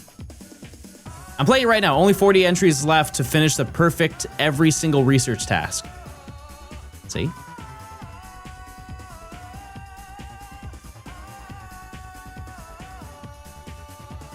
But a cool shiny challenge you could do is getting every shiny unknown.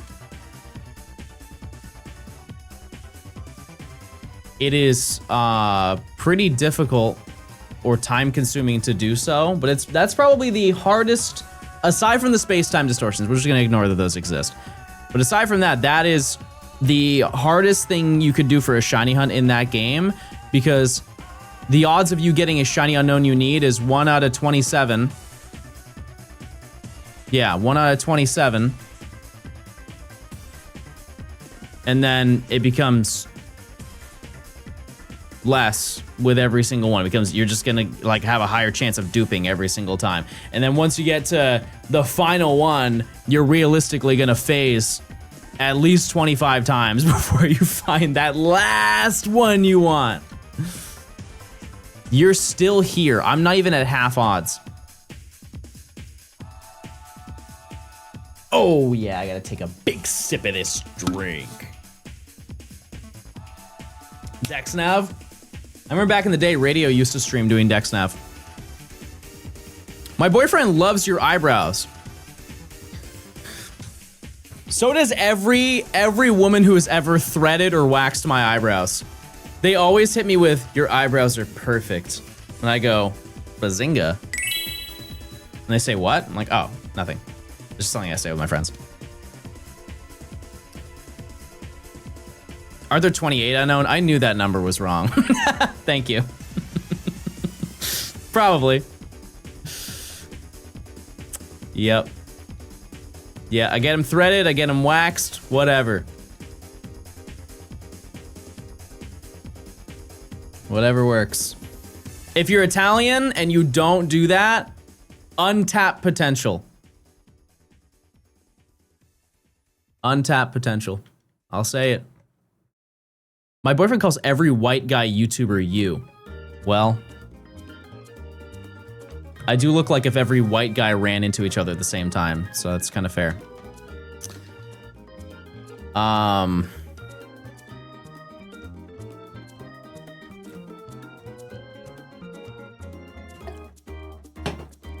You look like Greg, Anthony, and David!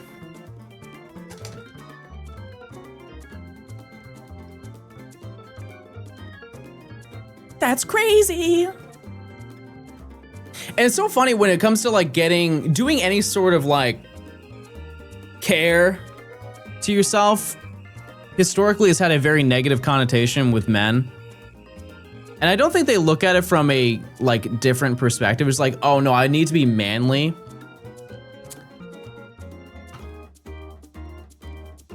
This doesn't happen now. I want to make this crystal clear because Nimi is by my side all the time, nor do I want this to happen in my day-to-day. The amount of times that a woman has mentioned that they liked my eyebrows when I get them done is not every time I walk out the door, but very often. Like very clearly, if you are trying to attract women, having nice put together eyebrows would be, it would garner you more attention.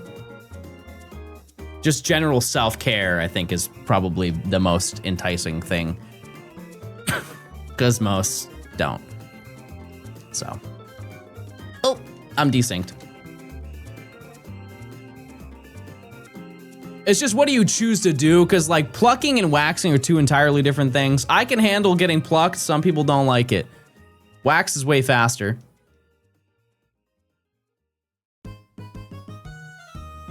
Can you name the shiny eyebrow?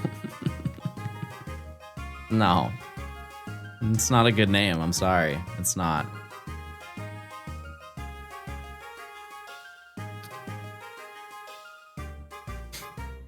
It's not. I don't think there's a single Pokemon that I would be like, yeah, you know what? You cooked with eyebrow.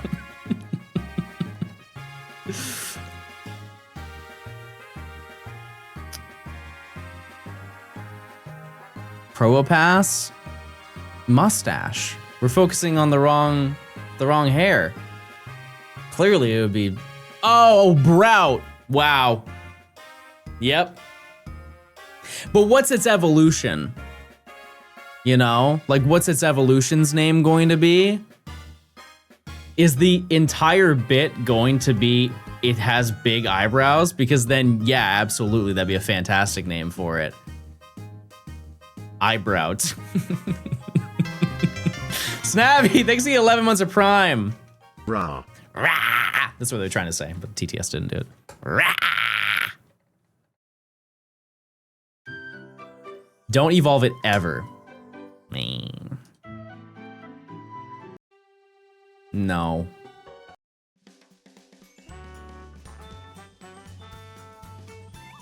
What percentage of John's viewership is straight men?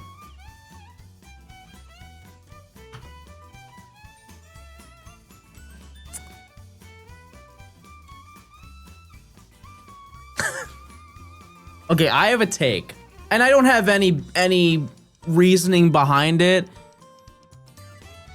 I think there are more gay people on Twitch.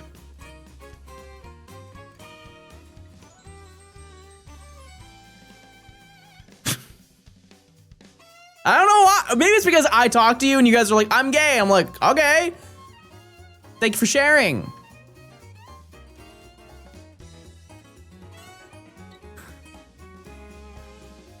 I don't know. I think one thing that can be said is everybody's welcome to watch, right? Like I respectfully, that's none of my business. Whatever you got, you know, like gay, straight, trans, non-binary, it has zero influence on me, and so I shouldn't care in the slightest about what you choose to do with your day to day. You know what I mean? And unfortunately, not everybody thinks that way, but at least you got me, you know? At least you got me. And I think because of that mentality, I get a lot of gay people in my chat. Because they don't have to feel like they are getting... I don't know if made fun of is the right word, but like they see like Ann or Colress and they're like, oh God, he's so hot. And you're just gonna be hit with a resounding I agree by the rest of the chat. Yeah, I didn't think I was gonna say ostracized. Believe it, that's a rare word for me. I was going to say ostracized. I just didn't think it was like that extreme, but yeah, in a way.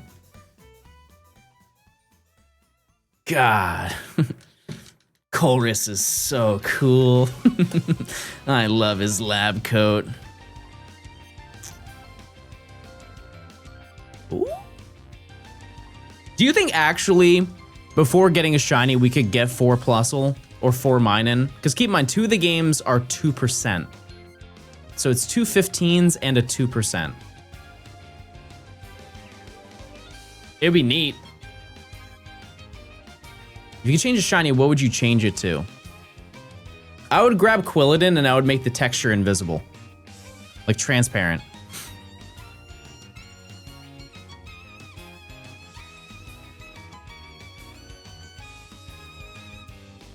It would still exist. Not in my headcanon, it wouldn't. Ignorance is bliss.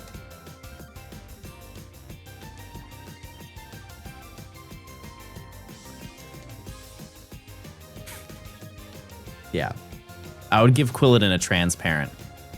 Yes. It's funny you hate the Pokemon that looks just like you. You're a bad person for that. It's quite literally like a baby Pinocchio in like one of those little... You ever seen like those parents who carry their kids around on a leash? And their kids are dressed up as like lions or like teddy bears. I'm not crazy. This is a thing. It's a thing, but it's a...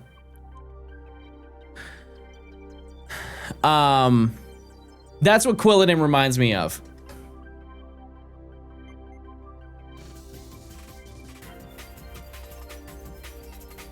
Quilladin hate is so forced. Well, at least I'm not the only one. The Quad Electrike speaks again. Is that a personal story? No. No, my mom stapled me to the roof rack. Any car trip, she loaded that thing full of blankets so I wouldn't be cold. Snacks and foods all went in the back seat, and me, personally, was on the roof rack enjoying the wind.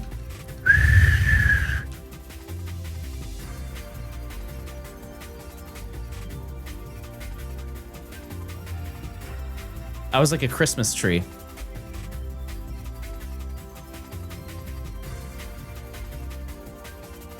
John feels like an only child. No, I actually have more brothers and sisters than I think you guys know. Because I have one biological sister. I have 1 half sister, 2 half brothers. And then for step brothers and sisters, I have 2 more stepsisters and 2 more stepbrothers.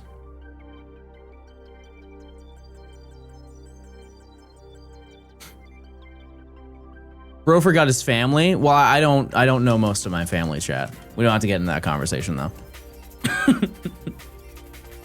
What's the difference between step and half? Step is you got it from your like step parent. Half is your one of your parents had a child with another person that was not your parent that you were born from.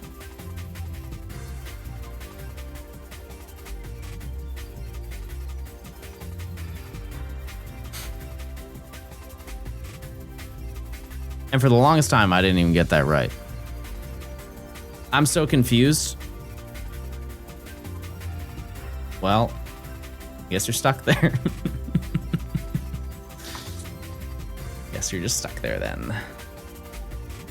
What's your favorite ice type? Didn't you ask me that yesterday? Timber. It's still timber.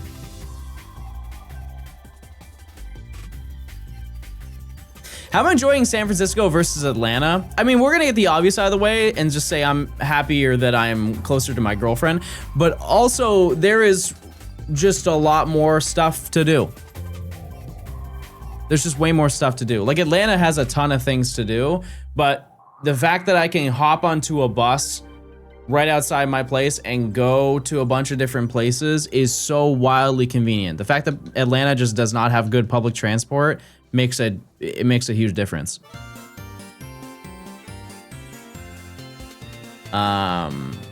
Diversity in food is like unparalleled, and I'm a foodie. I eat. The fact that I can choose like 5 places to get dumplings. Hello.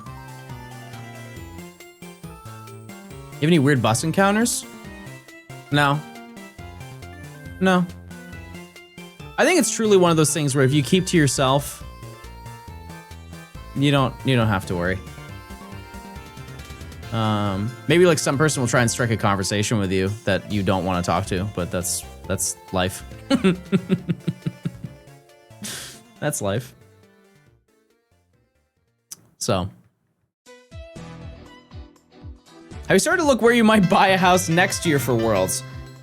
Yeah, I am moving. Welcome back, John. Best wishes, my guy. I am moving to wherever the next Pokemon Worlds is, so I'll let you know at the end of this month once they announce it. I'll be packed by then, so best believe. Isn't it still in California? That's not confirmed. I don't know. Because it's been in California for the past 2 years. It was in Anaheim last year, and it's in San Francisco this year. I like the MARTA. I mean, the MARTA works if you want to go to the airport. Wasn't Hawaii? Nope, that was 2024. Nope. You have 4 separate capture card devices all controlled with 1 controller. No and yes. So the way I have it working is it's going into 1 capture card because I have a multi-viewer. The multi-viewer takes 4 HDMI inputs, which is what that is over here. That feeds into 1 device that exports it as 1 HDMI output, so I do not need to spend like $800 on 4 capture cards. I just run it off of 1.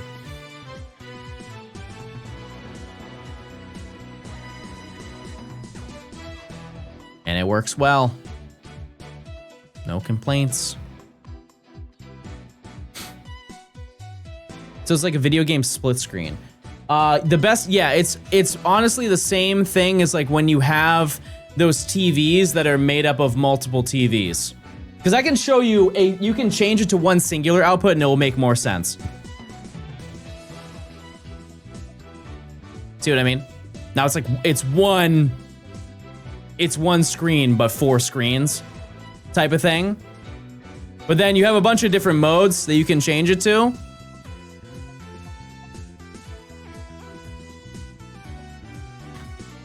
How long do you think you'll go for today? I almost soft reset. I don't know why I just tried to do that. I'm glad I didn't. That would have been silly. All right. The next prediction is for 4,000 encounters. 4,000 big ones, chat. Use your buoyants. This is not half odds. The next prediction will be half odds, but... First time in a John stream. Everybody say hi to that guy. How you doing? User, thanks for the Prime. Funny Man, thanks for the 13 months. Jaeger, thanks for the Prime if I didn't say that. I think I did. That's okay. Check those Primes too, chat, if you want ad-free viewing. What happened to Plusle? What do you mean? Dan, thanks for the Prime. Thank you. Thank you. Manifesting Gulpin. What was the percentage again?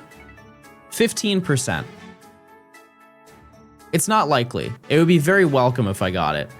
I have a sinking feeling I'm gonna get Zigzagoon, which I know you guys are gonna be really excited about. I watched a YouTube video and I did not know that you streamed. Yeah, all of my videos I stream, for the most part. There's some that you don't know about that I've been working on, but generally speaking. I'm not even halfway done with your latest video, and that's why we added the chapter feature. Oh, that was so close. Oh, that was so close. We got one of the 2%. Oh, that would have been so sick. Minen maxing. Also, on the concept of getting Plusle Minen, I didn't even mention it. I don't know which games are which, and so there's a chance we could get a 2% shiny, and that would be so neat. If not, it would be 15%. But that'd be very cool if that happened. Yeah, we'd be min-maxing. The battle border gives it away? What do you mean? Because I chose all of the borders at the beginning. I just don't remember what I chose for what. You're talking about how like this is green and that one is Pokeballs? Because you just choose that. Unless I'm missing something. No, they all look the same. We remember. Oh. You ever hunted the Cat Pikachu from the Ultra Games? Yeah. Yep, I didn't do it on stream. I actually think I included it in the intro of a video just because I wanted to include it at some point, but I do have it. And to my knowledge, that Pikachu is in... No, it's in Scarlet and Violet. It was in Sword and Shield for a very long time. You ever play Conquest? No. No, not for me. Not for me. I can understand why people like it. Top left and bottom right Minens more often. Fair enough. Pokepark? No. I haven't played most side series Pokemon games, but I can put you on to ones that I think are worth playing if you have not also played them. New Pokemon Snap is arguably my favorite side series Pokemon game of all time. Beautiful game, fun gameplay, way more to it than you would really think, like surface level. Because Pokemon Snap, if you play Pokemon Snap, it's a game you play it, and that's kind of it. It's on rails, and you take some photos, and that's kind of the end of the game once you reach the end of it and get Mew. If you want to watch a really funny video, you could watch a speed run of Pokemon Snap. And for the most part, it just comes down to how fast can you menu and how fast can you get Mew. Because everything is automated in that game. New Pokemon Snap, though, changes a lot of that stuff. Not necessarily like the gameplay mechanics of the game, but you get like a star rating for every single one that you do, and there's like an online leaderboard that you can climb. There was a free title update that nobody played, and every time I bring it up, people are like, I didn't know that. Pokemon Pinball Ruby and Sapphire is so insanely fun. If you are also a completionist, that game has a Pokedex. I appreciate it, Camp. Thank you. Did I miss anything? You missed a lot of gaming. Yeah, Pokemon Ruby and Sapphire Pinball is so fun and so creative too. For both of those games share the similarity of like what an unbelievably easy concept of playing pinball and taking photos, and they make it so it's actually something you want to continue doing. What are we going for? I want Gulpin, probably. Anything's cool, though. Quite literally anything. That will definitely change in future routes. Like the last hunt that we did also was one of those, like, if I get anything, I'm totally content with getting it. But is it worth shiny hunting Totodile in gold for a first playthrough? No. No. Gold? Like gold and silver, or heart gold and soul silver? Because if it's the remakes, absolutely, I think everybody should shiny hunt for their starter. Gold and silver, though, will take you, if you're single hunting in that game, honestly, probably like 100, 200 hours. No, you wouldn't even do it, honestly, unless you're a real dedicated gamer. I don't even think that you would actually finish it. Unless you got it super under odds. Heart Gold Soul Silver, you could reach odds in probably like single hunt 2 or 3 days.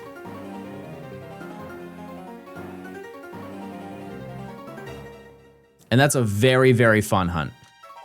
I would honestly do it again. It was so fun. Yeah, that was the intro to the Gen 2 shiny decks. I hunted all of them and I got them without phasing, which is so not likely at all.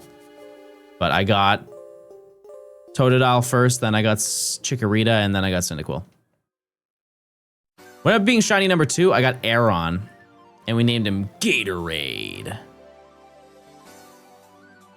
Gatorade.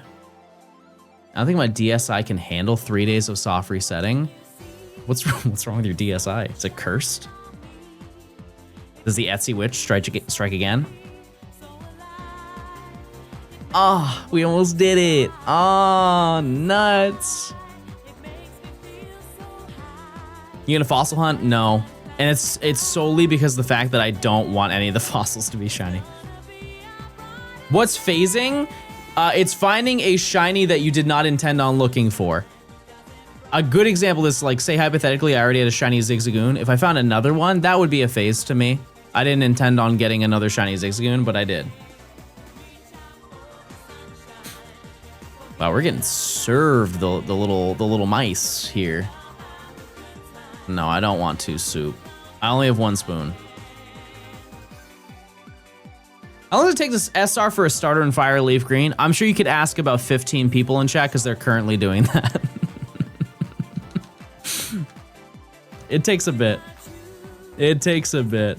Because you had to go off of the premise that, like, people who are normally shiny hunting are not doing this. They have one singular copy of the game. Maybe they have 2. Months with 4 Game Boys? No. No, it's way faster than that. Exponentially faster. You maybe want to go replay the new Pokemon Snap, see? And it also has a good storyline. It really does.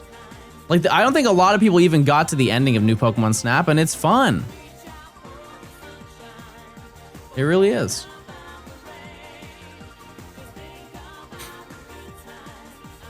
That's how long it took me. Well, I mean, like, it depends on how much you're actually hunting. If we should be deeming, like, the length of them based on how many hours you put into it.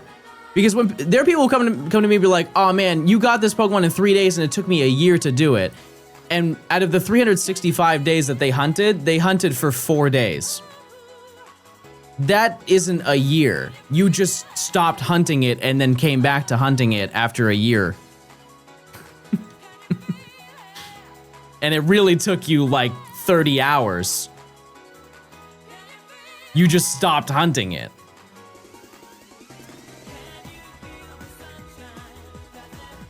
$3,500 encounters, 2 hours a night. You know what? Fair enough. You got me. At least you have the math behind it. I believe that then. I believe that. Those things add up. But normally, normally it's not like that. Did you see the Zelda Switch 2 edition leak? No, I don't look at leaks. I don't care. Respectfully. I like being presented information when it shows up. I was trying Zapdos in under 200 encounters. Man, I wish I was that lucky. I've never had that luck. Not even this week. Not even this week have I had that kind of luck. It's a shame. It really is. It's hard. I'm 2 days into this challenge and I'm only at badge 3. Ugh. Well. We're at least almost at half odds. That's what we can look forward to. What shiny do you want here? Gulpin. Gulpin. So when does the video get dropped about you staging the Mudkip encounter? Dang. Soon. I'll upload it. I'll be the one to upload it, don't worry. If you look very closely at this frame, he was clearly holding the L button. But he only did it for 1 frame, so only 1 game got shiny. A masterclass for the oblivious. Cheating for the well-informed. Next week, we're gonna explode Absol. We're gonna expose Absol. He hasn't blogged in years. He's vlogged every single video. His name is fake.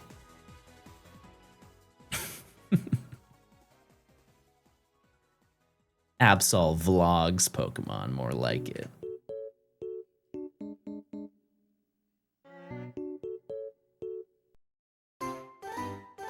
Quad dog.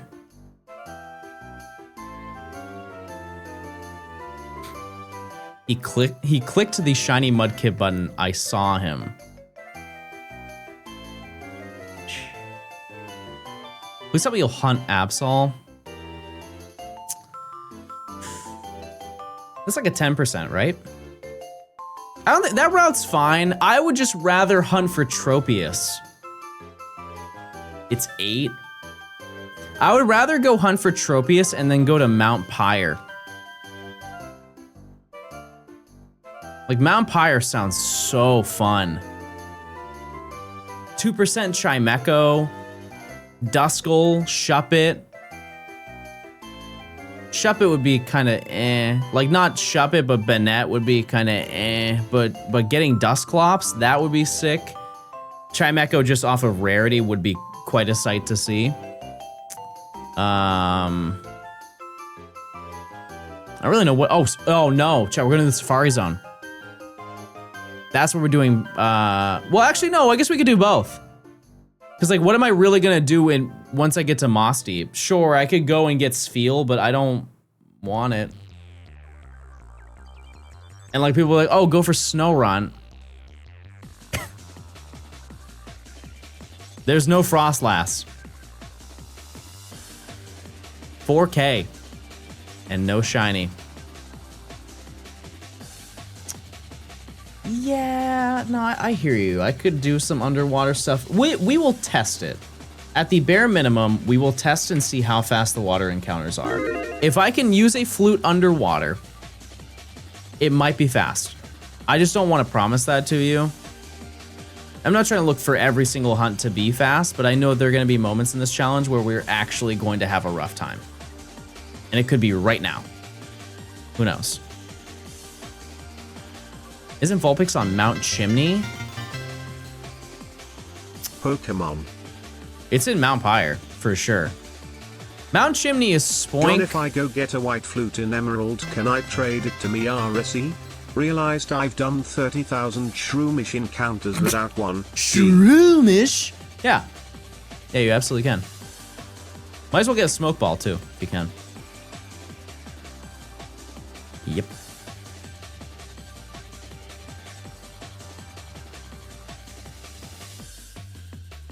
Shiny Finizen after 4 days. Shiny Finizen, or just Finizen, is my favorite Pokemon from Gen 9. Please blink 70 times for 70 months.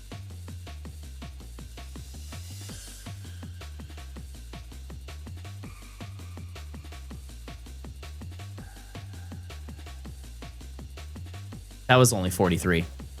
Joke's on you. Drew, thanks for the 70 months of tier 2.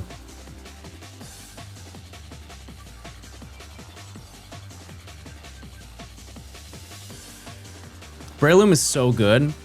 Breloom is so good if you nerf Shroomish during your entire playthrough. Real ones know. Shroomish is really, or Breloom is really good if you use Shroomish all the way to the Elite Four. Then Breloom gets good. Who's funnier, Twitch chat or YouTube comments? I mean, I have more Twitch comments than I do YouTube comments. I probably get a YouTube video's comments worth in like 15 minutes of stream.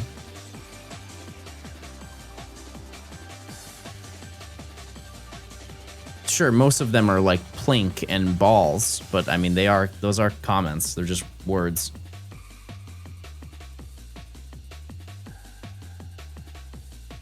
He's dodging the question.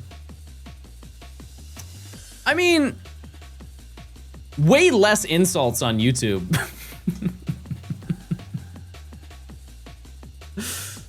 Way less insults on YouTube.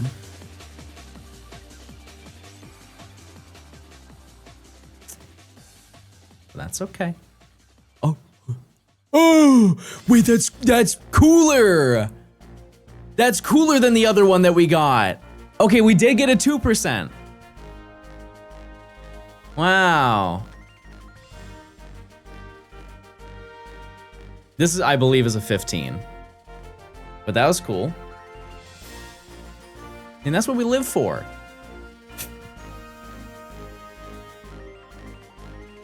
Those are the fun little gaming moments we like to find along the way.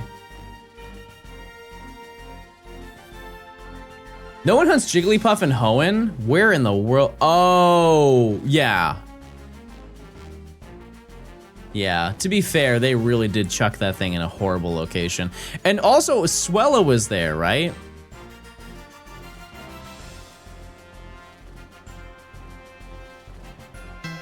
Velocity, thanks for the 3 months. Needed the video to remember my Johnstone love. I appreciate it. Thank you so much.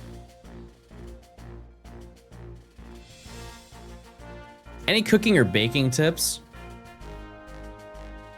This piece of advice my mom gave me when I was younger. Well, actually, when I moved out. Still younger, but when I moved out. If you ever want to make a recipe, you want to like bake something, just do what the instructions say on the box. Don't try and be like, and I'm talking like, obviously if you get a cake mix box, everybody follows the cake mix recipe. There was a time though, where I wanted to make cornbread. And I asked my mom, I was like, do you have a good recipe for cornbread? She's like, just use what's on the box. I was like, yeah, but maybe I just feel like it wouldn't be that good.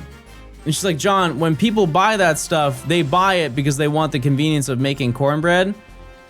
They wouldn't put a bad recipe on the box because then people would not buy their cornbread mix. I was like, oh. Well, yeah, that's kind of a good point. Owned. How'd I get owned? That was just informational.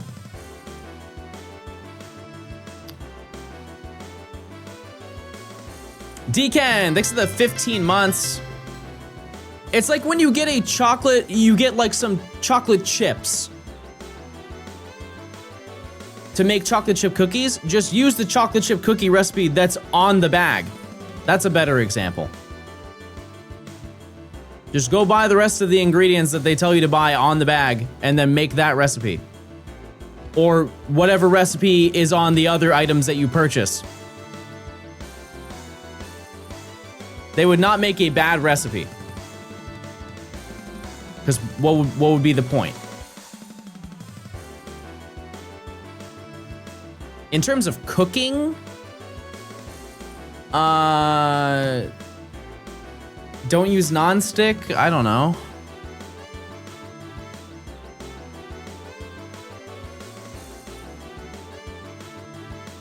understand what the actual temperature of the things are on the dials on your stove.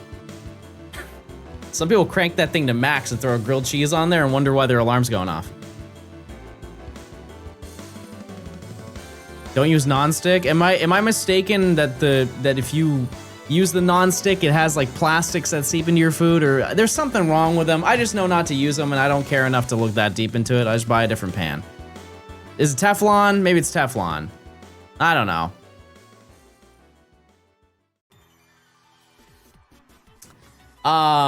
A piece of advice I can give you, this is just like, this is common knowledge for people who are older, but don't use a silicone spatula instead of a metal spatula when you are cooking, because you will just scrape the pan. What Pokemon should I poke radar on Platinum? Ooh.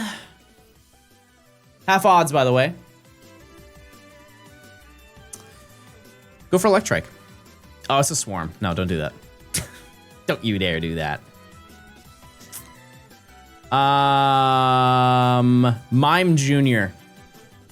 Relatively easy to set up. You have a VODs channel? Yep. Johnstone VODs. Yep. Yeah, Trophy Garden's cool.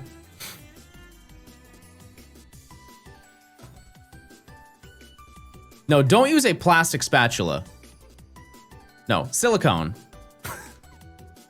Plastic spatula would be really bad if you use that. You could also use a wooden one. Wooden one's fine too.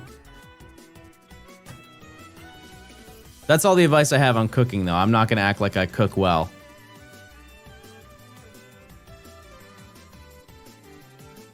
Other than make more than you intend on eating, because then you can just save it for tomorrow and then you don't have to worry about cooking the following day.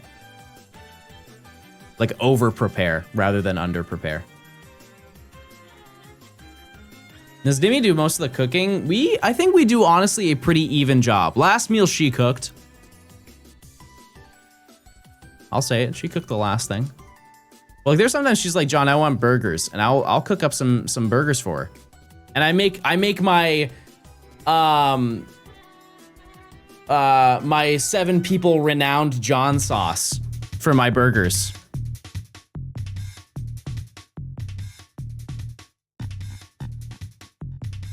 And she loves when I make burger.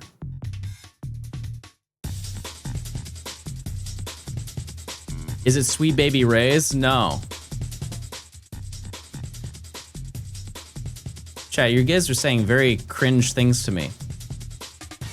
It's just a yummy burger sauce that I made. You guys are sexualizing me being passionate about making my partner happy.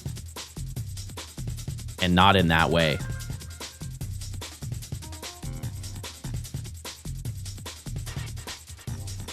Do you grill the burger or make it on the stove? No, I don't have a grill in my apartment. That'd be so fire if I did.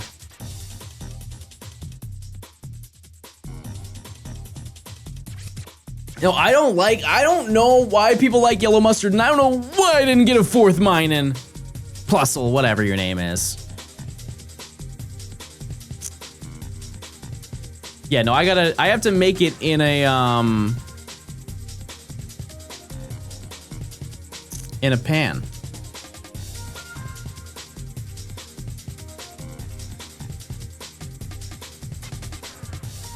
Yeah, yellow mustard just is yucky mode. It's yucky mode. And it always will be. I'm sorry. You know what I need is one of those George Foreman grills. Just like the panini press. Cook your burgers in there. I think I have one. I just don't know where it is. Amber, thanks for the tier 1. Enjoy your emotes. Wait, chat, we just got a golden Kappa train. For a humble 100 bits, you too could get a golden Kappa. Can everybody do a quick Kappa check for me? Does anybody have any golden Kappas right now? Jeez. Not a single golden Kappa in this chat. That's interesting. KNB, thanks for the 5 gifted. Me, thanks for the 100 bits. Pepper, thanks for the 100. It is the cap attacks. Ziploc, thanks for gifting a sub. Crystal, thanks for the prime. Paul, thanks for the 300. Balls. Okay, I'm here. You can get the shiny now. Okay. John, I got a cat, an orange cat. Very orange cat, baby. Meow.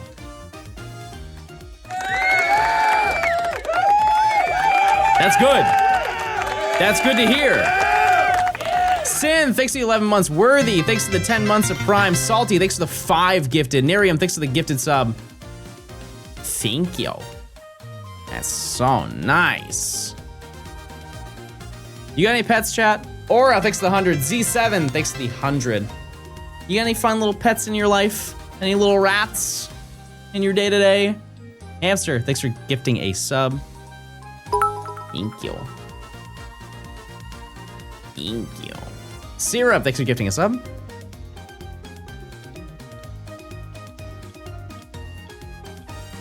Eden, thanks for gifting a sub. Thank you. Unsurprisingly, I have 2 Pomeranians. 2 creatures. I have a gecko.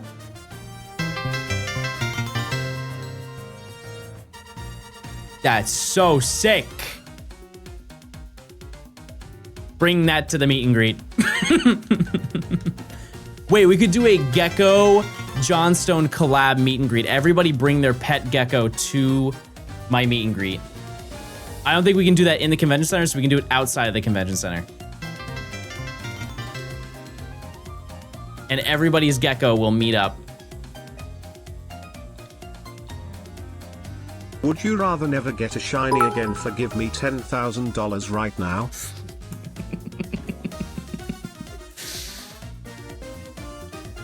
I could retire.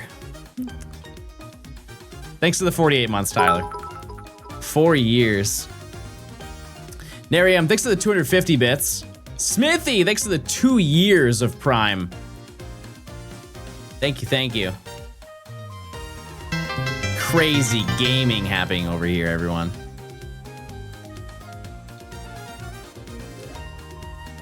Someone needs to bring insects, that's true.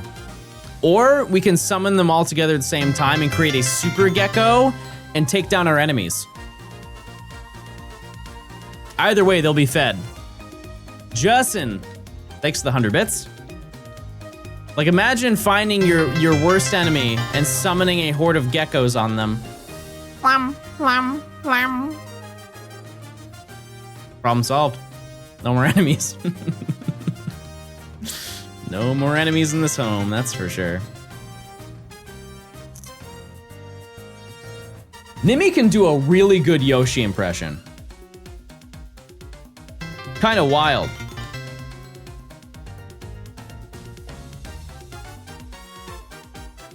Hold on 1 second.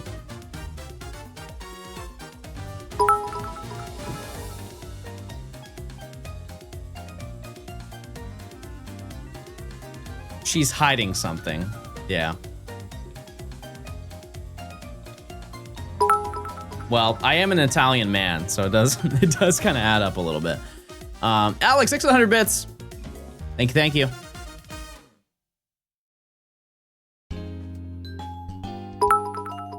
We're doing pretty well, chat.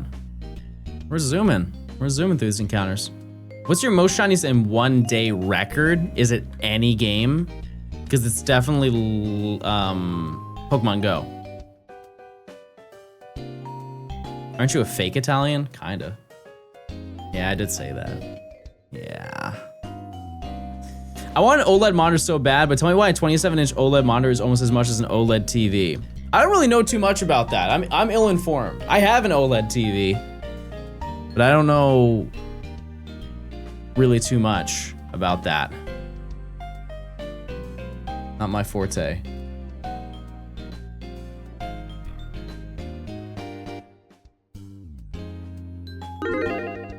That being said, I can tell when I'm being upsold.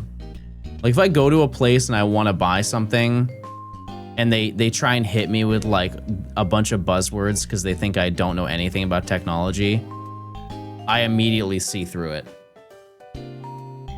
Like we were getting a TV for this apartment, and a guy was like, "Hey man, you wanna like the speakers in these are cool, but you could get a sound bar." And I understand, like I know what I want out of a sound bar, and I said to him, I was like, yeah, if you have one for like $100, I'll get a sound bar. And he's like, no, you don't want to do that. I'm like, oh, I don't? He's like, no, man, come here, I'll show you. And he brings me over to this big TV that has, because I bought, I think, a Samsung TV, and he was like, you want to match the soundbar, and you want the Samsung soundbar. He's like, here, let me show you. He does this whole demo with me, where he plays the TV with like a really low volume, and he's like, listen, this sounds fine, right? I'm like, yeah, it's okay. He's like, all right, now check this out. Then he syncs up the Samsung soundbar to the TV and cranks the volume super high. He's like, listen how clear it is. I'm like, yeah, it's louder. It's coming out of speakers that are facing me and not the wall. And I was like, all right, how much is this? He's like, listen, it's $500, but it's worth it. And I was like, I'll just order one online. He's like, are you sure? You sure you don't want to spend 5 times as much? Come on. Kappa check, everybody. Represent. Space of the 100. You know Vin Owen. Oven. Sorry. Thanks to the gifting a sub and for the tier 1. Fairmount 6 for the 100 bits. Thank you. Thank you.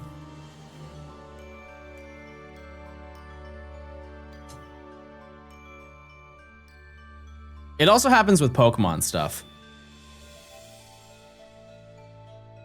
Where people will be like, have you played the other Pokemon games? I'm like, no, I'm kind of new to this whole thing. No. I heard it's cool though.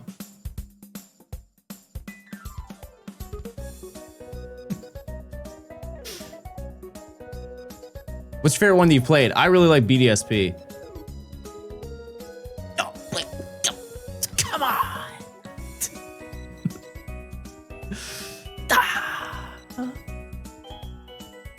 You gotta play the classics, man.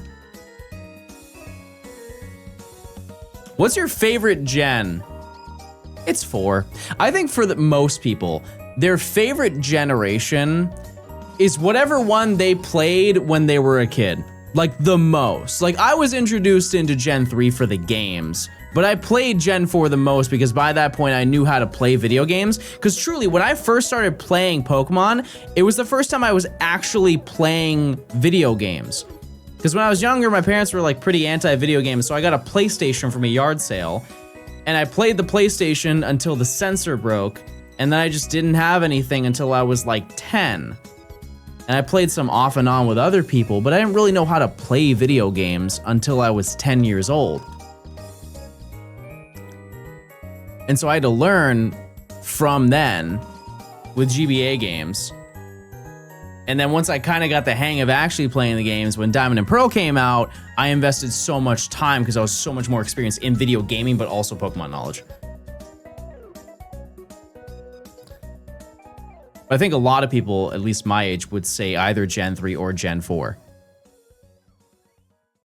I hate to tell you guys this information, but there are some people in chat who their childhood Pokemon game was like X and Y.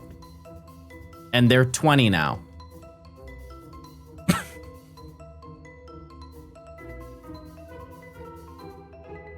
That's life. Like their favorite childhood game was Sun and Moon. And they're 18. I think it's the first gen you played intelligently. Right, that's what's like, yeah. I played Crystal, but my E4 team was a level 84 starter, and the first 5 Pokemon I caught at the level I caught them. Yeah. So Gen 3 is my fave. I hate you. Someone's got to.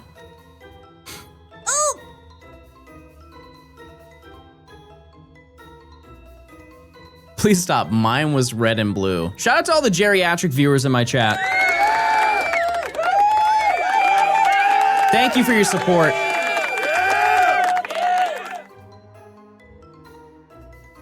Hope your knees are doing well.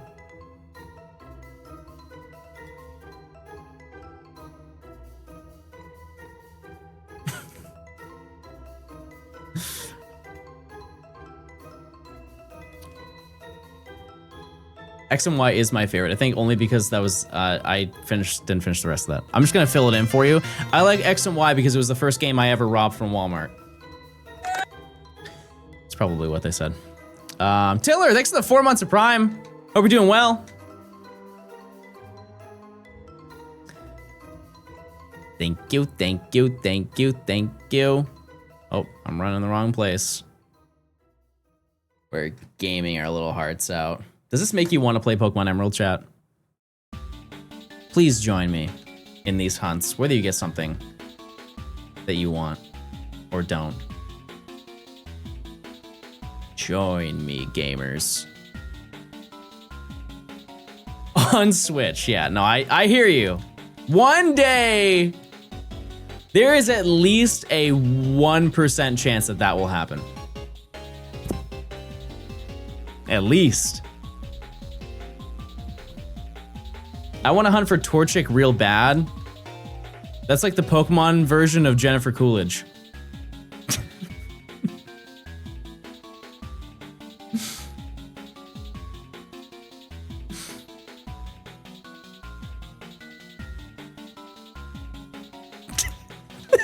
I can't even do it. I can't even do the bit.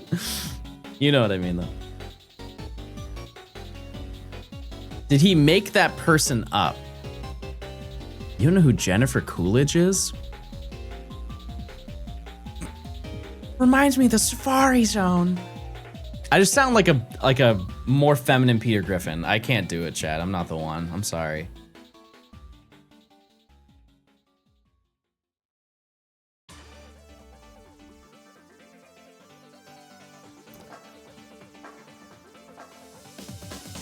Jennifer Coolidge is 64. Well, congrats to her. That's great. You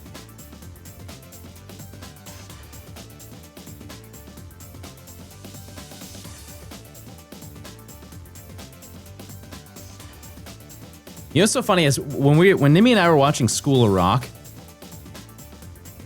she was like, wow, he looks so young in this movie. And I was like, yeah, I mean, he was probably like late 30s. She's like, no, he wasn't. Like, yeah. He's like 60 now. He's like almost 60. Yeah, Jack Black. She's like, he's got to be in his 20s in this movie. I'm like, no, this movie was 20 years ago, and he's probably 60 now. So he was very late 30s when they filmed this. We found it. He's 56 is how old he is.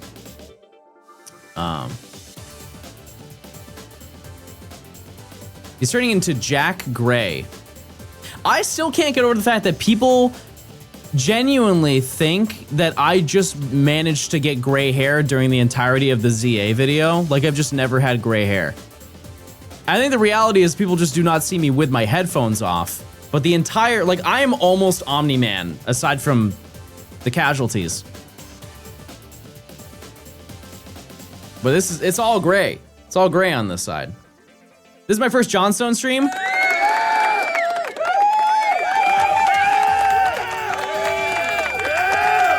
Yeah, everybody say hi to that person. That's awesome. Well, we're just hunting. We're just playing that little game, doing the old darn sport around these parts.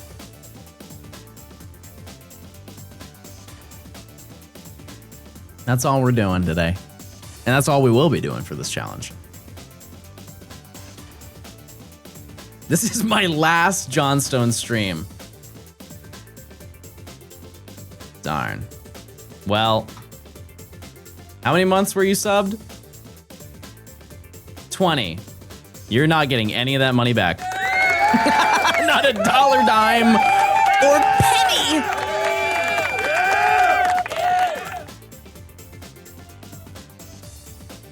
But you get a little smile on the way out.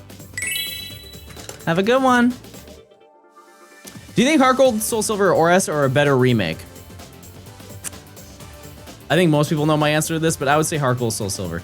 That being said, the one thing that makes Heart Gold and Soul Silver difficult for me to ever want to like really replay is the fact that they didn't actually fix the core issue of the post game.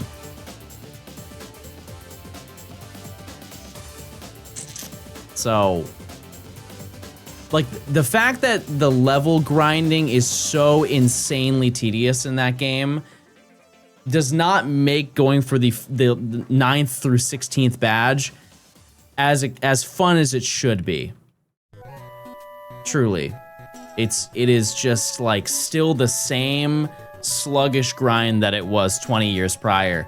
That being said, the storyline for the post game, it has more stuff to do and that's more fun. But being able to fight like level 20 Pokemon, like having to go back to Johto to train, to go back to Kanto to fight is such a silly game mechanic, and I don't know why they didn't just level up all the Pokemon. Or make it so we can go to Mount Silver Summit sooner, or sorry, the base of Mount Silver to grind. At least give us something that's relatively within our level range. This is my favorite Johnstone outfit lately. Orange fits you very well. I think that orange and brown elevates my skin tone. Like, it makes me look more tan. I truly would love to go to like a place where they do like the little color swatches on you. Because I know that brown would go silly on me. Because every time I wear brown, somebody's like, oh, you look really nice today. Yeah, I'm so ready for fall. I could be pumpkin spice. I think I would do fantastic. AI would do that for you. Well, I could also help a local business. King Kong, thanks for the raid, by the way. I appreciate it. You gonna upload the Emerald stream on VOD? Yes, we'll do it soon. I'm still getting through the remainder of the last video. But I think I have, what, 3 or 4 VODs left. So in a couple days. Can someone explain to me why I give my cat everything its little heart desires and it still wants to go outside and get fleas? Maybe they want to share it with you. Maybe they want to share the fleas with you. You ever consider that? Speaking of, where's Lil Gian? Lil Gian's not here. You guys want to see me open some packs? I think enough time has passed since I cracked open the last collection of packs. The Pokemon Company sent me a tremendously large volume of Pitch Black. No, Gian did not come with the toy.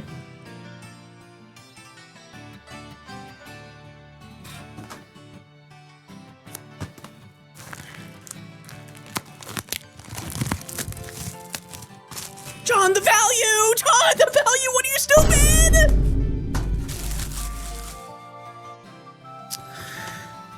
All right, let's see. Oh, let me do the old thing. Hold on. Oh, look at that. Look at that little. Break the seal. Break the seal.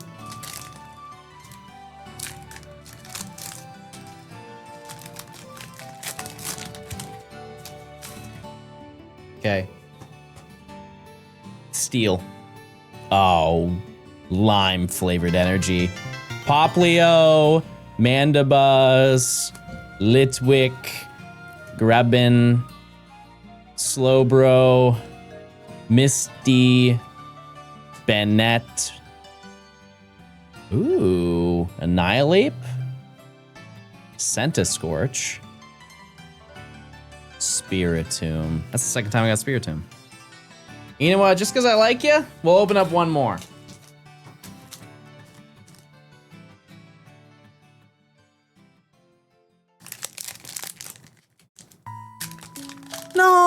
No, it's not sad. No, this is good. Look, it's gonna be a good pack. Fire energy. Ah, nuts and bolts. Goldeen. Poltergeist. Mischief. Picky Peck. Oh, Heatran. Misty. Lampent. Mischief. Sinistra. Ooh, that's a cool card. I like the art on that. That looks like it had potential to be a full art, and they reconsidered. I like that one. All right, let's not listen to this sad little song.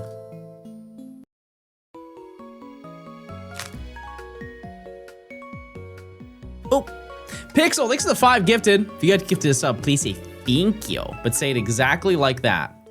Thank you.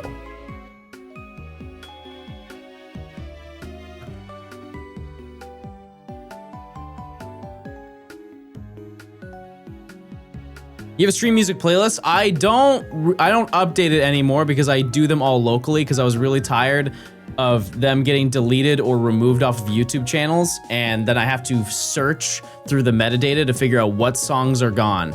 And so now I just have them all locally and I don't ever have to worry about that.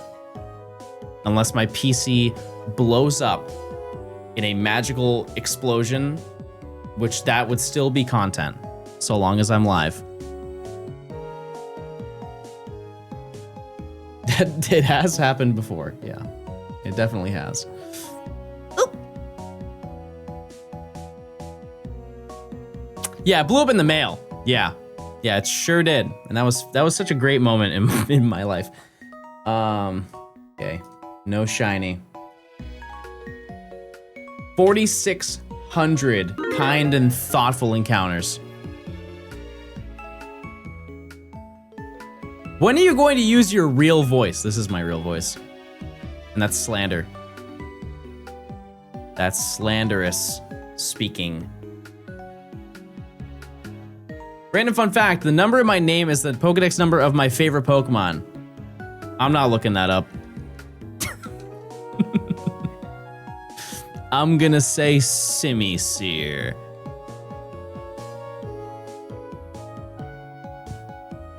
Gotta be Simisear.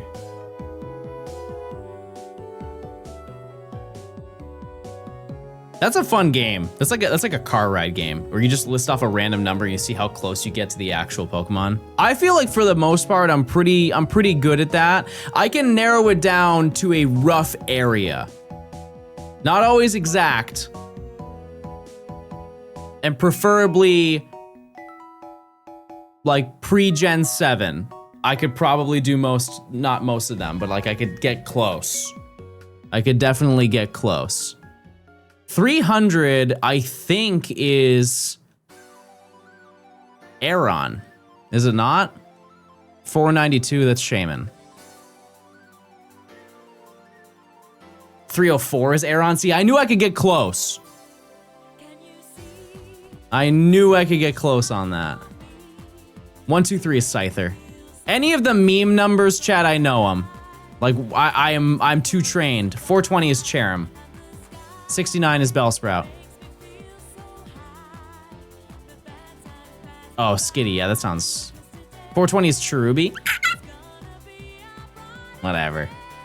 666 is Vivian.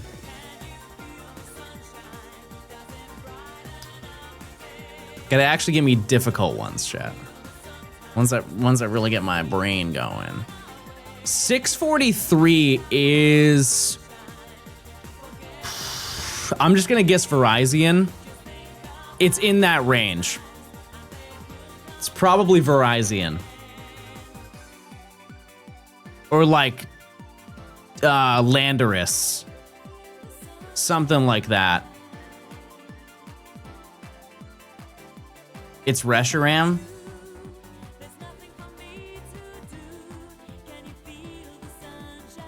Darn. The month and day of your birthday as one number. That has not happened yet for me. One day I'll have that. And that will be my Pokemon. Ooh, 468. That's a unique one. I'm gonna say 468.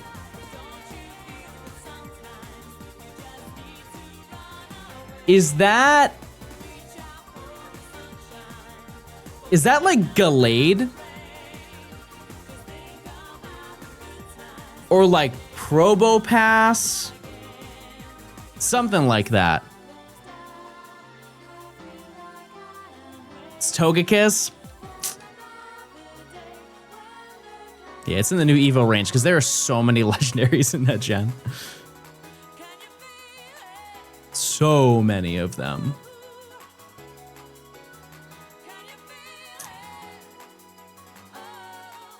$604. Gen 5 is so hard. 604. Oh my god, what would that even be? 604. I'm gonna guess like. No, it's not Frillish. It's like later game, like mid game, kinda late game.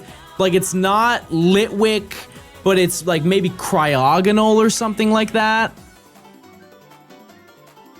Because my mentality when it comes to it is like, I know when every deck starts and ends, and I just kind of go like, oh, well, this is in the middle of the deck, so it's probably in the middle of the story. Electros, yeah. 494 makes no sense, it's Victini. If it's the beginning or the end of the decks, I'll get it. So long as it's not a newer gen. That I can't. I have not brushed up on that.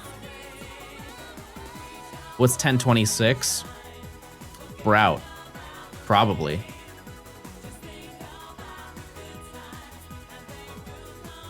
Bro probably just went, I forgot they revealed that.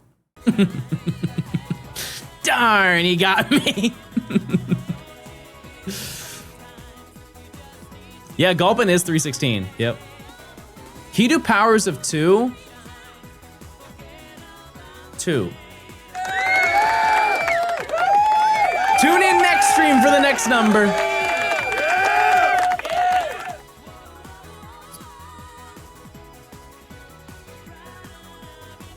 I'm excited to see what the new legendary Pokemon look like. I really do kind of feel like we're going to get another like Lugia Kyogre type of vibe. Just off of the concept of it being winds and waves, like we are going to get another deep sea Pokemon. And then just something that flies in the sky. And we've already had Kyogre and we've already had Tornadus. So like what would it be? How would you feel, chat, if they reuse legendaries for a new story? Like main game legendaries. But it's 2 different Pokemon from 2 different games. So rather than Groudon Kyogre, it's quite literally Tornadus and Kyogre. But it's a different lore. You learn more lore. Do you care to see newer Pokemon or expand on the old ones? Is basically what I'm asking. Like imagine. Here's one. I know people eat this up. Rayquaza and Deoxys. That kind of changed the perspective a little bit. That sounds a lot more fun. Think about it. Think about it. Mods, could you, never mind. I got it.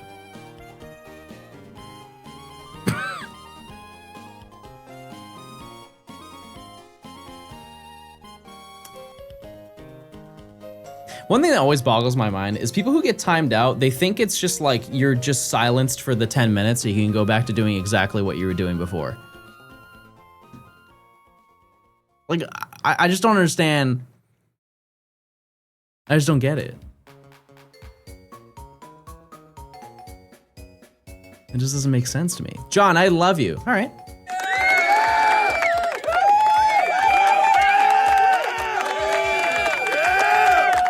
Thanks for your support. Oh Oh, the double mine, and one of those is a 2%.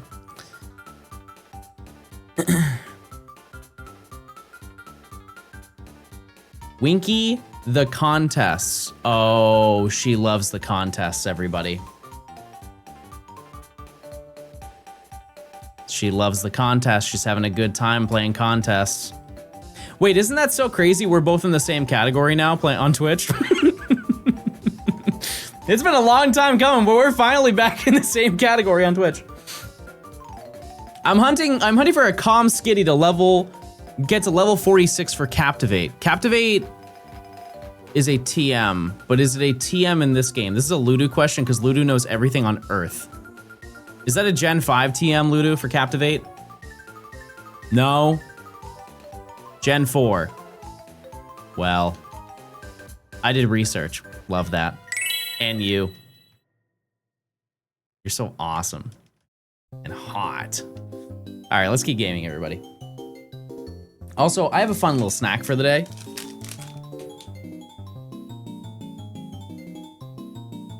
Real ones know. If you don't,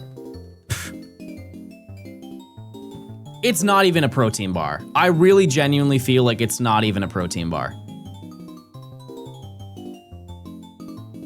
Crispy is better. So she doesn't like, well, I don't think she doesn't like protein bars. Like she's had like protein powder in her life and stuff like that. But like protein bars are so hit or miss. It's either like if you don't get an appropriate amount of protein from them, they just taste like terrible. These ones, I am telling you, chat, quite literally, you would have fooled me if you unwrapped and handed to me. I'd be like, wow, this is a yummy little candy bar you gave me. It's wild. It's absolutely insane. Oh, the triple gulp?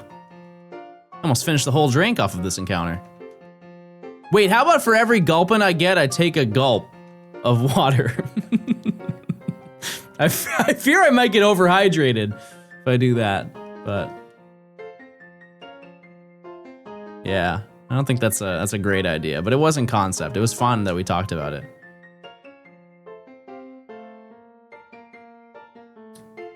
Big gulp. I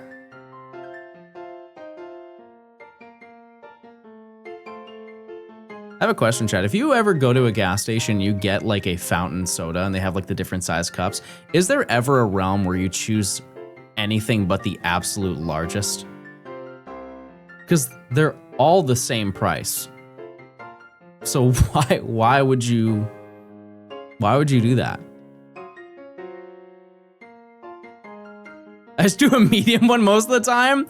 Well, I guess it depends on when you're getting it. Because if you're getting it and then heading straight home, you drink it and then maybe you put it in the fridge, right? The real tech is to get a whole bunch, put it in the cup, and then don't put any ice in there.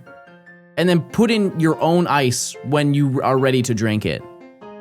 But if you're getting it and then you're going straight to work or whatever, yeah, probably don't bring the largest possible one they serve you. If you're quad hunting, which file is the master save file for the oak challenge here? Huh? What are we saying? I'm not doing another shiny Professor Oak, and that's not just now, that's... We're done. We're done, chat. I hate to say it, and that was the end of an era. That video is, unless Winds and Waves takes 300 hours. It's more so me putting my foot down saying I'm never doing a 1,000-hour video ever again. I just won't. Because it's like draining and emotionally draining. And for some reason, every time I do them, there's some drastic life shift that I have to go through, and it's a mental battle to finish the video. So I don't intend on doing another one. That being said, where is it? Oh, I was doing a little B-roll shot, so my copy of Emerald is right here. And then I trade it once I get a shiny in this game. In one of these games, I trade it to Emerald and we play through Emerald. Is there a chance you'll do a post-game shiny? Yeah. Yep. Yeah, we will beat the game And I mean, realistically, I do feel like it would be kind of silly if we played through this entire challenge and I didn't get Shiny Rayquaza. Because if it was any other game, if it was Diamond and Pearl, I would at least get Palkia or Dialga, right? And while I am getting other legendaries while I want to play through, so I at least have the intention of doing so, it's not the box legendary. And so it's kind of silly. So realistically, I can't think of any other hunt that we would do. I think that Rayquaza would just be the nice completion ending to the video. Also, considering how strong it is in this game, it would be good to wait to do that anyways so we can prepare and build up like a whole team to do it. Because I would need to get all of these games up to like level 70. Or maybe I don't use my Master Ball. I don't know. Like, I know a lot of people are like, oh, you should use luxury balls, and you only get one luxury ball in this game. And I'm not gonna do any duplication, because when I did that as a kid, I deleted my save file, and that would be a horrible way to end the video, and the last video had a bad ending, so I'm not trying to make that the theme. So, I just think that, like, what would I catch it in? Ultra Ball? Probably an Ultra Ball, right? And I've always dreamed of having a shiny Rayquaza in Gen 3 and Gen 4 and, you know, Gen 5 and Gen 6 would have been cool too. I got one in Gen 7. You guys saw that and I brought it up. And so we were good now, but not, you know. Dust Ball did not exist by this gen. That's a Gen 4 introduction. Yeah, the Luxury Ball was intended to be an unbelievably rare and special ball. And unfortunately, they made one of the coolest Pokeballs ever, and people were like, man, why is there only one in your playthrough? Also, how many are in Fire Red Leaf Green? I think that there are 2.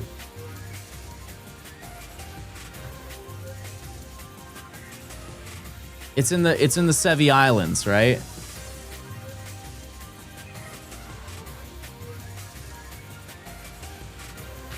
$4,800 stinky little rats. I'm working on SRing for a shiny Rayquaza, and the plan is catching a luxury ball.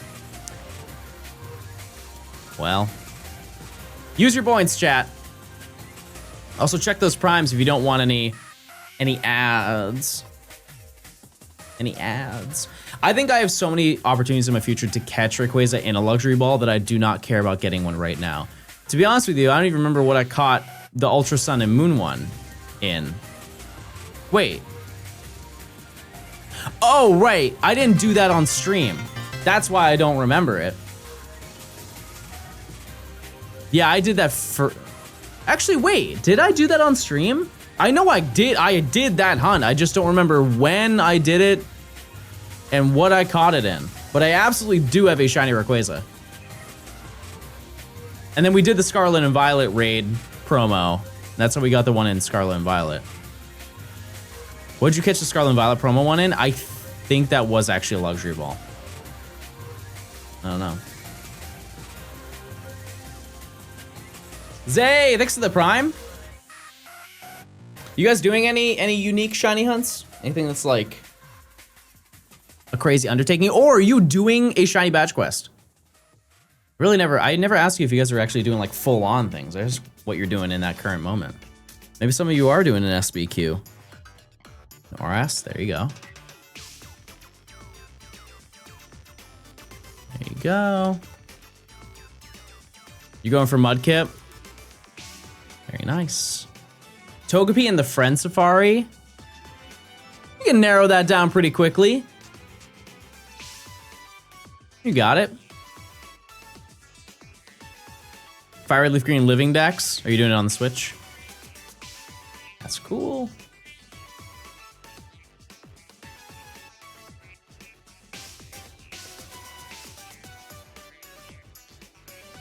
Hey, listen, chat. If you want to join this with me, you can do it in Omega Ruby Alpha Sapphire. You'll get it done way faster than me. It'd be a fun little activity while you're watching stream. X and Y national decks. We will do that one day. We absolutely will. Yeah, if you can't get past the starter in an Oras SBQ, give up. It's like, that's the hardest hunt that you're gonna do. That's it. I've been working on catching a shiny living dex. If you were to take a guess, chat, how many shinies do you have out of the 1,025? Across everything. You can include Pokemon Go. I am probably at, I would say halfway. I would say that, maybe 600. Roughly though, at least 500. Let me check my spreadsheet. I like hearing that. That's what I like to hear. The old spreadsheet. You know how I feel about those. 42%. Very nice. I thought that Wingull was shiny. I don't know why, but I did. And I would have been like, oh. Oh, okay. The way that I see it, chat, is shinies are shinies. Like, if you put them side by side in the same game, I have no idea where you got them, so they mean the exact same. You can have your own, like, sentimental value to attach to them. I can just never get around the mindset of people being like, your shiny is not as worth it as mine. I just don't ever understand that mentality, because it quite literally is, they have this saying, it's free to be kind.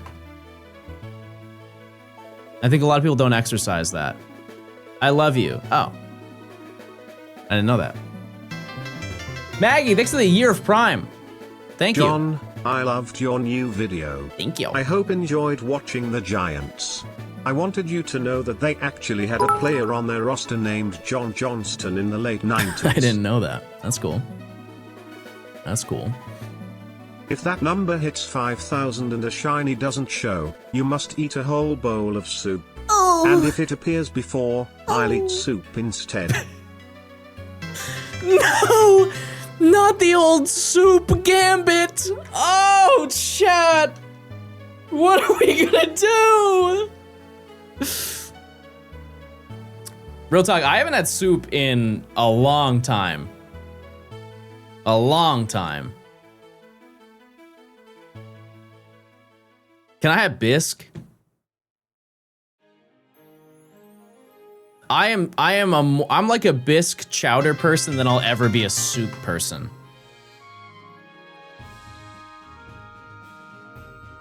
Twig, thanks for the Prime.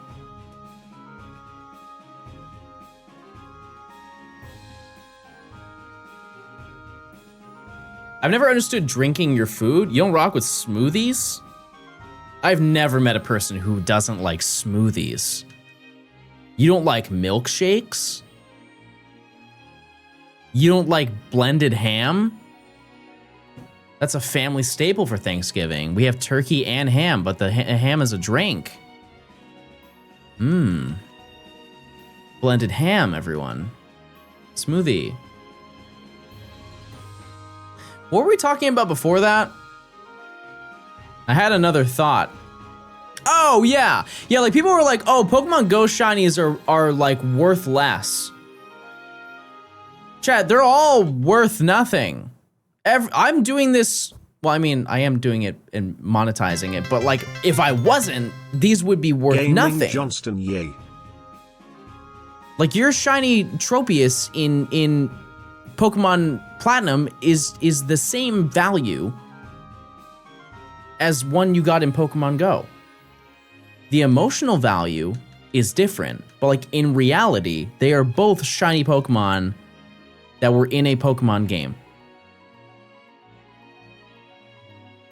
And if somebody was, you know, so excited, they've been waiting for years for there to be a community day for Oddish to be in the game, and they're over the moon that they got their dream shiny in Pokemon Go, why would I be the one to be like, well, well, if you hunted it in... Who cares?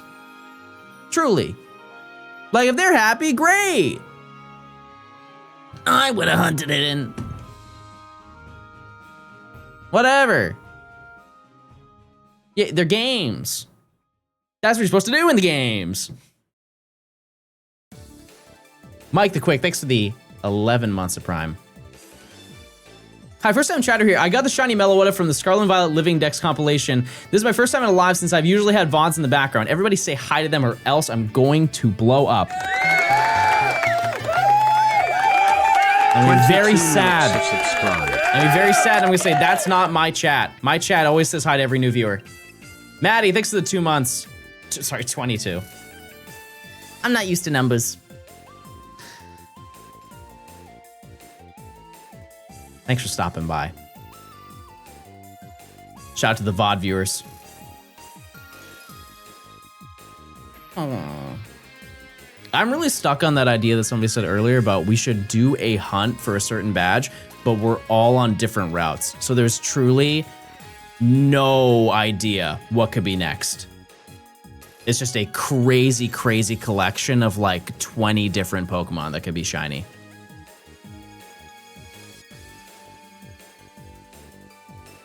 It's such an easy idea that I find it so funny that I don't think I've ever seen somebody do it. I'm pretty sure this is one of the first times I've been in the stream chat too. Epic. Well, hey, this is what we do. We just sit and talk. And then when something shows up, everybody just goes like this. And then we get all excited. And then maybe I fail it. And then you laugh at me. And that's the John Gaming difference.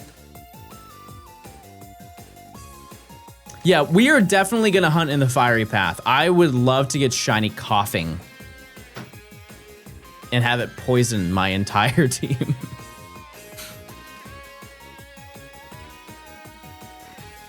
Because I think, yeah, the next section, after we defeat Watson, there are so many locations that we can go to hunt in, and I think that actually might be our next opportunity to do so.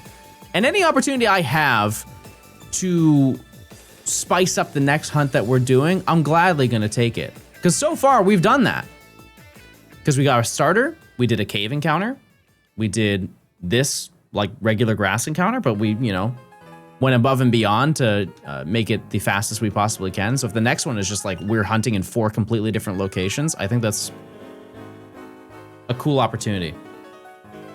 Or actually, maybe it's not this location, it's the one after that. Like, because after we defeat Watson, we could go hunt in the desert, the route connected to the desert, Fiery Path, and Spinda at the same time, or we can remove the desert because the desert's kind of slow, and we could do Meteor Falls. Oh my god, imagine we hunted in Meteor Falls. That would be so fun. No fossils. I don't want a single one of those little rats. Nope. You need the goggles? All right, we can't do that anyways. Good point. Good point. Can't do it. It would be, we'll have to find a dedicated location to not mess up running out of the grass though, because having that many different patches of grass will be a little bit difficult. Spinda and Skarmory, impossible to mess that up. 98% of that route is grass and soot. If you get another Underodd shiny before Gym 6, you gotta get a fossil. No. No.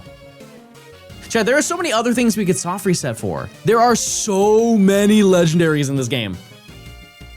Yeah, I be farting. For real.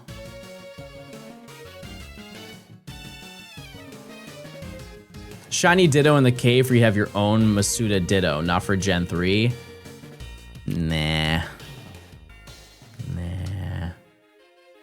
Pre-batch 5 is probably the best chance to do a roulette, yeah. Yeah. Or for good old Norman. Kecleon. Yeah, Kecleon is cooler than any fossil. Without a doubt. Yep. What game is this? Ruby and Sapphire. Isn't that crazy, chat? There's still new people. Hey, John, I'm new. I just said that. the proof is there. I love Ruby and Sapphire. That's so awesome. I love that you love that. Thank you. Check those primes, chat, if you want ad-free viewing.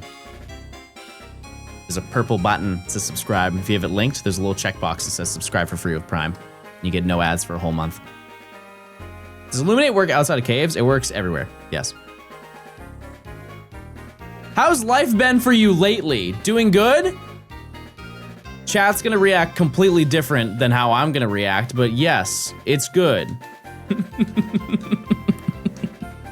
It's good. Thank you for asking. Yep, I'm doing well. And I'm excited. I'm excited for the rest of this month.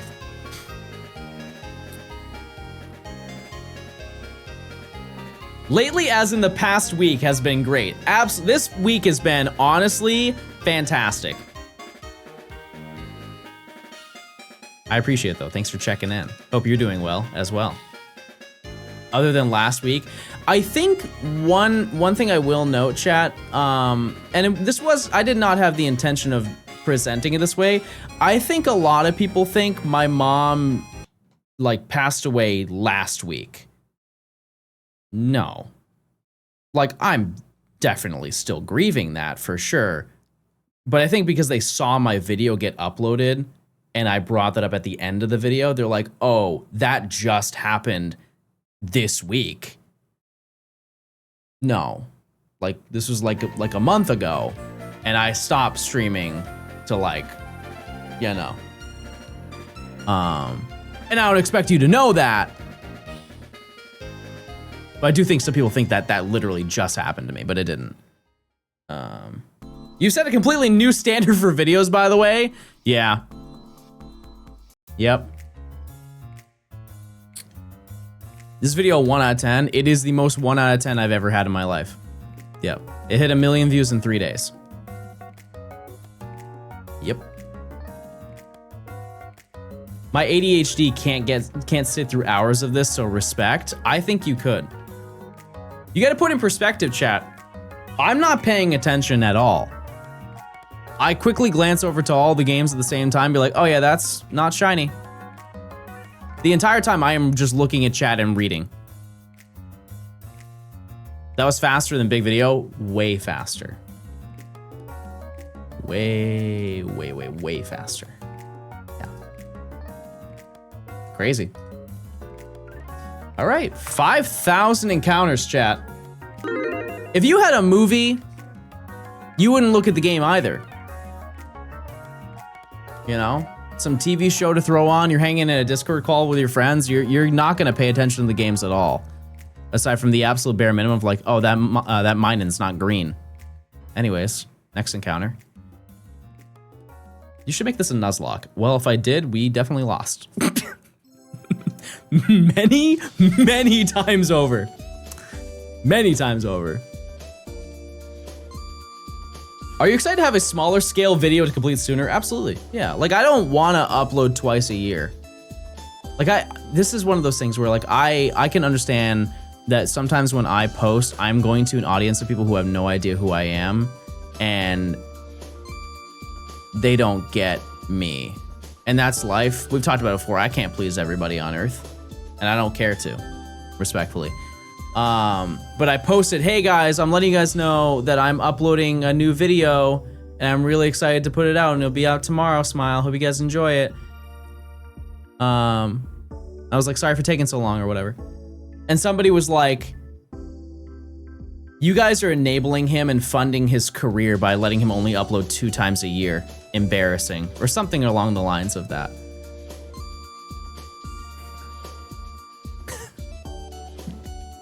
Yeah. Gagged. Got me. And it's like stuff like that. It's like, yeah, you're kind of like slacking because you've only uploaded once this year. Well, Sorry. Here's 3 videos in one. Enjoy. What are they even trying to say? They're, you know, insinuating that I'm like just being lazy and I'm not actually working on anything and just coming back when I need the money. Enabling. Thank you so much for the money, Koala. Thank you. That's my gas, everyone. But like I said, I know immediately from reading that comment, that person has never popped into my stream. That person has no idea what I have going on in my day to day. Don't you stream almost 70 hours a week? No, I used to, but then to be totally honest with you, chat, I got older. That is the honest reality where I would like to know, very grateful for the fact that I can just do this for a living. But I don't need to grind that hard anymore. There's absolutely no need to do it because it's such a marginal improvement on my, like, monetarily. And I would rather be able to spend more time with my girlfriend. I would like to be able to go outside and find new hobbies and new activities. And I don't need to do, like, for example, we mentioned it earlier, when I was doing the Perfect Deck stream, I was streaming for 14 to 16 hours a day. And even if I wasn't streaming, I was still offline working and doing that stuff. And while those streams were fun, I don't need to do that anymore. I can stream for 6 hours, 8 hours, and that's still a very respectable amount of time in comparison to like the standard 9 to 5. I love that John doesn't announce the Gambas all stream because he doesn't want chat to start spamming hydrate. Wait, did I oh no, I did redeem. I did the prediction. We don't have a hydrate. Oh, I see what you're saying, and I'll drink my darn water.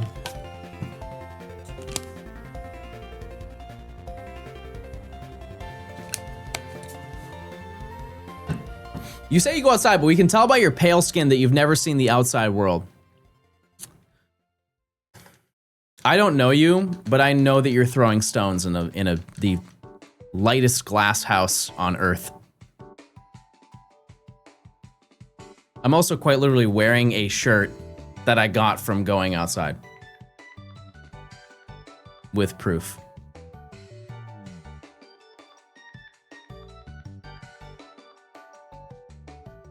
And you can never dance as good as Bengus could.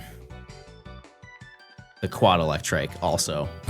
They're here with me. All right, they're with me, and we're taking you down.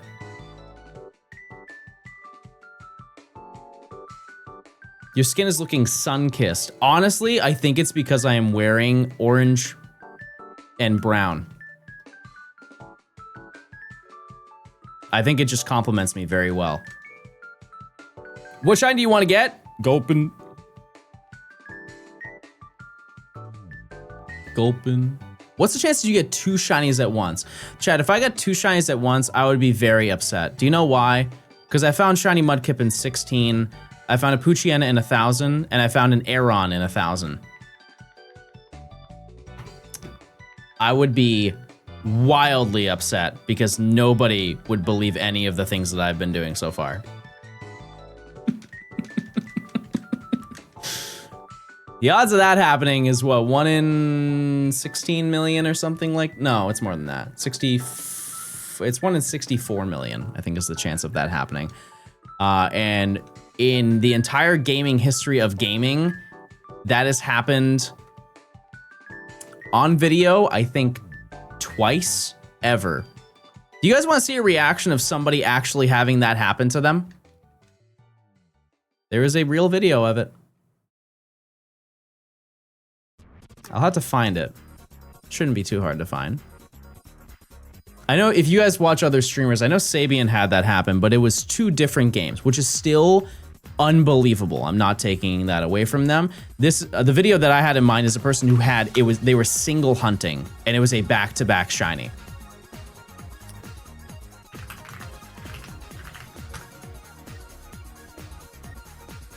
Yeah, this one.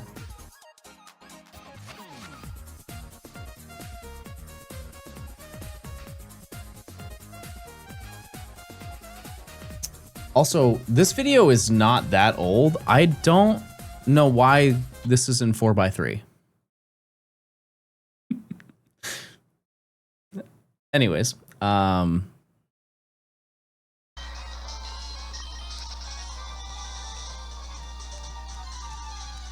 also hunting Fiery Path. We were talking about doing that.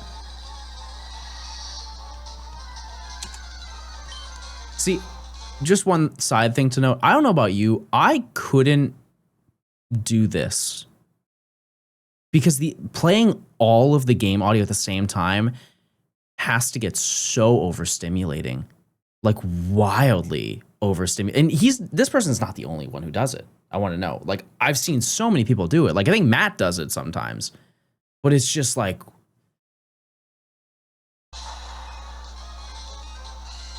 I guess so you don't miss the shiny. Fair enough. Fair enough. I forget when the encounter shows up.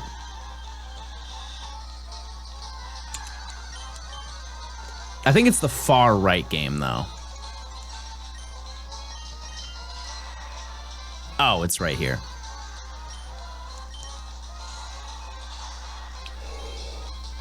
Shiny Torkoal, let's go!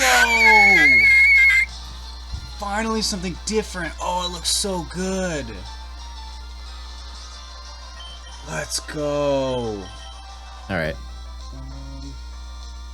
Cool shiny Torkoal. Unfortunately, you can't really tell, but like, it was shiny.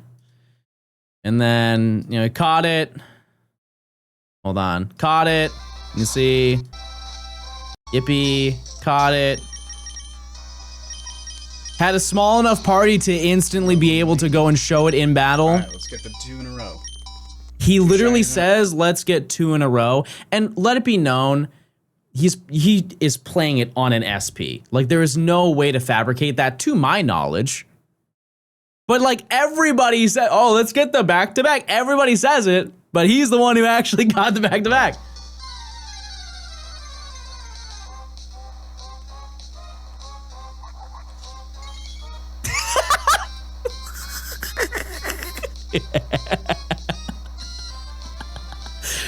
That's a face of, oh my God, the rarest thing ever happened to me. And also, nobody on earth is going to believe me that this happened, even though I have the raw footage of it. Forgot to turn off the boom. I'm sorry. That's what I would have done. Anyways. Enjoy having over-odds hunts for the rest of your life.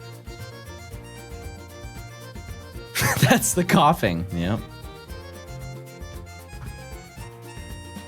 That video needs to be put in a museum. Yeah, right next to Ponyta. Never apologize for booming. Mr. Austin John Plays, I'm sorry I have not messaged you. I'm not really much on the internet web, despite me being here. Congratulations, that's so awesome. I'm sorry I won't be able to see you, but I totally understand. I totally understand the reasoning. That's fantastic. I hope it's going well. That's very exciting. Can John get 5 big booms? I think it would last too long if I did that. If you guys want to boom in chat, that's cool too. Tomahawk, thanks for gifting a sub. Thank yo. Thank yo. I saw the new pin rally badges and I'm jelly. I'm sure I could get you one whenever I see you next. I'm sure they'll be easy for me to get.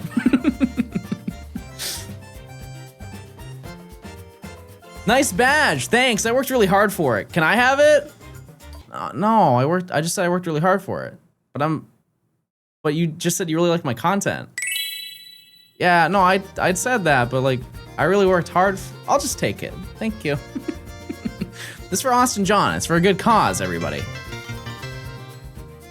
PD, thanks for the 9 months. I think 10.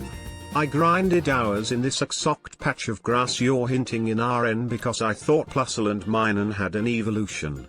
They didn't. Crying face emoji. Also Gulpin looks so cute. Smiling face with hearts emoji. There's 12 pins?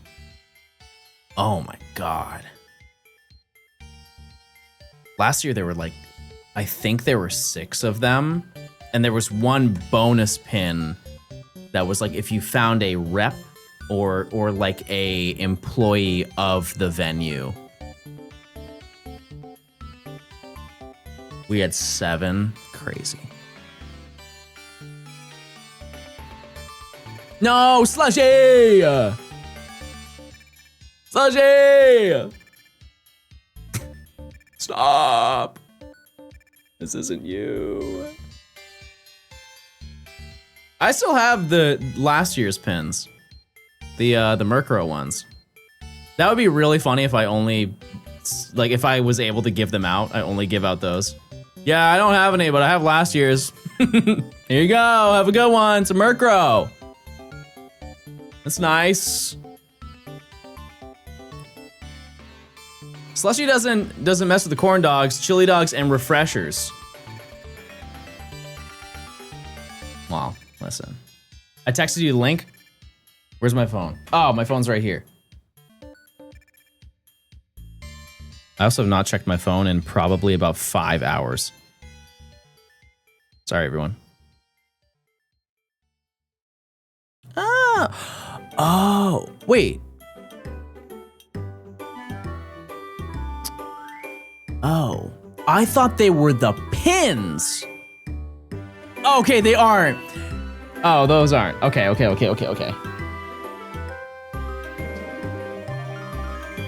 You get a shiny today? No, I haven't got one. Oh! Thank you, Mr. Austin John Gaming.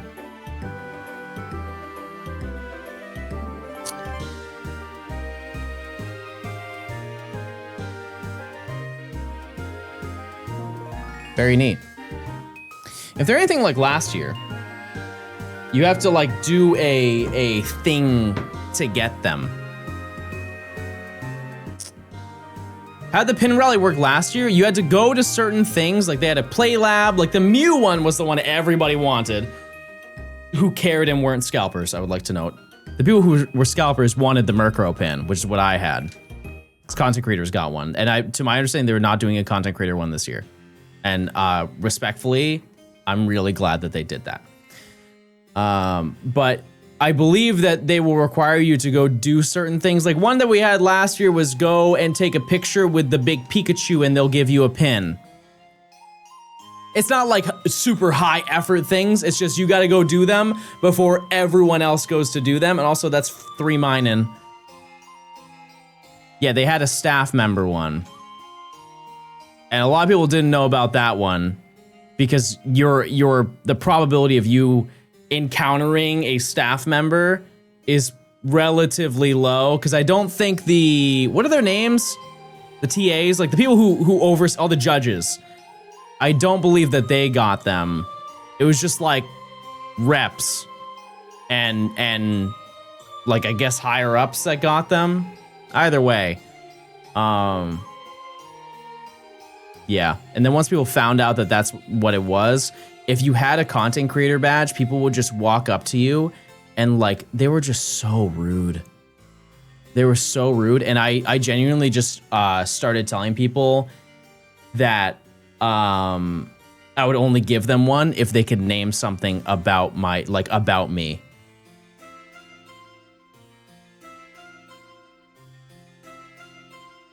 There was such an awkward scenario.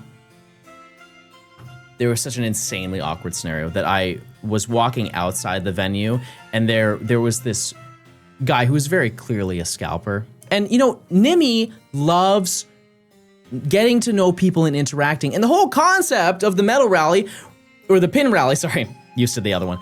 The pin rally was to go and interact with people and trade to get pins with other people. So the plan was if people wanted a pin from me, they had to trade me one of their pins. It didn't have to be one of the exclusive ones. It just had to be a pin.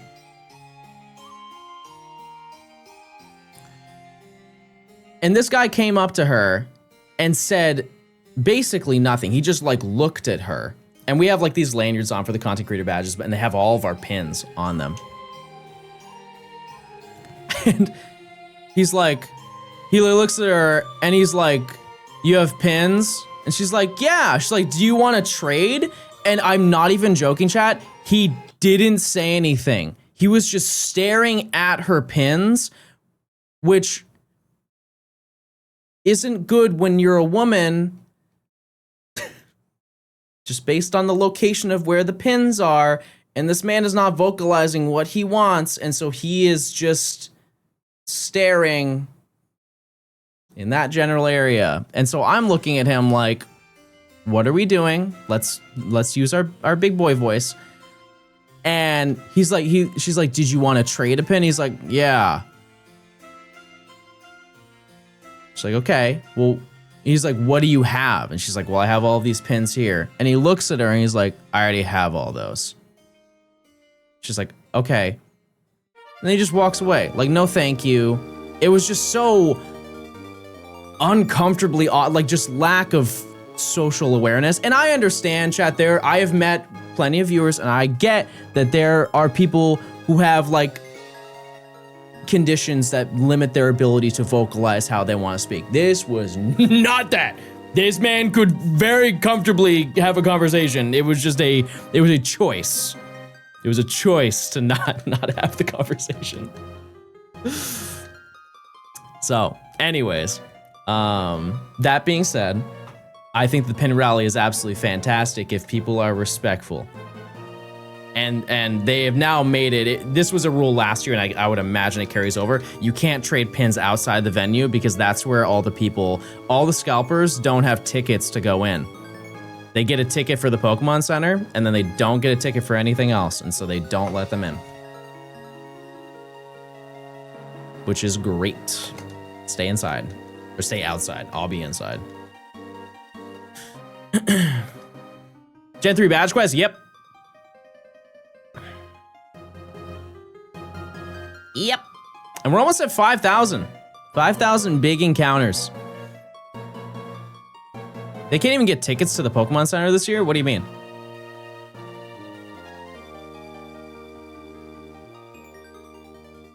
Well, I guess like you can't get a reservation now. Just want to pop in. Good luck on the shiny hunt. I appreciate it. Thanks for stopping by. Glad to hear you're doing well. Parliament, thanks for the tier 1. Enjoy your emotes. Thank you. Thank you. I signed up for a slot for the Pokemon Center. There you go. Have the reservations dropped yet? I hate to tell you, chat, I have no idea. Yeah, I'm pretty sure that it already happened. How would you rank the potential encounters? Gulpin is number 1 because it's a counter for Grovyle. It's not the best thing here. I think that Manectric, or like the potential of getting a Manectric, is the best thing we could get.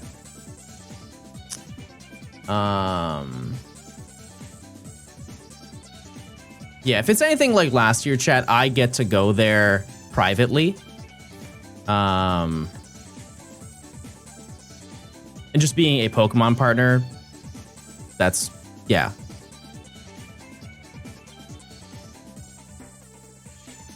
Does Sweet Scent work in this generation? Yep. Yep, it's just way slower than what we're doing right now. Oh, that would have been so sick. We are quite literally looking for any shiny, and I would be content with anything here. It's just more so that Grovyle is gonna give us the absolute work.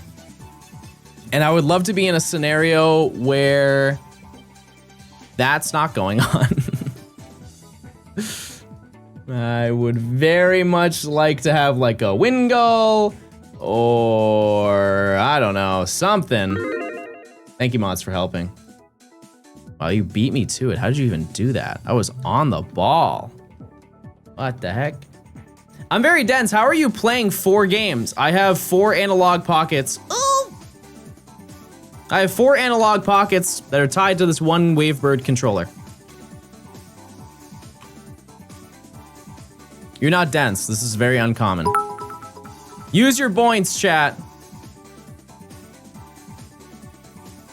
Killer Kiwi, thanks for the 100 bits. Enjoy your 5,000 encounter soup. All right, we're ordering the soup.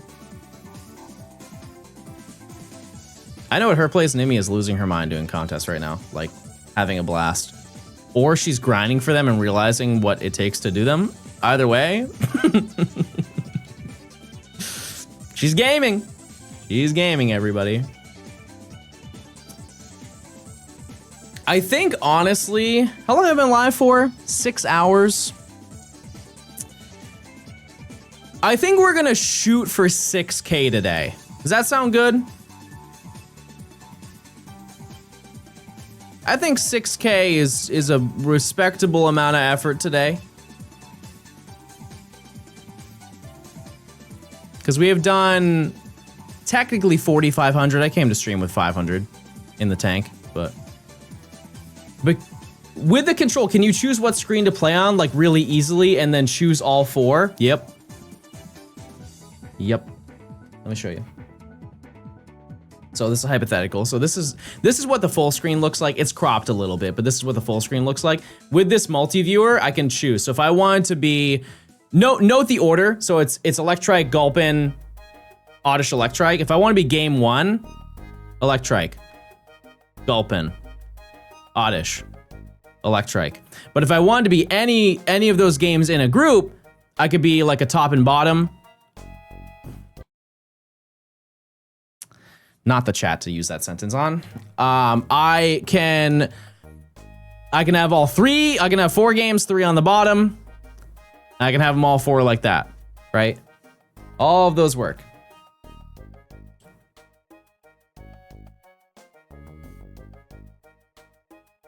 All of those work. And you might be thinking that it is like a crazy expense to have it. It is shockingly way cheaper than you would imagine to get a multi-viewer. They are maybe like 70 bucks. The really nice ones are maybe 150. But it is significantly cheaper than having 4 capture cards. And it's so silly because I didn't learn about this until last year. That's the beauty of content creation. You always learn something. Always something to learn in life. What's the name of yours? It's the Porta 4K. Portta. Make sure it's a multi-viewer because they have one that does the exact opposite, where it is 4 inputs out. And those are the ones that are meant for those big setups where it's 4 screens that merge into 1 screen. You do not want that. You want the opposite, where it's 1 screen that splits into 4. Does that make sense? Are all your docks official analog ones, or you get some custom ones from Etsy? I don't. It's proprietary software, so I do not think that they make secondhand ones. And if they do, that's a brutal monetary oopsie on my end.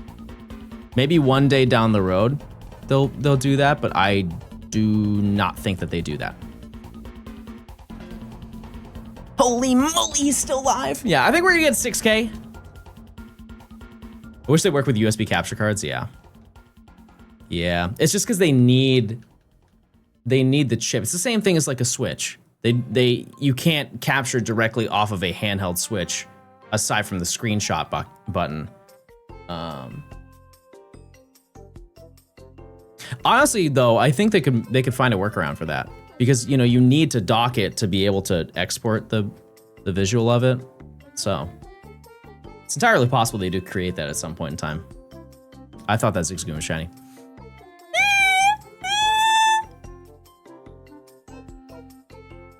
John, you missed a shiny. Chad, do you ever think I could be a skin in Fortnite? You think I have enough pull?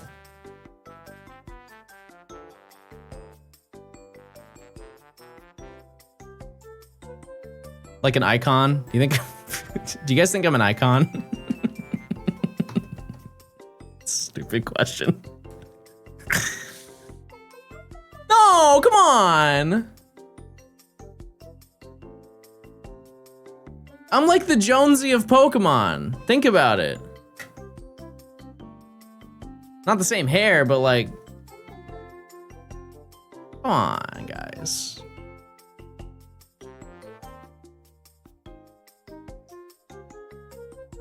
Give us your best default dance. No. No, thank you. I'm okay. I would have to rewatch Scrubs. You don't have a defining outfit or look to you? That's the worst thing anyone's ever said to me.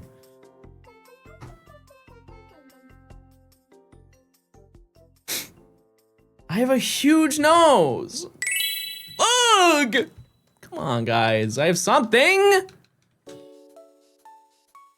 I'm not completely conventional. I am a white guy, but I've got some attributes. You have a huge heart. That's exactly what I meant. Yep.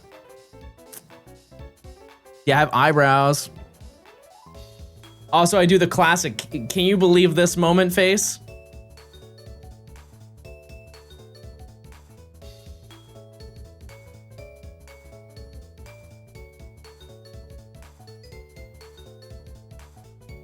I guarantee you if somebody went into chat right now and into Nimi's chat and said, hey, can you do that face that John does?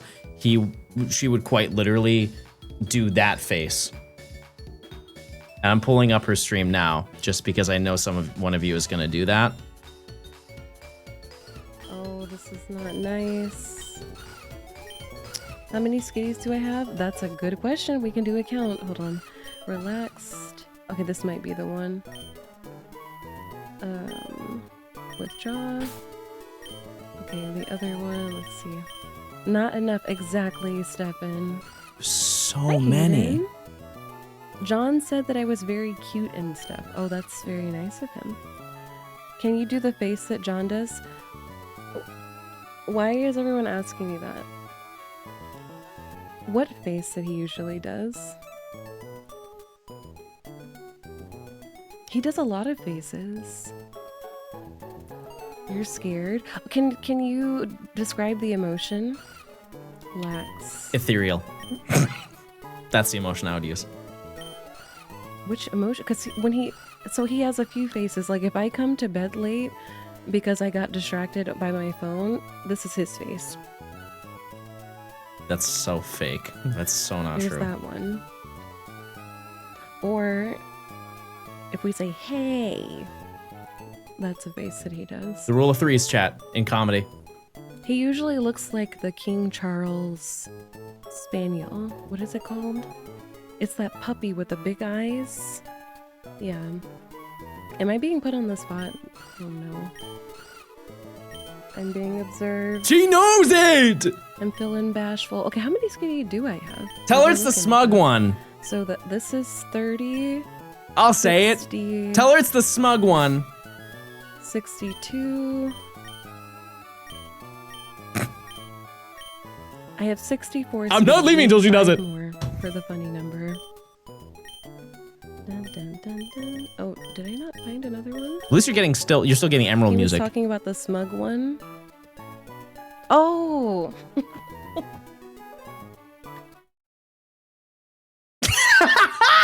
That one. Yes! Yeah. Yes! We've done it, everyone! Yes, that's what we're talking about.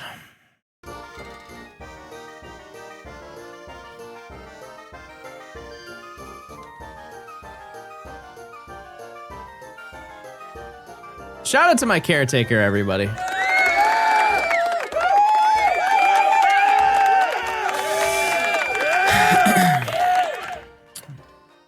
Oh, no, mustard and grapes. Those two things don't go together. You know what does go together? Mustard and watermelon. Who's with me? Stand up. Stand proud. Where are my mustard and watermelon enjoyers?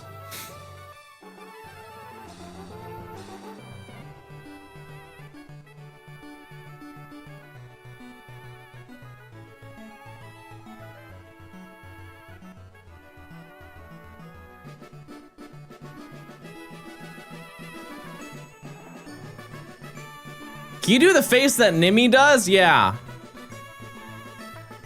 Hey. That's the face that she makes when it's early in the morning and I have already been up and working and I heard her, you know, like either sneeze or cough to let me know, hey, I'm up, and I don't come into the bedroom to greet her good morning. She'll just be there like that. Hey.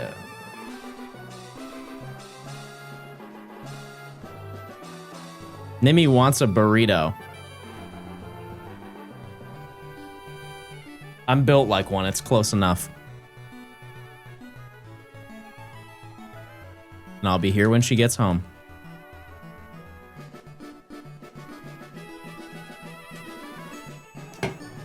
I know exactly which one she wants.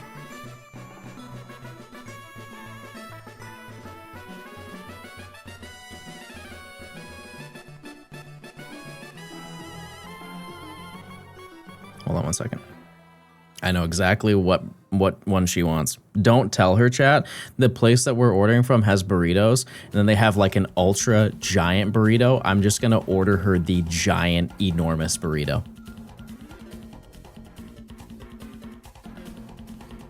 Like, it's comically, I accidentally ordered it for her one time, and like I got a quesadilla, and it's like this little tiny thing, and then she got like genuinely like a 2-foot burrito. And she's like, John. Like, I don't know, I wasn't, you wanted a burrito.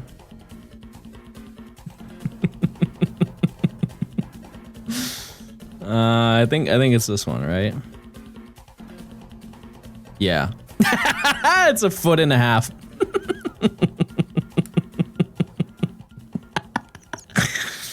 A 1.5 feet burrito. All right, coming your way.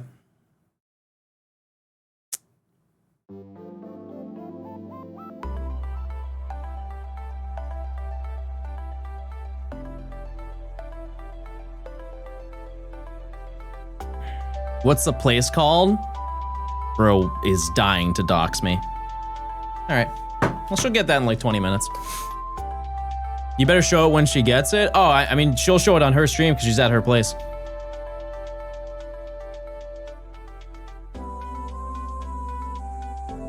Large burrito. How can you carry a burrito taller than you? Well, I ordered it, so I'm not carrying it at all. Also, this would be incredibly funny if she didn't ask for this at all and you guys just conjured up this little story that she wanted a burrito. And I just sent a giant burrito to her apartment. I kind of like that narrative. That's very silly to me.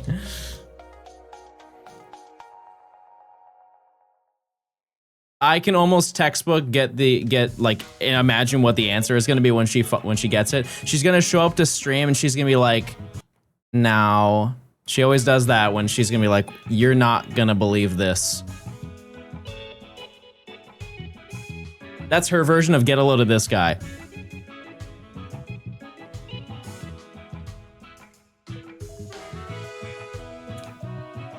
But hey, it's a yummy burrito. It'll at least last her a couple days.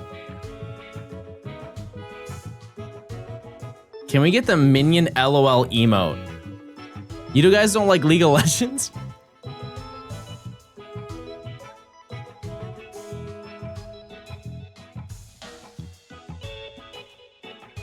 Have you ever hit the let's rock and roll when you're ready to go home? No. No, I don't think so. Let's skedaddle, you know? I'm more of a let's skedaddle kind of guy.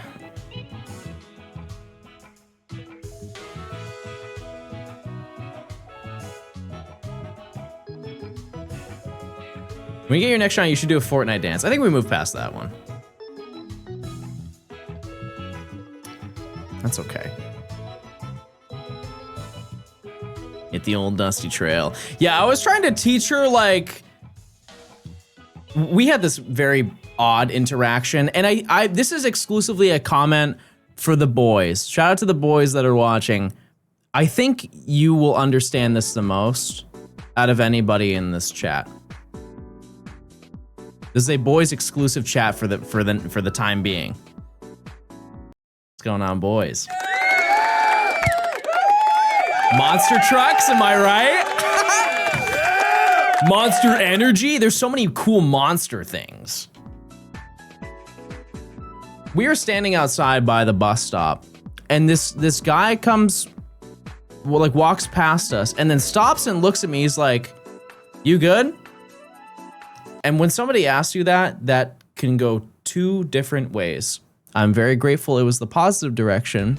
And I said, "Yeah, I'm great. How about you?" He's like, "I'm good." I was like, "That's good." He's like, "I just want to make sure that you're safe." And I was like, "Yep, I'm good." He's like, "No, I want to make sure you're safe around her." Yep. Yeah, no, I'm good. I'm good. He's like, "All right, have a good one." And just walked away. To the guys in chat who have girlfriends, or actually it's really anybody who has a girlfriend, does that happen to you where like old men will do banter with you about your significant other?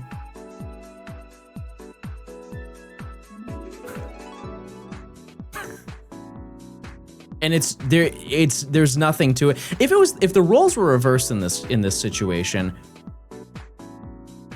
that's actually a real thing that happens. It's not happened like publicly. It's like privately to the woman. It's like, "Hey, are you okay around this guy?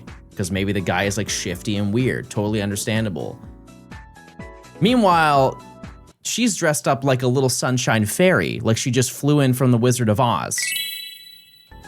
You okay around her? Yeah. Yeah, if she blinks, 3 canaries land on her finger. Like, I'm safe. I'll live. And it's always like it's such an interesting. It happens so often where like some guy will come up. Like there was one where she got annoyed at a guy because I was buying her flowers. This was on Saturday. I was buying her flowers at a flower stand, and this guy walked by. He's like, "What I would do to buy a pretty lady some flowers too." just walked by, and she thought it was like annoying, and I thought it was like, because I explained to her, I was like, that was basically him saying, "I'm trying to get like you, my guy. I'm trying to live like you." It was odd. I think it was with good intention, but it was more of like, "Man, you're living it up, and I'm trying to be like that. Keep it up for buying flowers for your lady." But she was like, "Not in his dreams," type of narrative. I would blow up before he handed me a bouquet type of mentality. First one seemed racist. The guy who was talking to me was black, chat. I can understand why you would think that, but no. Yeah, that was far from. Holy shiny Dumby. Oh, I didn't see that.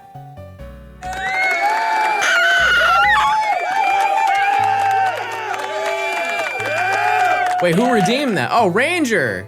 Shiny Dumby? Ranger, are you gonna be around tomorrow? We'll get it done tomorrow. I'll make it happen. I won't forget. I'll write it down.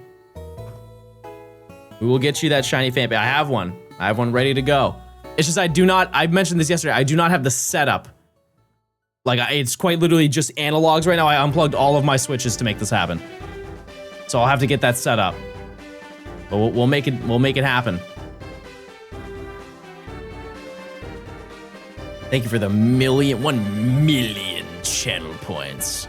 Once we run out of Dumby, do we switch to Gort? Nope. Nope, it's always Dumby. You don't think that I want to keep all those Gort that I got?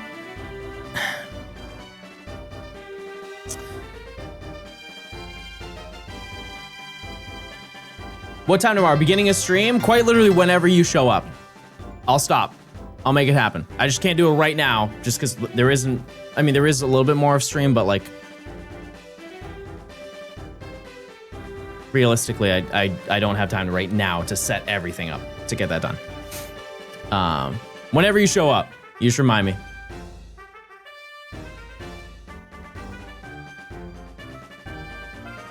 Yeah, I have so many Gort, but I want to keep all my Gort. If anything, chat, I would give away the Gort for charity. That's what I would do. Rather than make it a channel point redemption, I would quite literally auction a bunch of Gort off.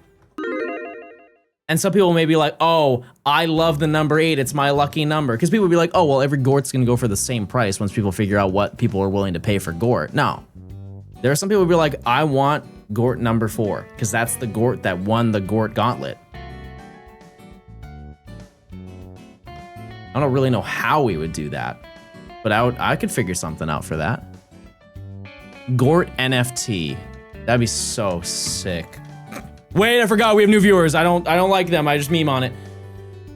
Saved. Yeah, but how do you do a charity auction? Because usually the way the charities work for Twitch streams is everybody just donates through a certain link. That's actually probably a Nimmy question. Because we could do that and just donate all the money to cancer research. I'm cool with that. Or maybe to the hospital that took care of my mom. One of the two.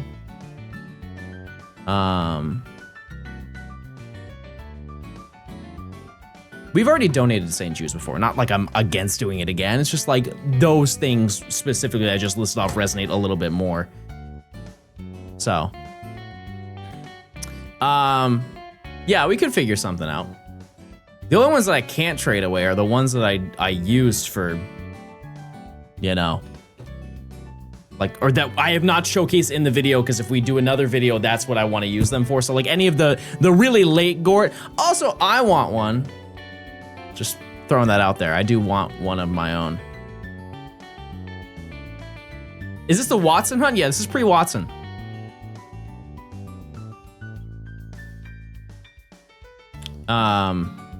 Yeah, let me figure out how in the world we make that happen.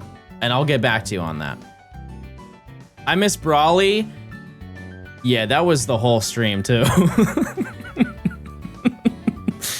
The shiny hunt was like an hour. The other 6 hours of stream was how in the world are we gonna beat Brawly, because we are so incredibly weak. Also, Xander, I'm gonna join the weekly challenge. I'm sorry I've been so lackluster in performance, but you got shiny mine and an emerald. Go Queasy, go Queasy.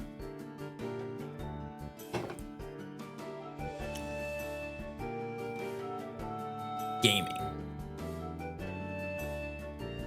Wait, I just got a regular mine in. That's almost the same thing. I think I also might do a little offline hunting today as well. If you don't, I'm not reading that, Xander. It's too close to my sponsor. 2 months from now, I would. Not right now.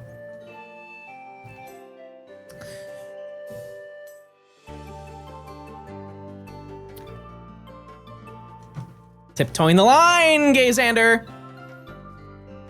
I saw the post about Mudkip. I know, so queasy. Makes you want to say this. Go Queasy, go Queasy. How many sound buttons do you have? I don't know, but I can press all of them at the same time if you want. Oh no. Oh no.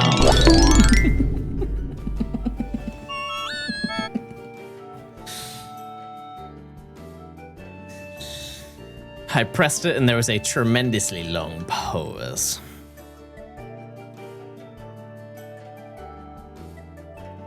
Thank you. That was so nice. Nimmy deleted that button by accident. Or it just got removed from Discord. Understandable. What's the synth sound from? How were you able to pick out any sounds from that? That was just a cacophony. Holy moly, that's a big word. That is a huge 7-star John Gaming word.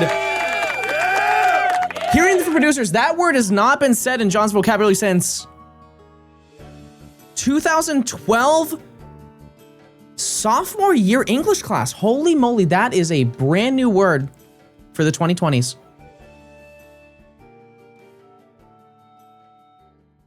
Do you guys feel like deep down that you kind of alt when you find a like a really specific rare word that you can say in a sentence?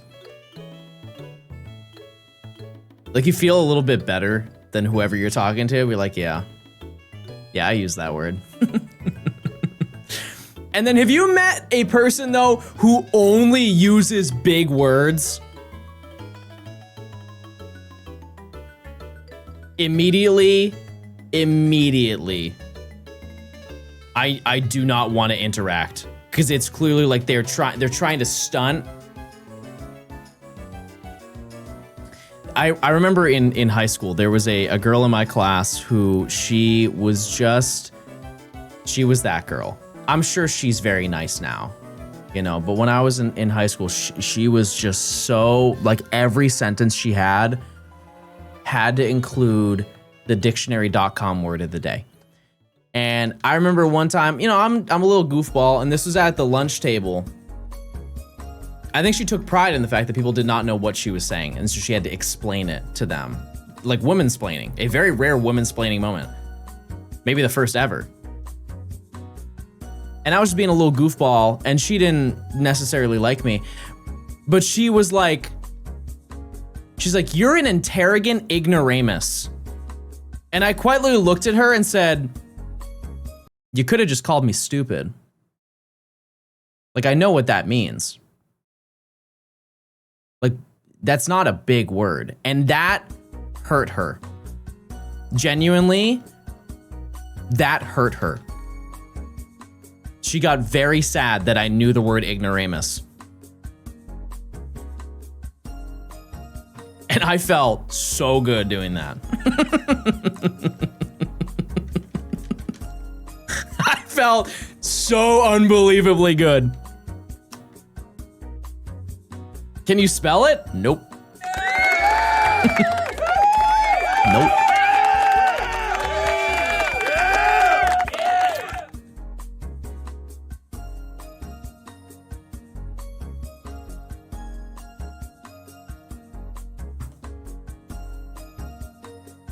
And I remember the day after she said, "John, thank you for standing up to me."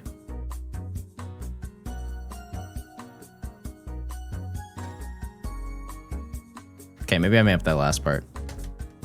But I wish she did.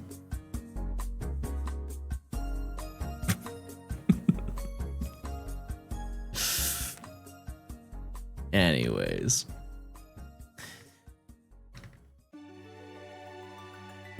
Chad, did you graduate and go to college for the thing that you actually wanted to go to college for, or did you change it? Like, have you had the dream of what you wanted to do since high school and then actually made it happen?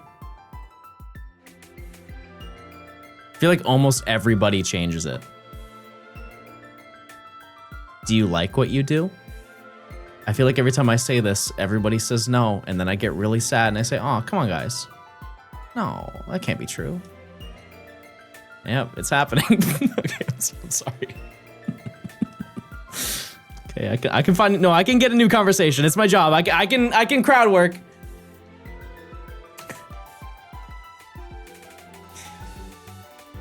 Did you hear about that scarecrow that got a promotion?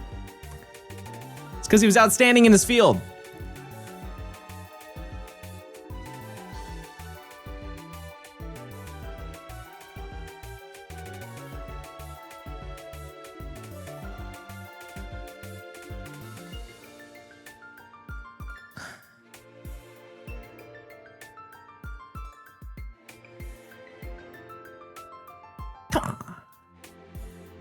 Johnstone Gaming, I'm eating a banana right now.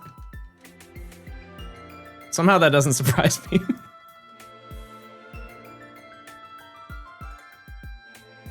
I'm really sorry. I'm really sorry for that. I'm really sorry for that.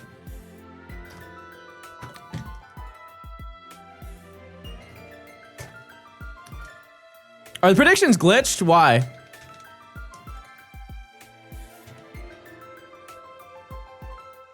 No. We haven't reached 5400. Please find a shiny right now. All right. There it is. There it is. You ever had banana and rice? No, but you know what you just activated in my brain? Mango sticky rice. Oh my goodness. Oh my goodness, mango sticky rice. Okay, I didn't intend on bringing this up. It's just I truly really like that. That was the last meal I made for my mom. I'm really sorry I had to tell you that, but I could not keep that in. And she loved it. She thought it was fantastic. She had never had it before. Oh, actually, no, I won't tell you that story. Never mind, that's a little too personal. She really liked it though. And also, like, Nimi also helped make it. It was not just me. We worked on it together. Been Schmaticus. watching your content since Professor Oaks in Gold and Silver and loved your new video. You're the only reason I go to Twitch at all nowadays. Good to see you back, smile. Well, hey, I'm glad that you stopped by, and I appreciate it. Can you teach us how to make it? You need, I mean, you don't necessarily need sushi rice, but you need like a rice that is similar to that, because it has to be compact. And then you get like condensed milk and sugar, and you just let that soak. And then you get mangoes and slice them and put them on top. That is, I'm sure I'm leaving some stuff out, but it's mostly just condensed milk and rice.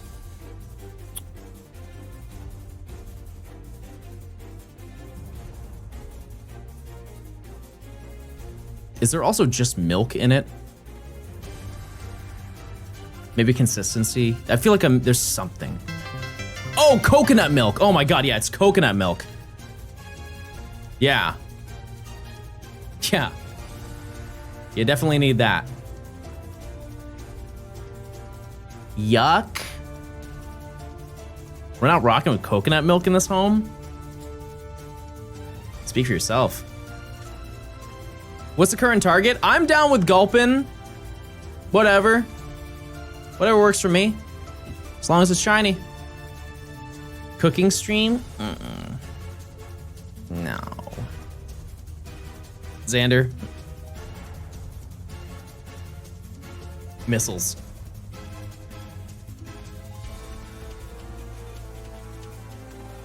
I'm straight up allergic to coconut. And that now makes me sad. You could definitely have that without coconut. Easily. Easily. It's really just the condensed milk. Just use almond milk. I'm sure it would, whoa, almond and mango probably not. Regular milk. Lactose-free milk. Whatever you need. I think it would still slide. Love the recent video. Thank you guys again for the support. If you didn't know, it already hit 1 million. And that's crazy. That's crazy.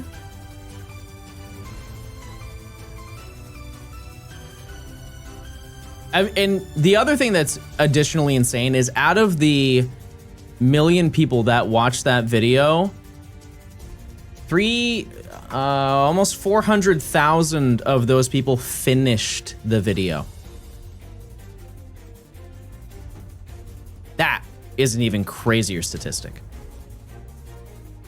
400,000 people sat through the entire 3 hours of the video. I didn't start the video. No, I would know. I would get a notification.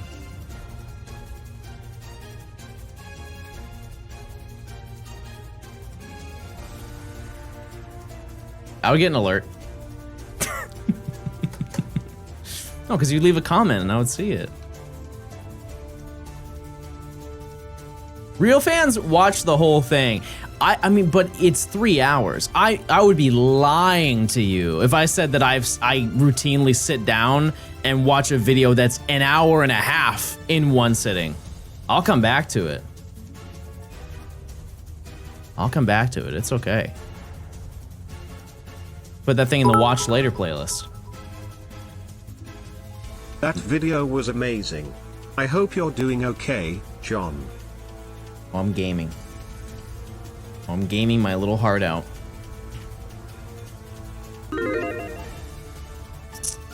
I am curious as to how much longer Nimmy is alive. Also, that burrito has to be there by now, right? It just showed up.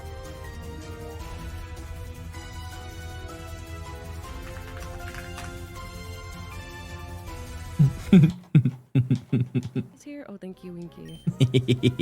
She doesn't know. I ordered her a 1.5-foot burrito, chat. Thank you for the follow. Do not tell her. Wait, I gotta go step in the desk. Do not tell her that I did I that. need to train Nori to go and get food from downstairs. I think I can. He'll be the first delivery cat. Just wait. Just Actually, wait. I'm gonna leave y'all here with this. You can tell me your favorite anime and why you love it, especially bonus points if there's a lot of pink in there. Pink anime. I like Pokemon.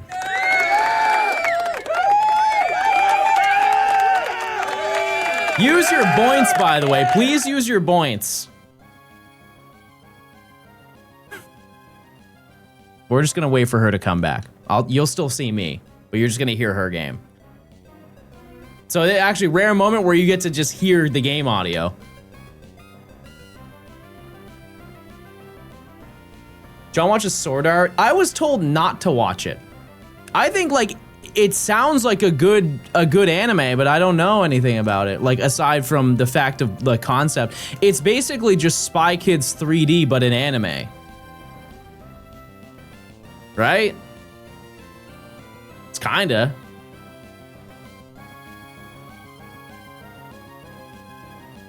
No? I thought it was like if you're in the game and you die in the game, you die in real life, and that was quite literally how that worked.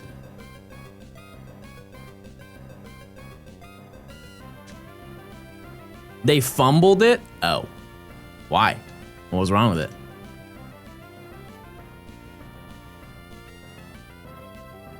Is exclamation mark Gort a thing? What would you like that to do?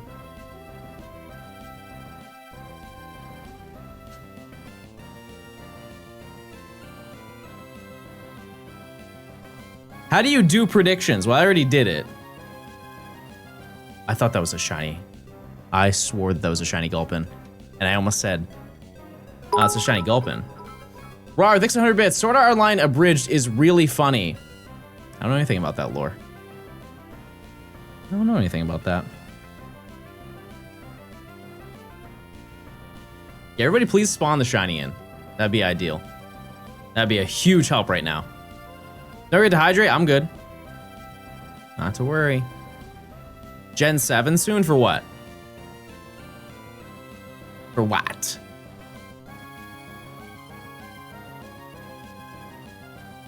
Spawning in 36 encounters. Well, we're already at 36 encounters.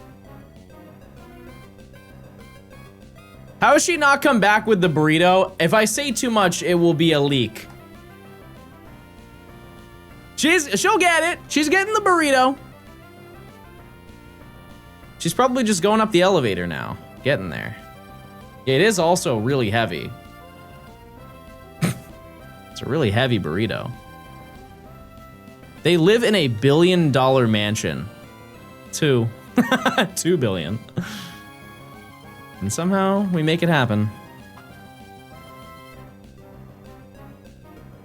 How big is your house? We have a bedroom. Oh.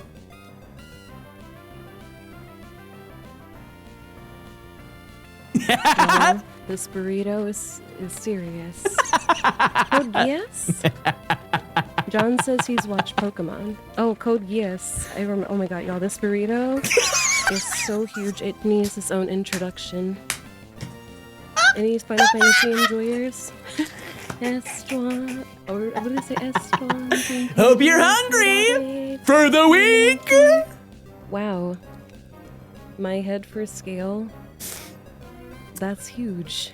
Well, I've done my part, everybody. And she's holding it like an infant. Anyways.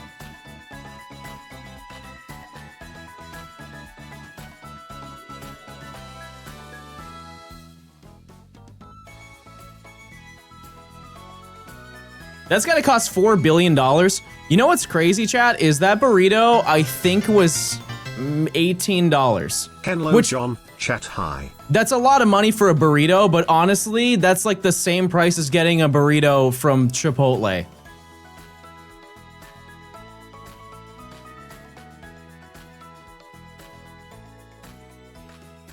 I mean, she likes it, so. Clearly. $1 an inch. I wish I was an inchworm. Never seen those things upset. There's inching around on the concrete. Maybe you dodge a car and a bird or two, but you're having a chill day, that's for certain.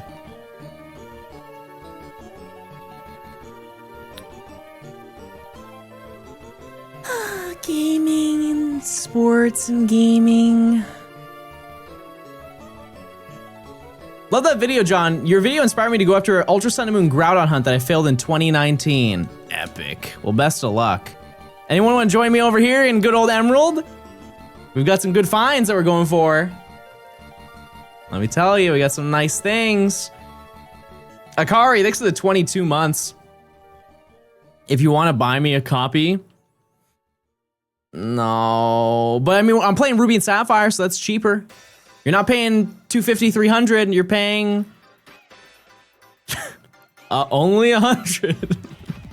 Only $100.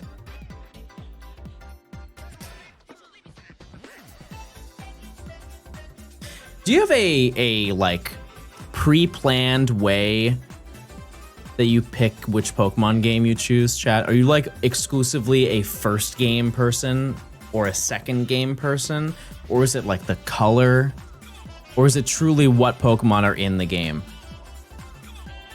I've accidentally always been the second game person. I've just always gravitated towards that. Like, I liked Pearl. I liked Soul Silver. I liked White. I played White 2. Yep, played White 2. Y, Moon, Ultra Moon, Let's Go Eevee. I think everyone chose Let's Go Eevee though, because like everybody's like, well, I know Pikachu. I know Pikachu.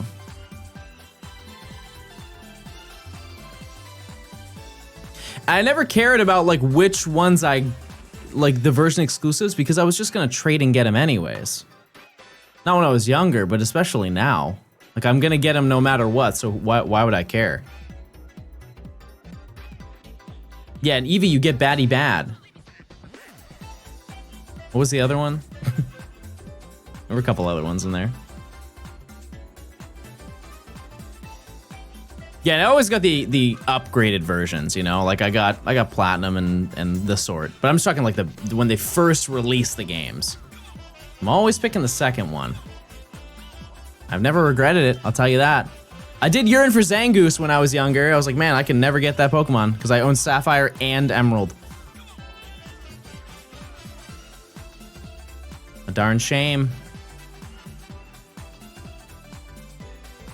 And the worst part is that Zangoose was a dongle Pokemon, which is so, it doesn't make sense. It's so backwards. To me, I understand the connection, but it's so backwards in terms of like conceptually catching the Pokemon. If you use a copy of Sapphire and insert it into Diamond, Pearl, Platinum, you will get Seviper, and then you get Zangoose. But you already get them in those games anyways. So why would I want that extension? Why would I want that? I want the other one. Oh, that's cool. You gonna be a waves kind of guy? Yeah, probably. Yep. Yeah, for both, like, that's one of those things when it's a new generation, I buy both regardless, but like I buy both and I'm gonna have to play through both, but my main save file, I guarantee you, is gonna be waves, unless the Wind Legendary on the box art looks stupid, silly, crazy, like I can't live without it. But I don't even know what it will possibly look like. And if I were to guess, we're going to find that out, like at Worlds. I think that would be a spectacular moment to just reveal what the game's box art looks like, just because the fact we already know the starters. The fact that we know the starters before we even know what the game case looks like is pretty, I feel like that's rare. When's Worlds? The 28th, so about 2 weeks for you. Am I winning? We didn't really get anything today, but I mean, past couple of days, we've been up. Up. Wasn't that true for Scarlet and Violet? Maybe we didn't see the box art, but we definitely saw the legendaries in the trailer, right? Pretty sure. We got to see Koraidon, Amaridon, and the starters. Not the first one? Oh, it's been a while. I don't even have a Switch 2 and I'm too broke to afford one. Well, here's the thing is, while you do have time to grind some money together, the price of them has skyrocketed because of, you know, a bunch of stuff. So even if you wanted one right now, it's probably not the best time for you to get one anyways. Siphon, thanks to the Prime. Yeah, they went up in price, and one thing I will say is that they immediately, like the moment that it got announced that they increased the price of them, they released a press statement. Like they were prepared for it because they knew people were going to be upset about it. And they're like, hey, we're really sorry that we had to do that. Like we don't want to do that. We don't want to sell it at this price. We just have to right now. And the moment that we don't have to, we won't.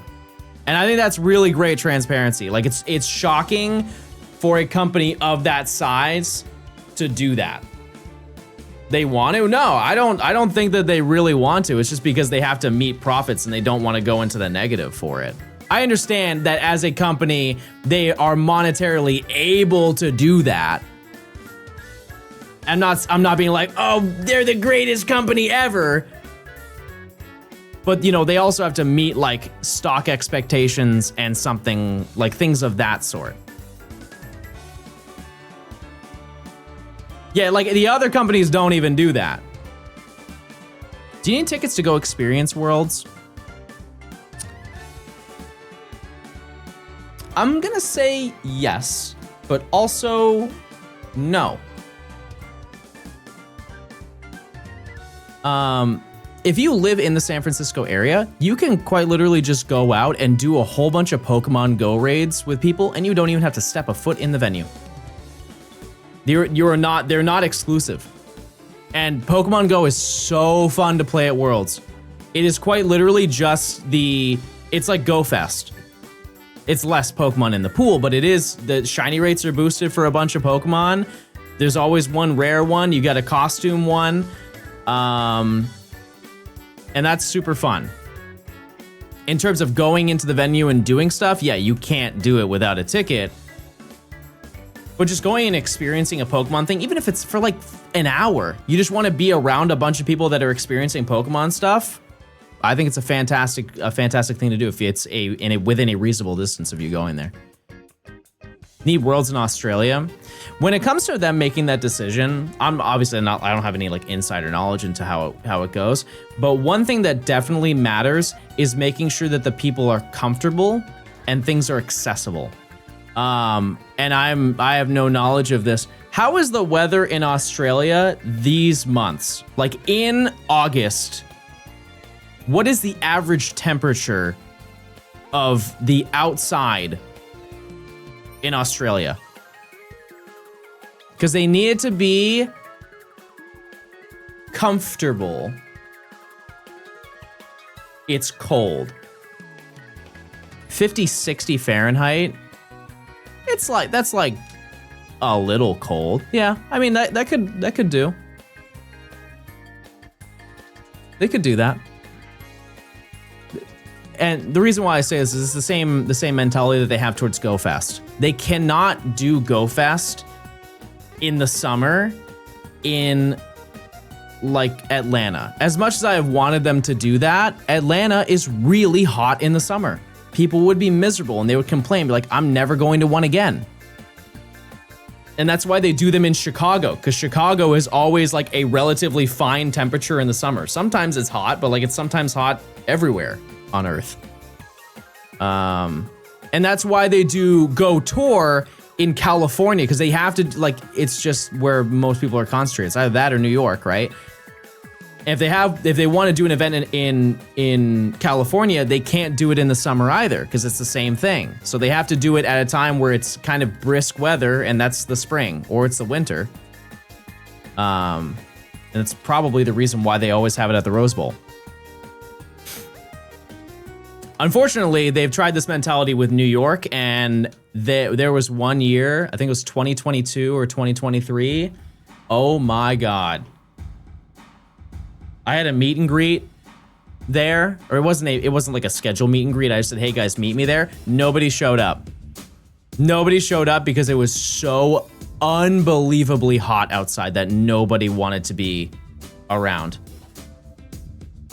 No shiny in 5600 chat. It's a sad gaming moment. 58.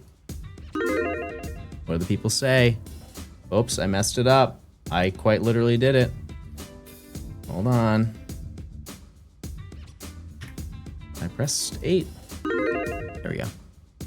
Sorry.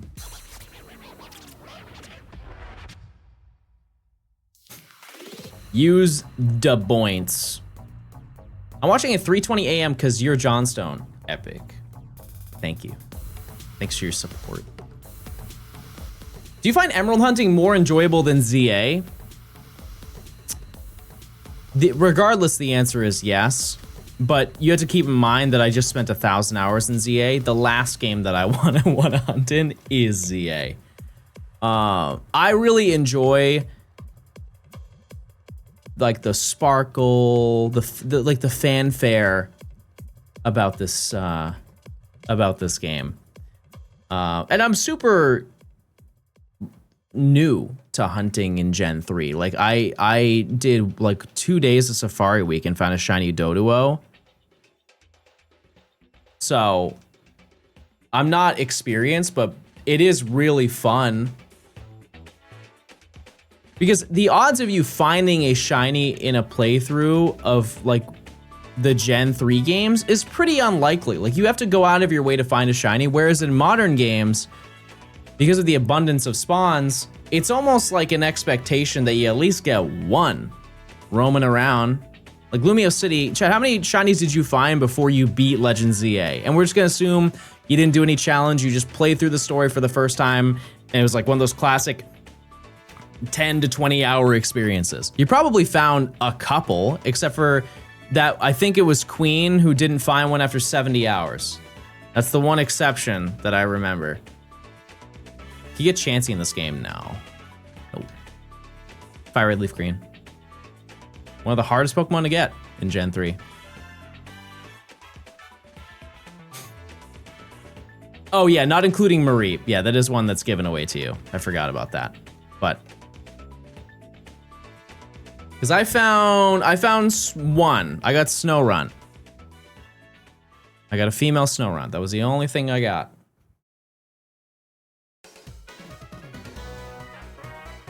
Unless I'm missing something, but I'm pretty sure that was the only one.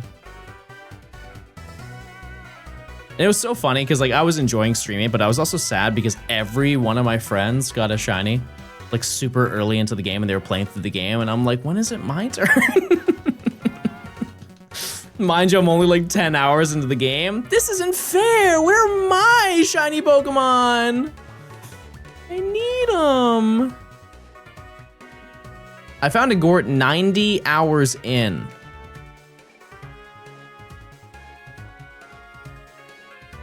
Holy moly, what are you doing? Yeah, we already did a new prediction chat. They only last for a couple minutes because if I let it run the entire time, people will just dump points once they know I'm not getting a shiny. CA was my first day as a Twitch mod. Epic. Thanks for your support. Just so I can get a general idea, type 1 if you're going to Pokemon Worlds. I really am curious how many people are going. I know it's like realistic, it's not most of you. But I'm sure there's a couple of you here and there.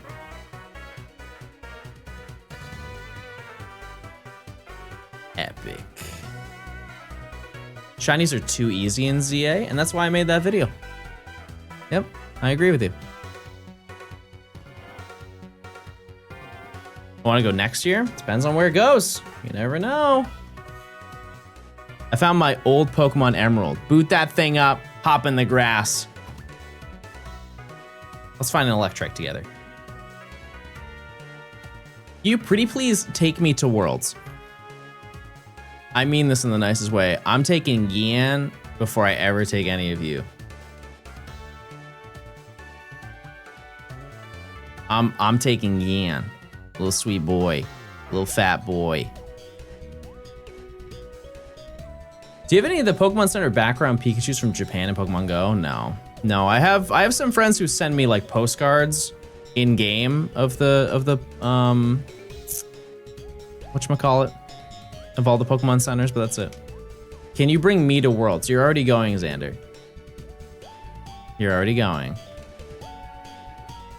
So no.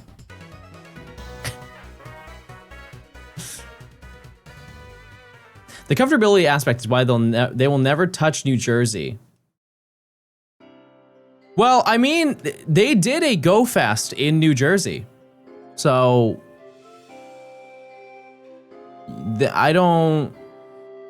I could see them doing Worlds in New York City maybe someday.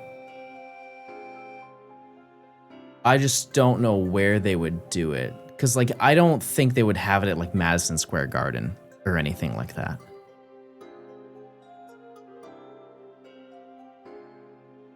I appreciate Ati. Hope you're doing well.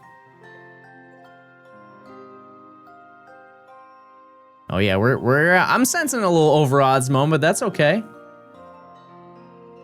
Like where else could they seat, like hypothetically, if they were to seat 15,000 people, because that's what I imagine this venue is going to house. Because they're huge. They're so huge that it wouldn't be like profitable for them to host them in New York. Jarvis, where even is that? Because Madison Square Garden seats like what, 40,000 or something like that. Crazy, crazy number.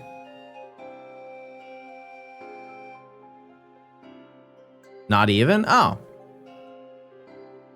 And it's probably just hard to get the reservation to make that happen. Like you have to plan decades in advance to get that time slot.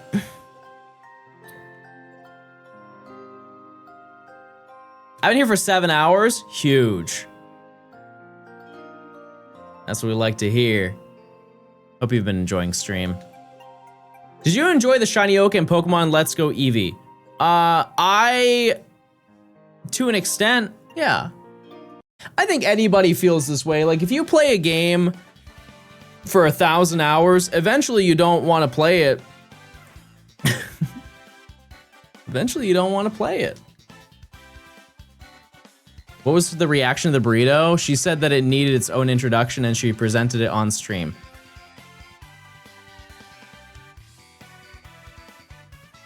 I knew she was gonna react. I have 8K hours into Counter-Strike. Dang.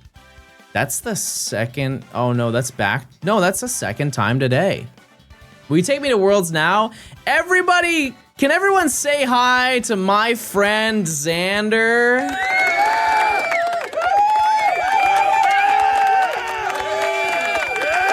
Xander is here in chat right now, and for this, I think that's the 6th time. Just want to give a shout out to Xander. Thank you so much for being my friend. I'm so glad that we can hang out at Worlds because we're friends, and also we had boba together one time. Expanded lore. Have a good one, Nil. See ya. Thanks for stopping by. Thanks for stopping by. I can't wait to call you short. Oh, that's not nice. That's not nice.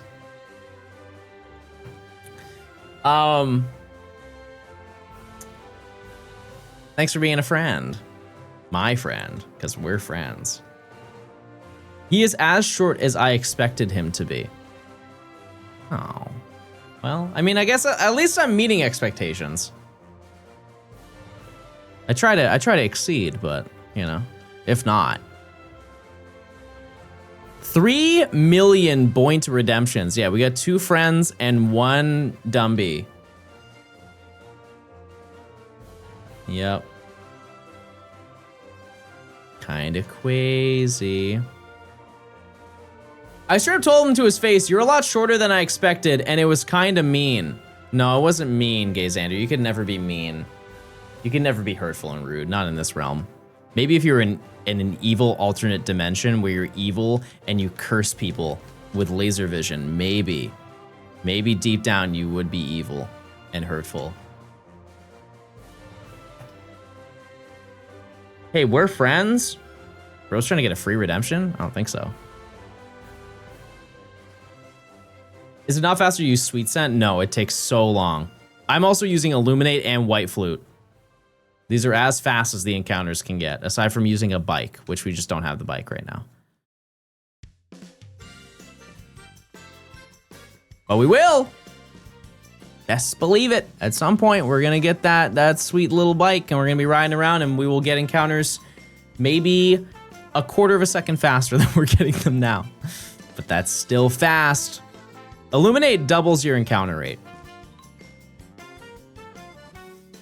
So the game is constantly shuffling, trying to give you an encounter or not give you an encounter. And it basically doubles the amount of opportunities for you to get to like land on a tile.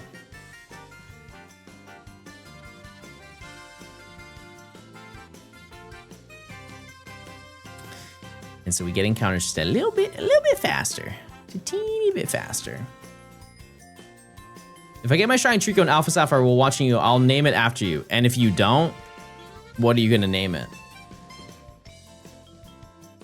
Is there an ability opposite to it? No, because I think it's just the repels. Or if you want the item, the spell tag, that also reduces the amount. Intimidate. See, I didn't even know that. Stench? I didn't know that. There's less of a point to have the opposite one, just because you can buy and guarantee you don't get any encounters.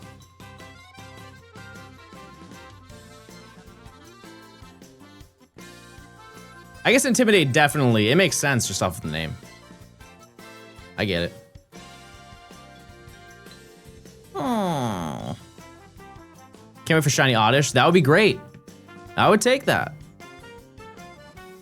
It's also exciting for me because I have not done really any hunting in Gen 3, and so quite literally any of these would be new to me. And that's exciting. I just finished the video. My mom would be proud. I appreciate it. Thank you. Thanks for stopping by. That was the same 4 encounters as 3 hours ago. Bro has photographic memory. He's like that girl from the picture book. What was her name? Cam Jansen. Where it was like a Scholastic Book Fair book, and she'd be like, click, and she just remembers things. Somebody knows what I'm talking about. Is Blossom ever the option over Vileplume? Yeah. Yeah. Like, Vileplume is a great shiny, but Blossom is cute and fun, and my girlfriend would hit me if I didn't. So.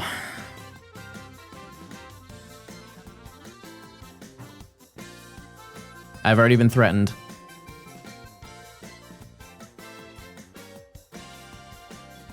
I loved using Blossom in my Emerald playthrough. You also only get 1 Sunstone.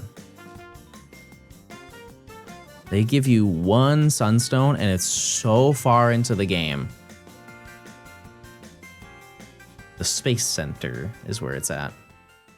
Unless you steal from Soul Rock. That's true. But is Solrock in Emerald? It's either that or Lunatone. I think Lunatone is the exclusive, right? Ow! Lunatone is not in Emerald. All right. To the gallows I go. Alrighty. No shiny. Okay, this next prediction is for the big 6,000 stinky rats. Use your points, chat. Do I get it before 6,000 or at 6,000? That also is fine.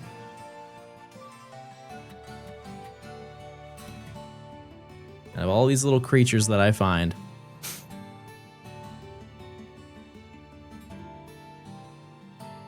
Regardless, we made a fat dent today. I started today at 500. Gotta respect it. That's some big numbers we're throwing around here, and I'll probably do a little hunting off stream today. Improve that. Maybe I do an extra 1,000 just for the love of the game. But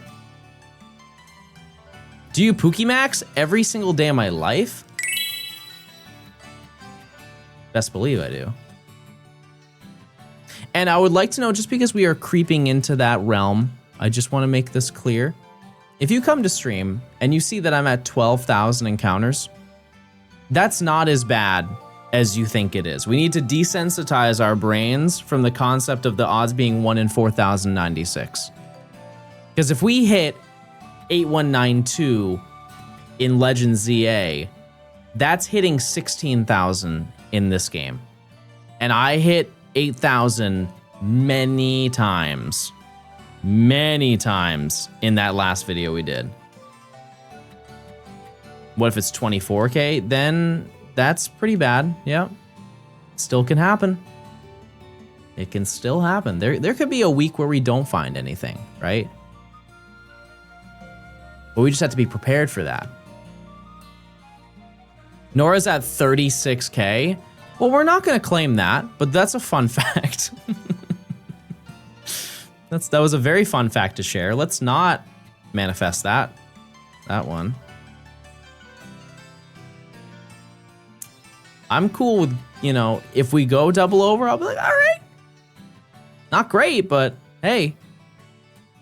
I've lost 100,000 points today. Some people have lost 1 million today. Could you believe that? 3 people did. Yeah, what is Nora hunting to be at 36K? I started a badge quest in Violet last night. That honestly is such a fun little activity because it's so, also speaking of the music, it's just so easy. It really is. You just ride around, give it like a couple hours and something will pop up. And then there's some fun little ones you can do to take a little bit longer. Like I hatched for Coco and I went for Zoroa. That one was so fun. I went to Taco Bell and came back and still no shiny. Well, you know what they say. Gaming. How do these eggs work in Violet? How often should I check for eggs? Every 5 minutes you should check the basket. If you have it so it's like an auto button that clicks the eggs every single time, that does not work.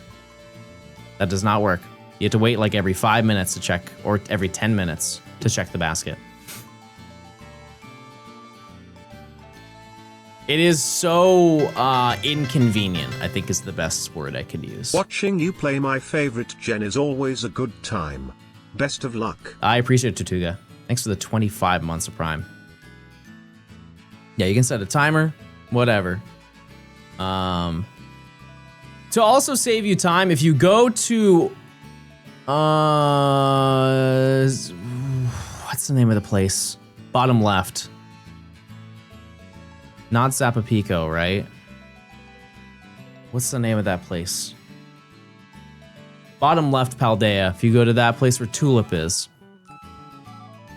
Alfrenada, thank you. If you go to Alfrenada, there's a restaurant you can go to and they give you egg power too.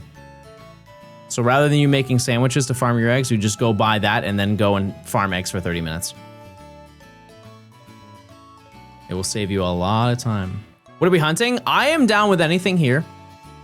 That applies to any badge that we do. but Gulpin would be the most helpful. Wingull would be the second most helpful. Manectric or Electrike would be also good to have. It just wouldn't be good against May. And then Minun. I think Minun would be nice. Also, this is a potential future shiny we could get. Meryl. As much as I love shiny Azumarill, that Pokemon did not get very good until Gen 6. And then it got insanely good in Gen 6. Like the additional typing and the new moves saved that Pokemon. You guys remember Huge Power? Huge Power Azumarill in Gen 6 was an absolute menace. With Play Rough, Belly Drum, Citrus Berry. Crazy. Everybody was using that thing. And that's when also, like, the only other water type that you'd really use would be Greninja with Protean, because everybody didn't like understand entirely how that thing worked. Yeah, that thing is crazy. Yeah, and Waterfall. I remember making a team with that.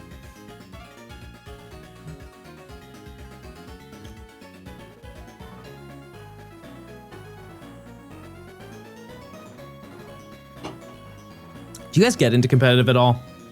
At any point in Pokemon? Now is like the time because of Champions.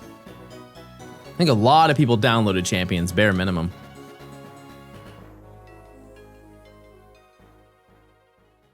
Just Wolfie videos. I mean, that makes sense. I think that's like, that is the epitome of living vicariously, because statistically, none of his viewers will ever be in the position that he's in. Like, in terms of winning a Worlds, it's 2 people every single year that get to do that, you know?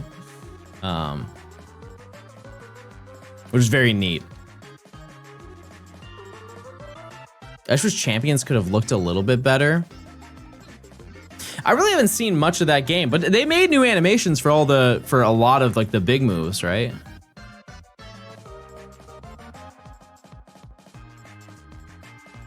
I think a majority, like when you look at the scope of Pokemon, I think that most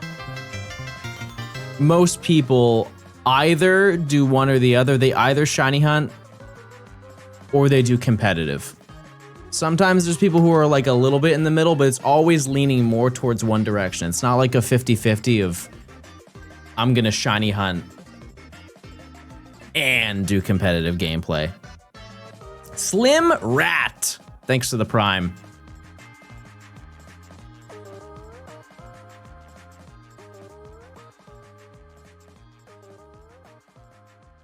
You can see some teams that are full of shinies, but it's usually just like they want to craft their team as quickly as they possibly can so they can start spending more time learning like the best way to use their team.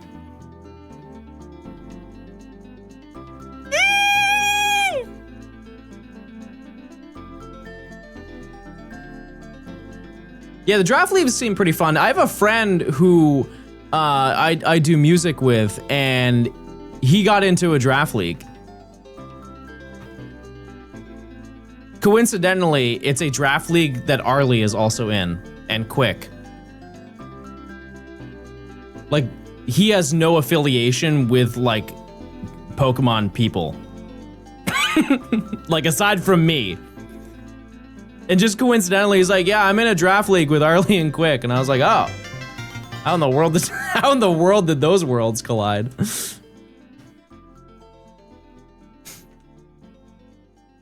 Yeah, fantasy football. Yeah, they all love football.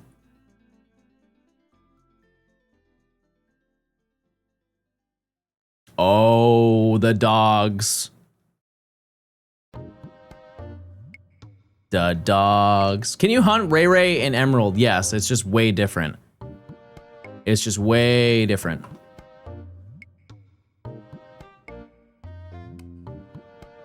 You have to run away rather than soft reset.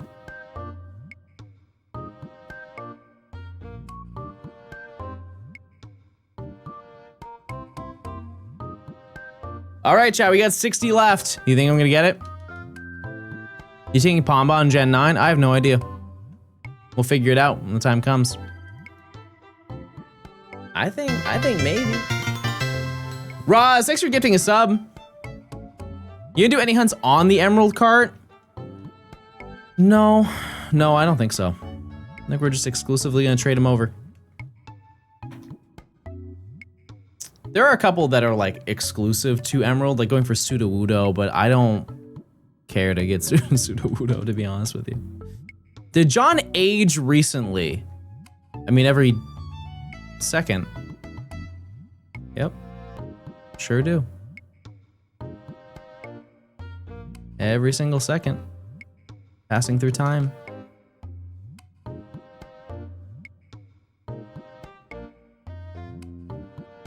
You look more mature. I don't know if these are positive things that I'm being told. I'm just being told things. Yeah, I can't think of any other hunts that are like Emerald exclusive. Rayquaza is kind of different in terms of like the process of getting it. Oh, hi, Fat Boy. Fat Boy is here. Say hello, everyone. Come here. Oh, Mr. Chungus is here. Oh, hello, my sweet baby boy. Yeah, you don't want to be here. It's okay. That's okay. You don't want me to hold you, even though I love you and care for you and do everything for you and feed you. And I let him lay on me. He loves doing that. How are the babies? They're kind. And they just lay around all day. Little fat boy. Oh, if he's using the scratching post. What if you got a shiny? I'd probably go, wait, that's shiny. What the heck? How did that happen?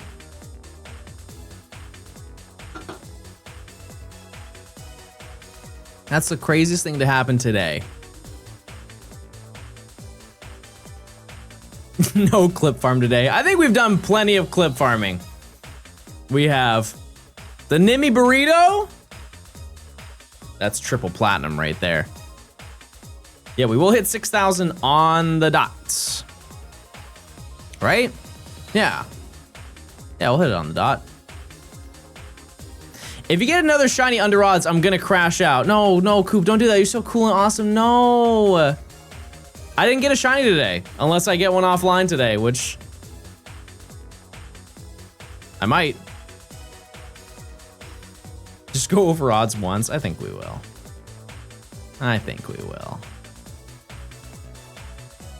I'll probably put in another 1,000 this evening once I get some gamer grub in my system.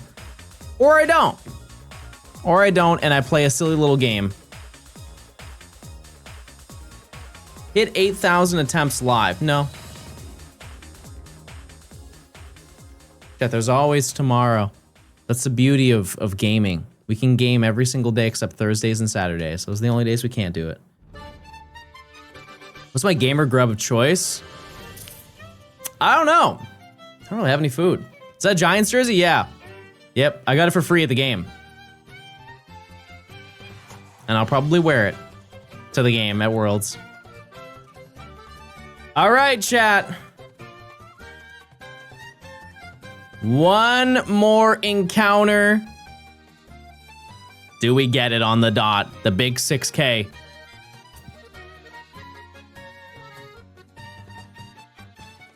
Ooh. Survey says. We do not.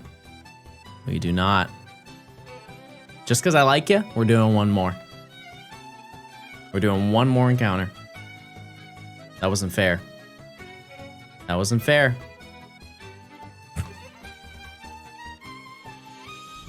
No chance. No chance. All right, chat. Well, that's gonna do it for me today. We did like 5,500 encounters in one day.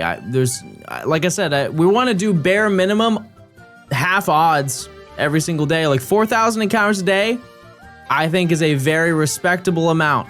Whether I do it on stream or off stream, I think that works. But yeah, tomorrow I am fully expecting to go over odds, and Coop is pleased about that, so I'm pleased that he's pleased. But yeah, that's gonna do it for me today. I'll send you over to Nimmy. I don't know how much longer she's gonna be live, but go say hi.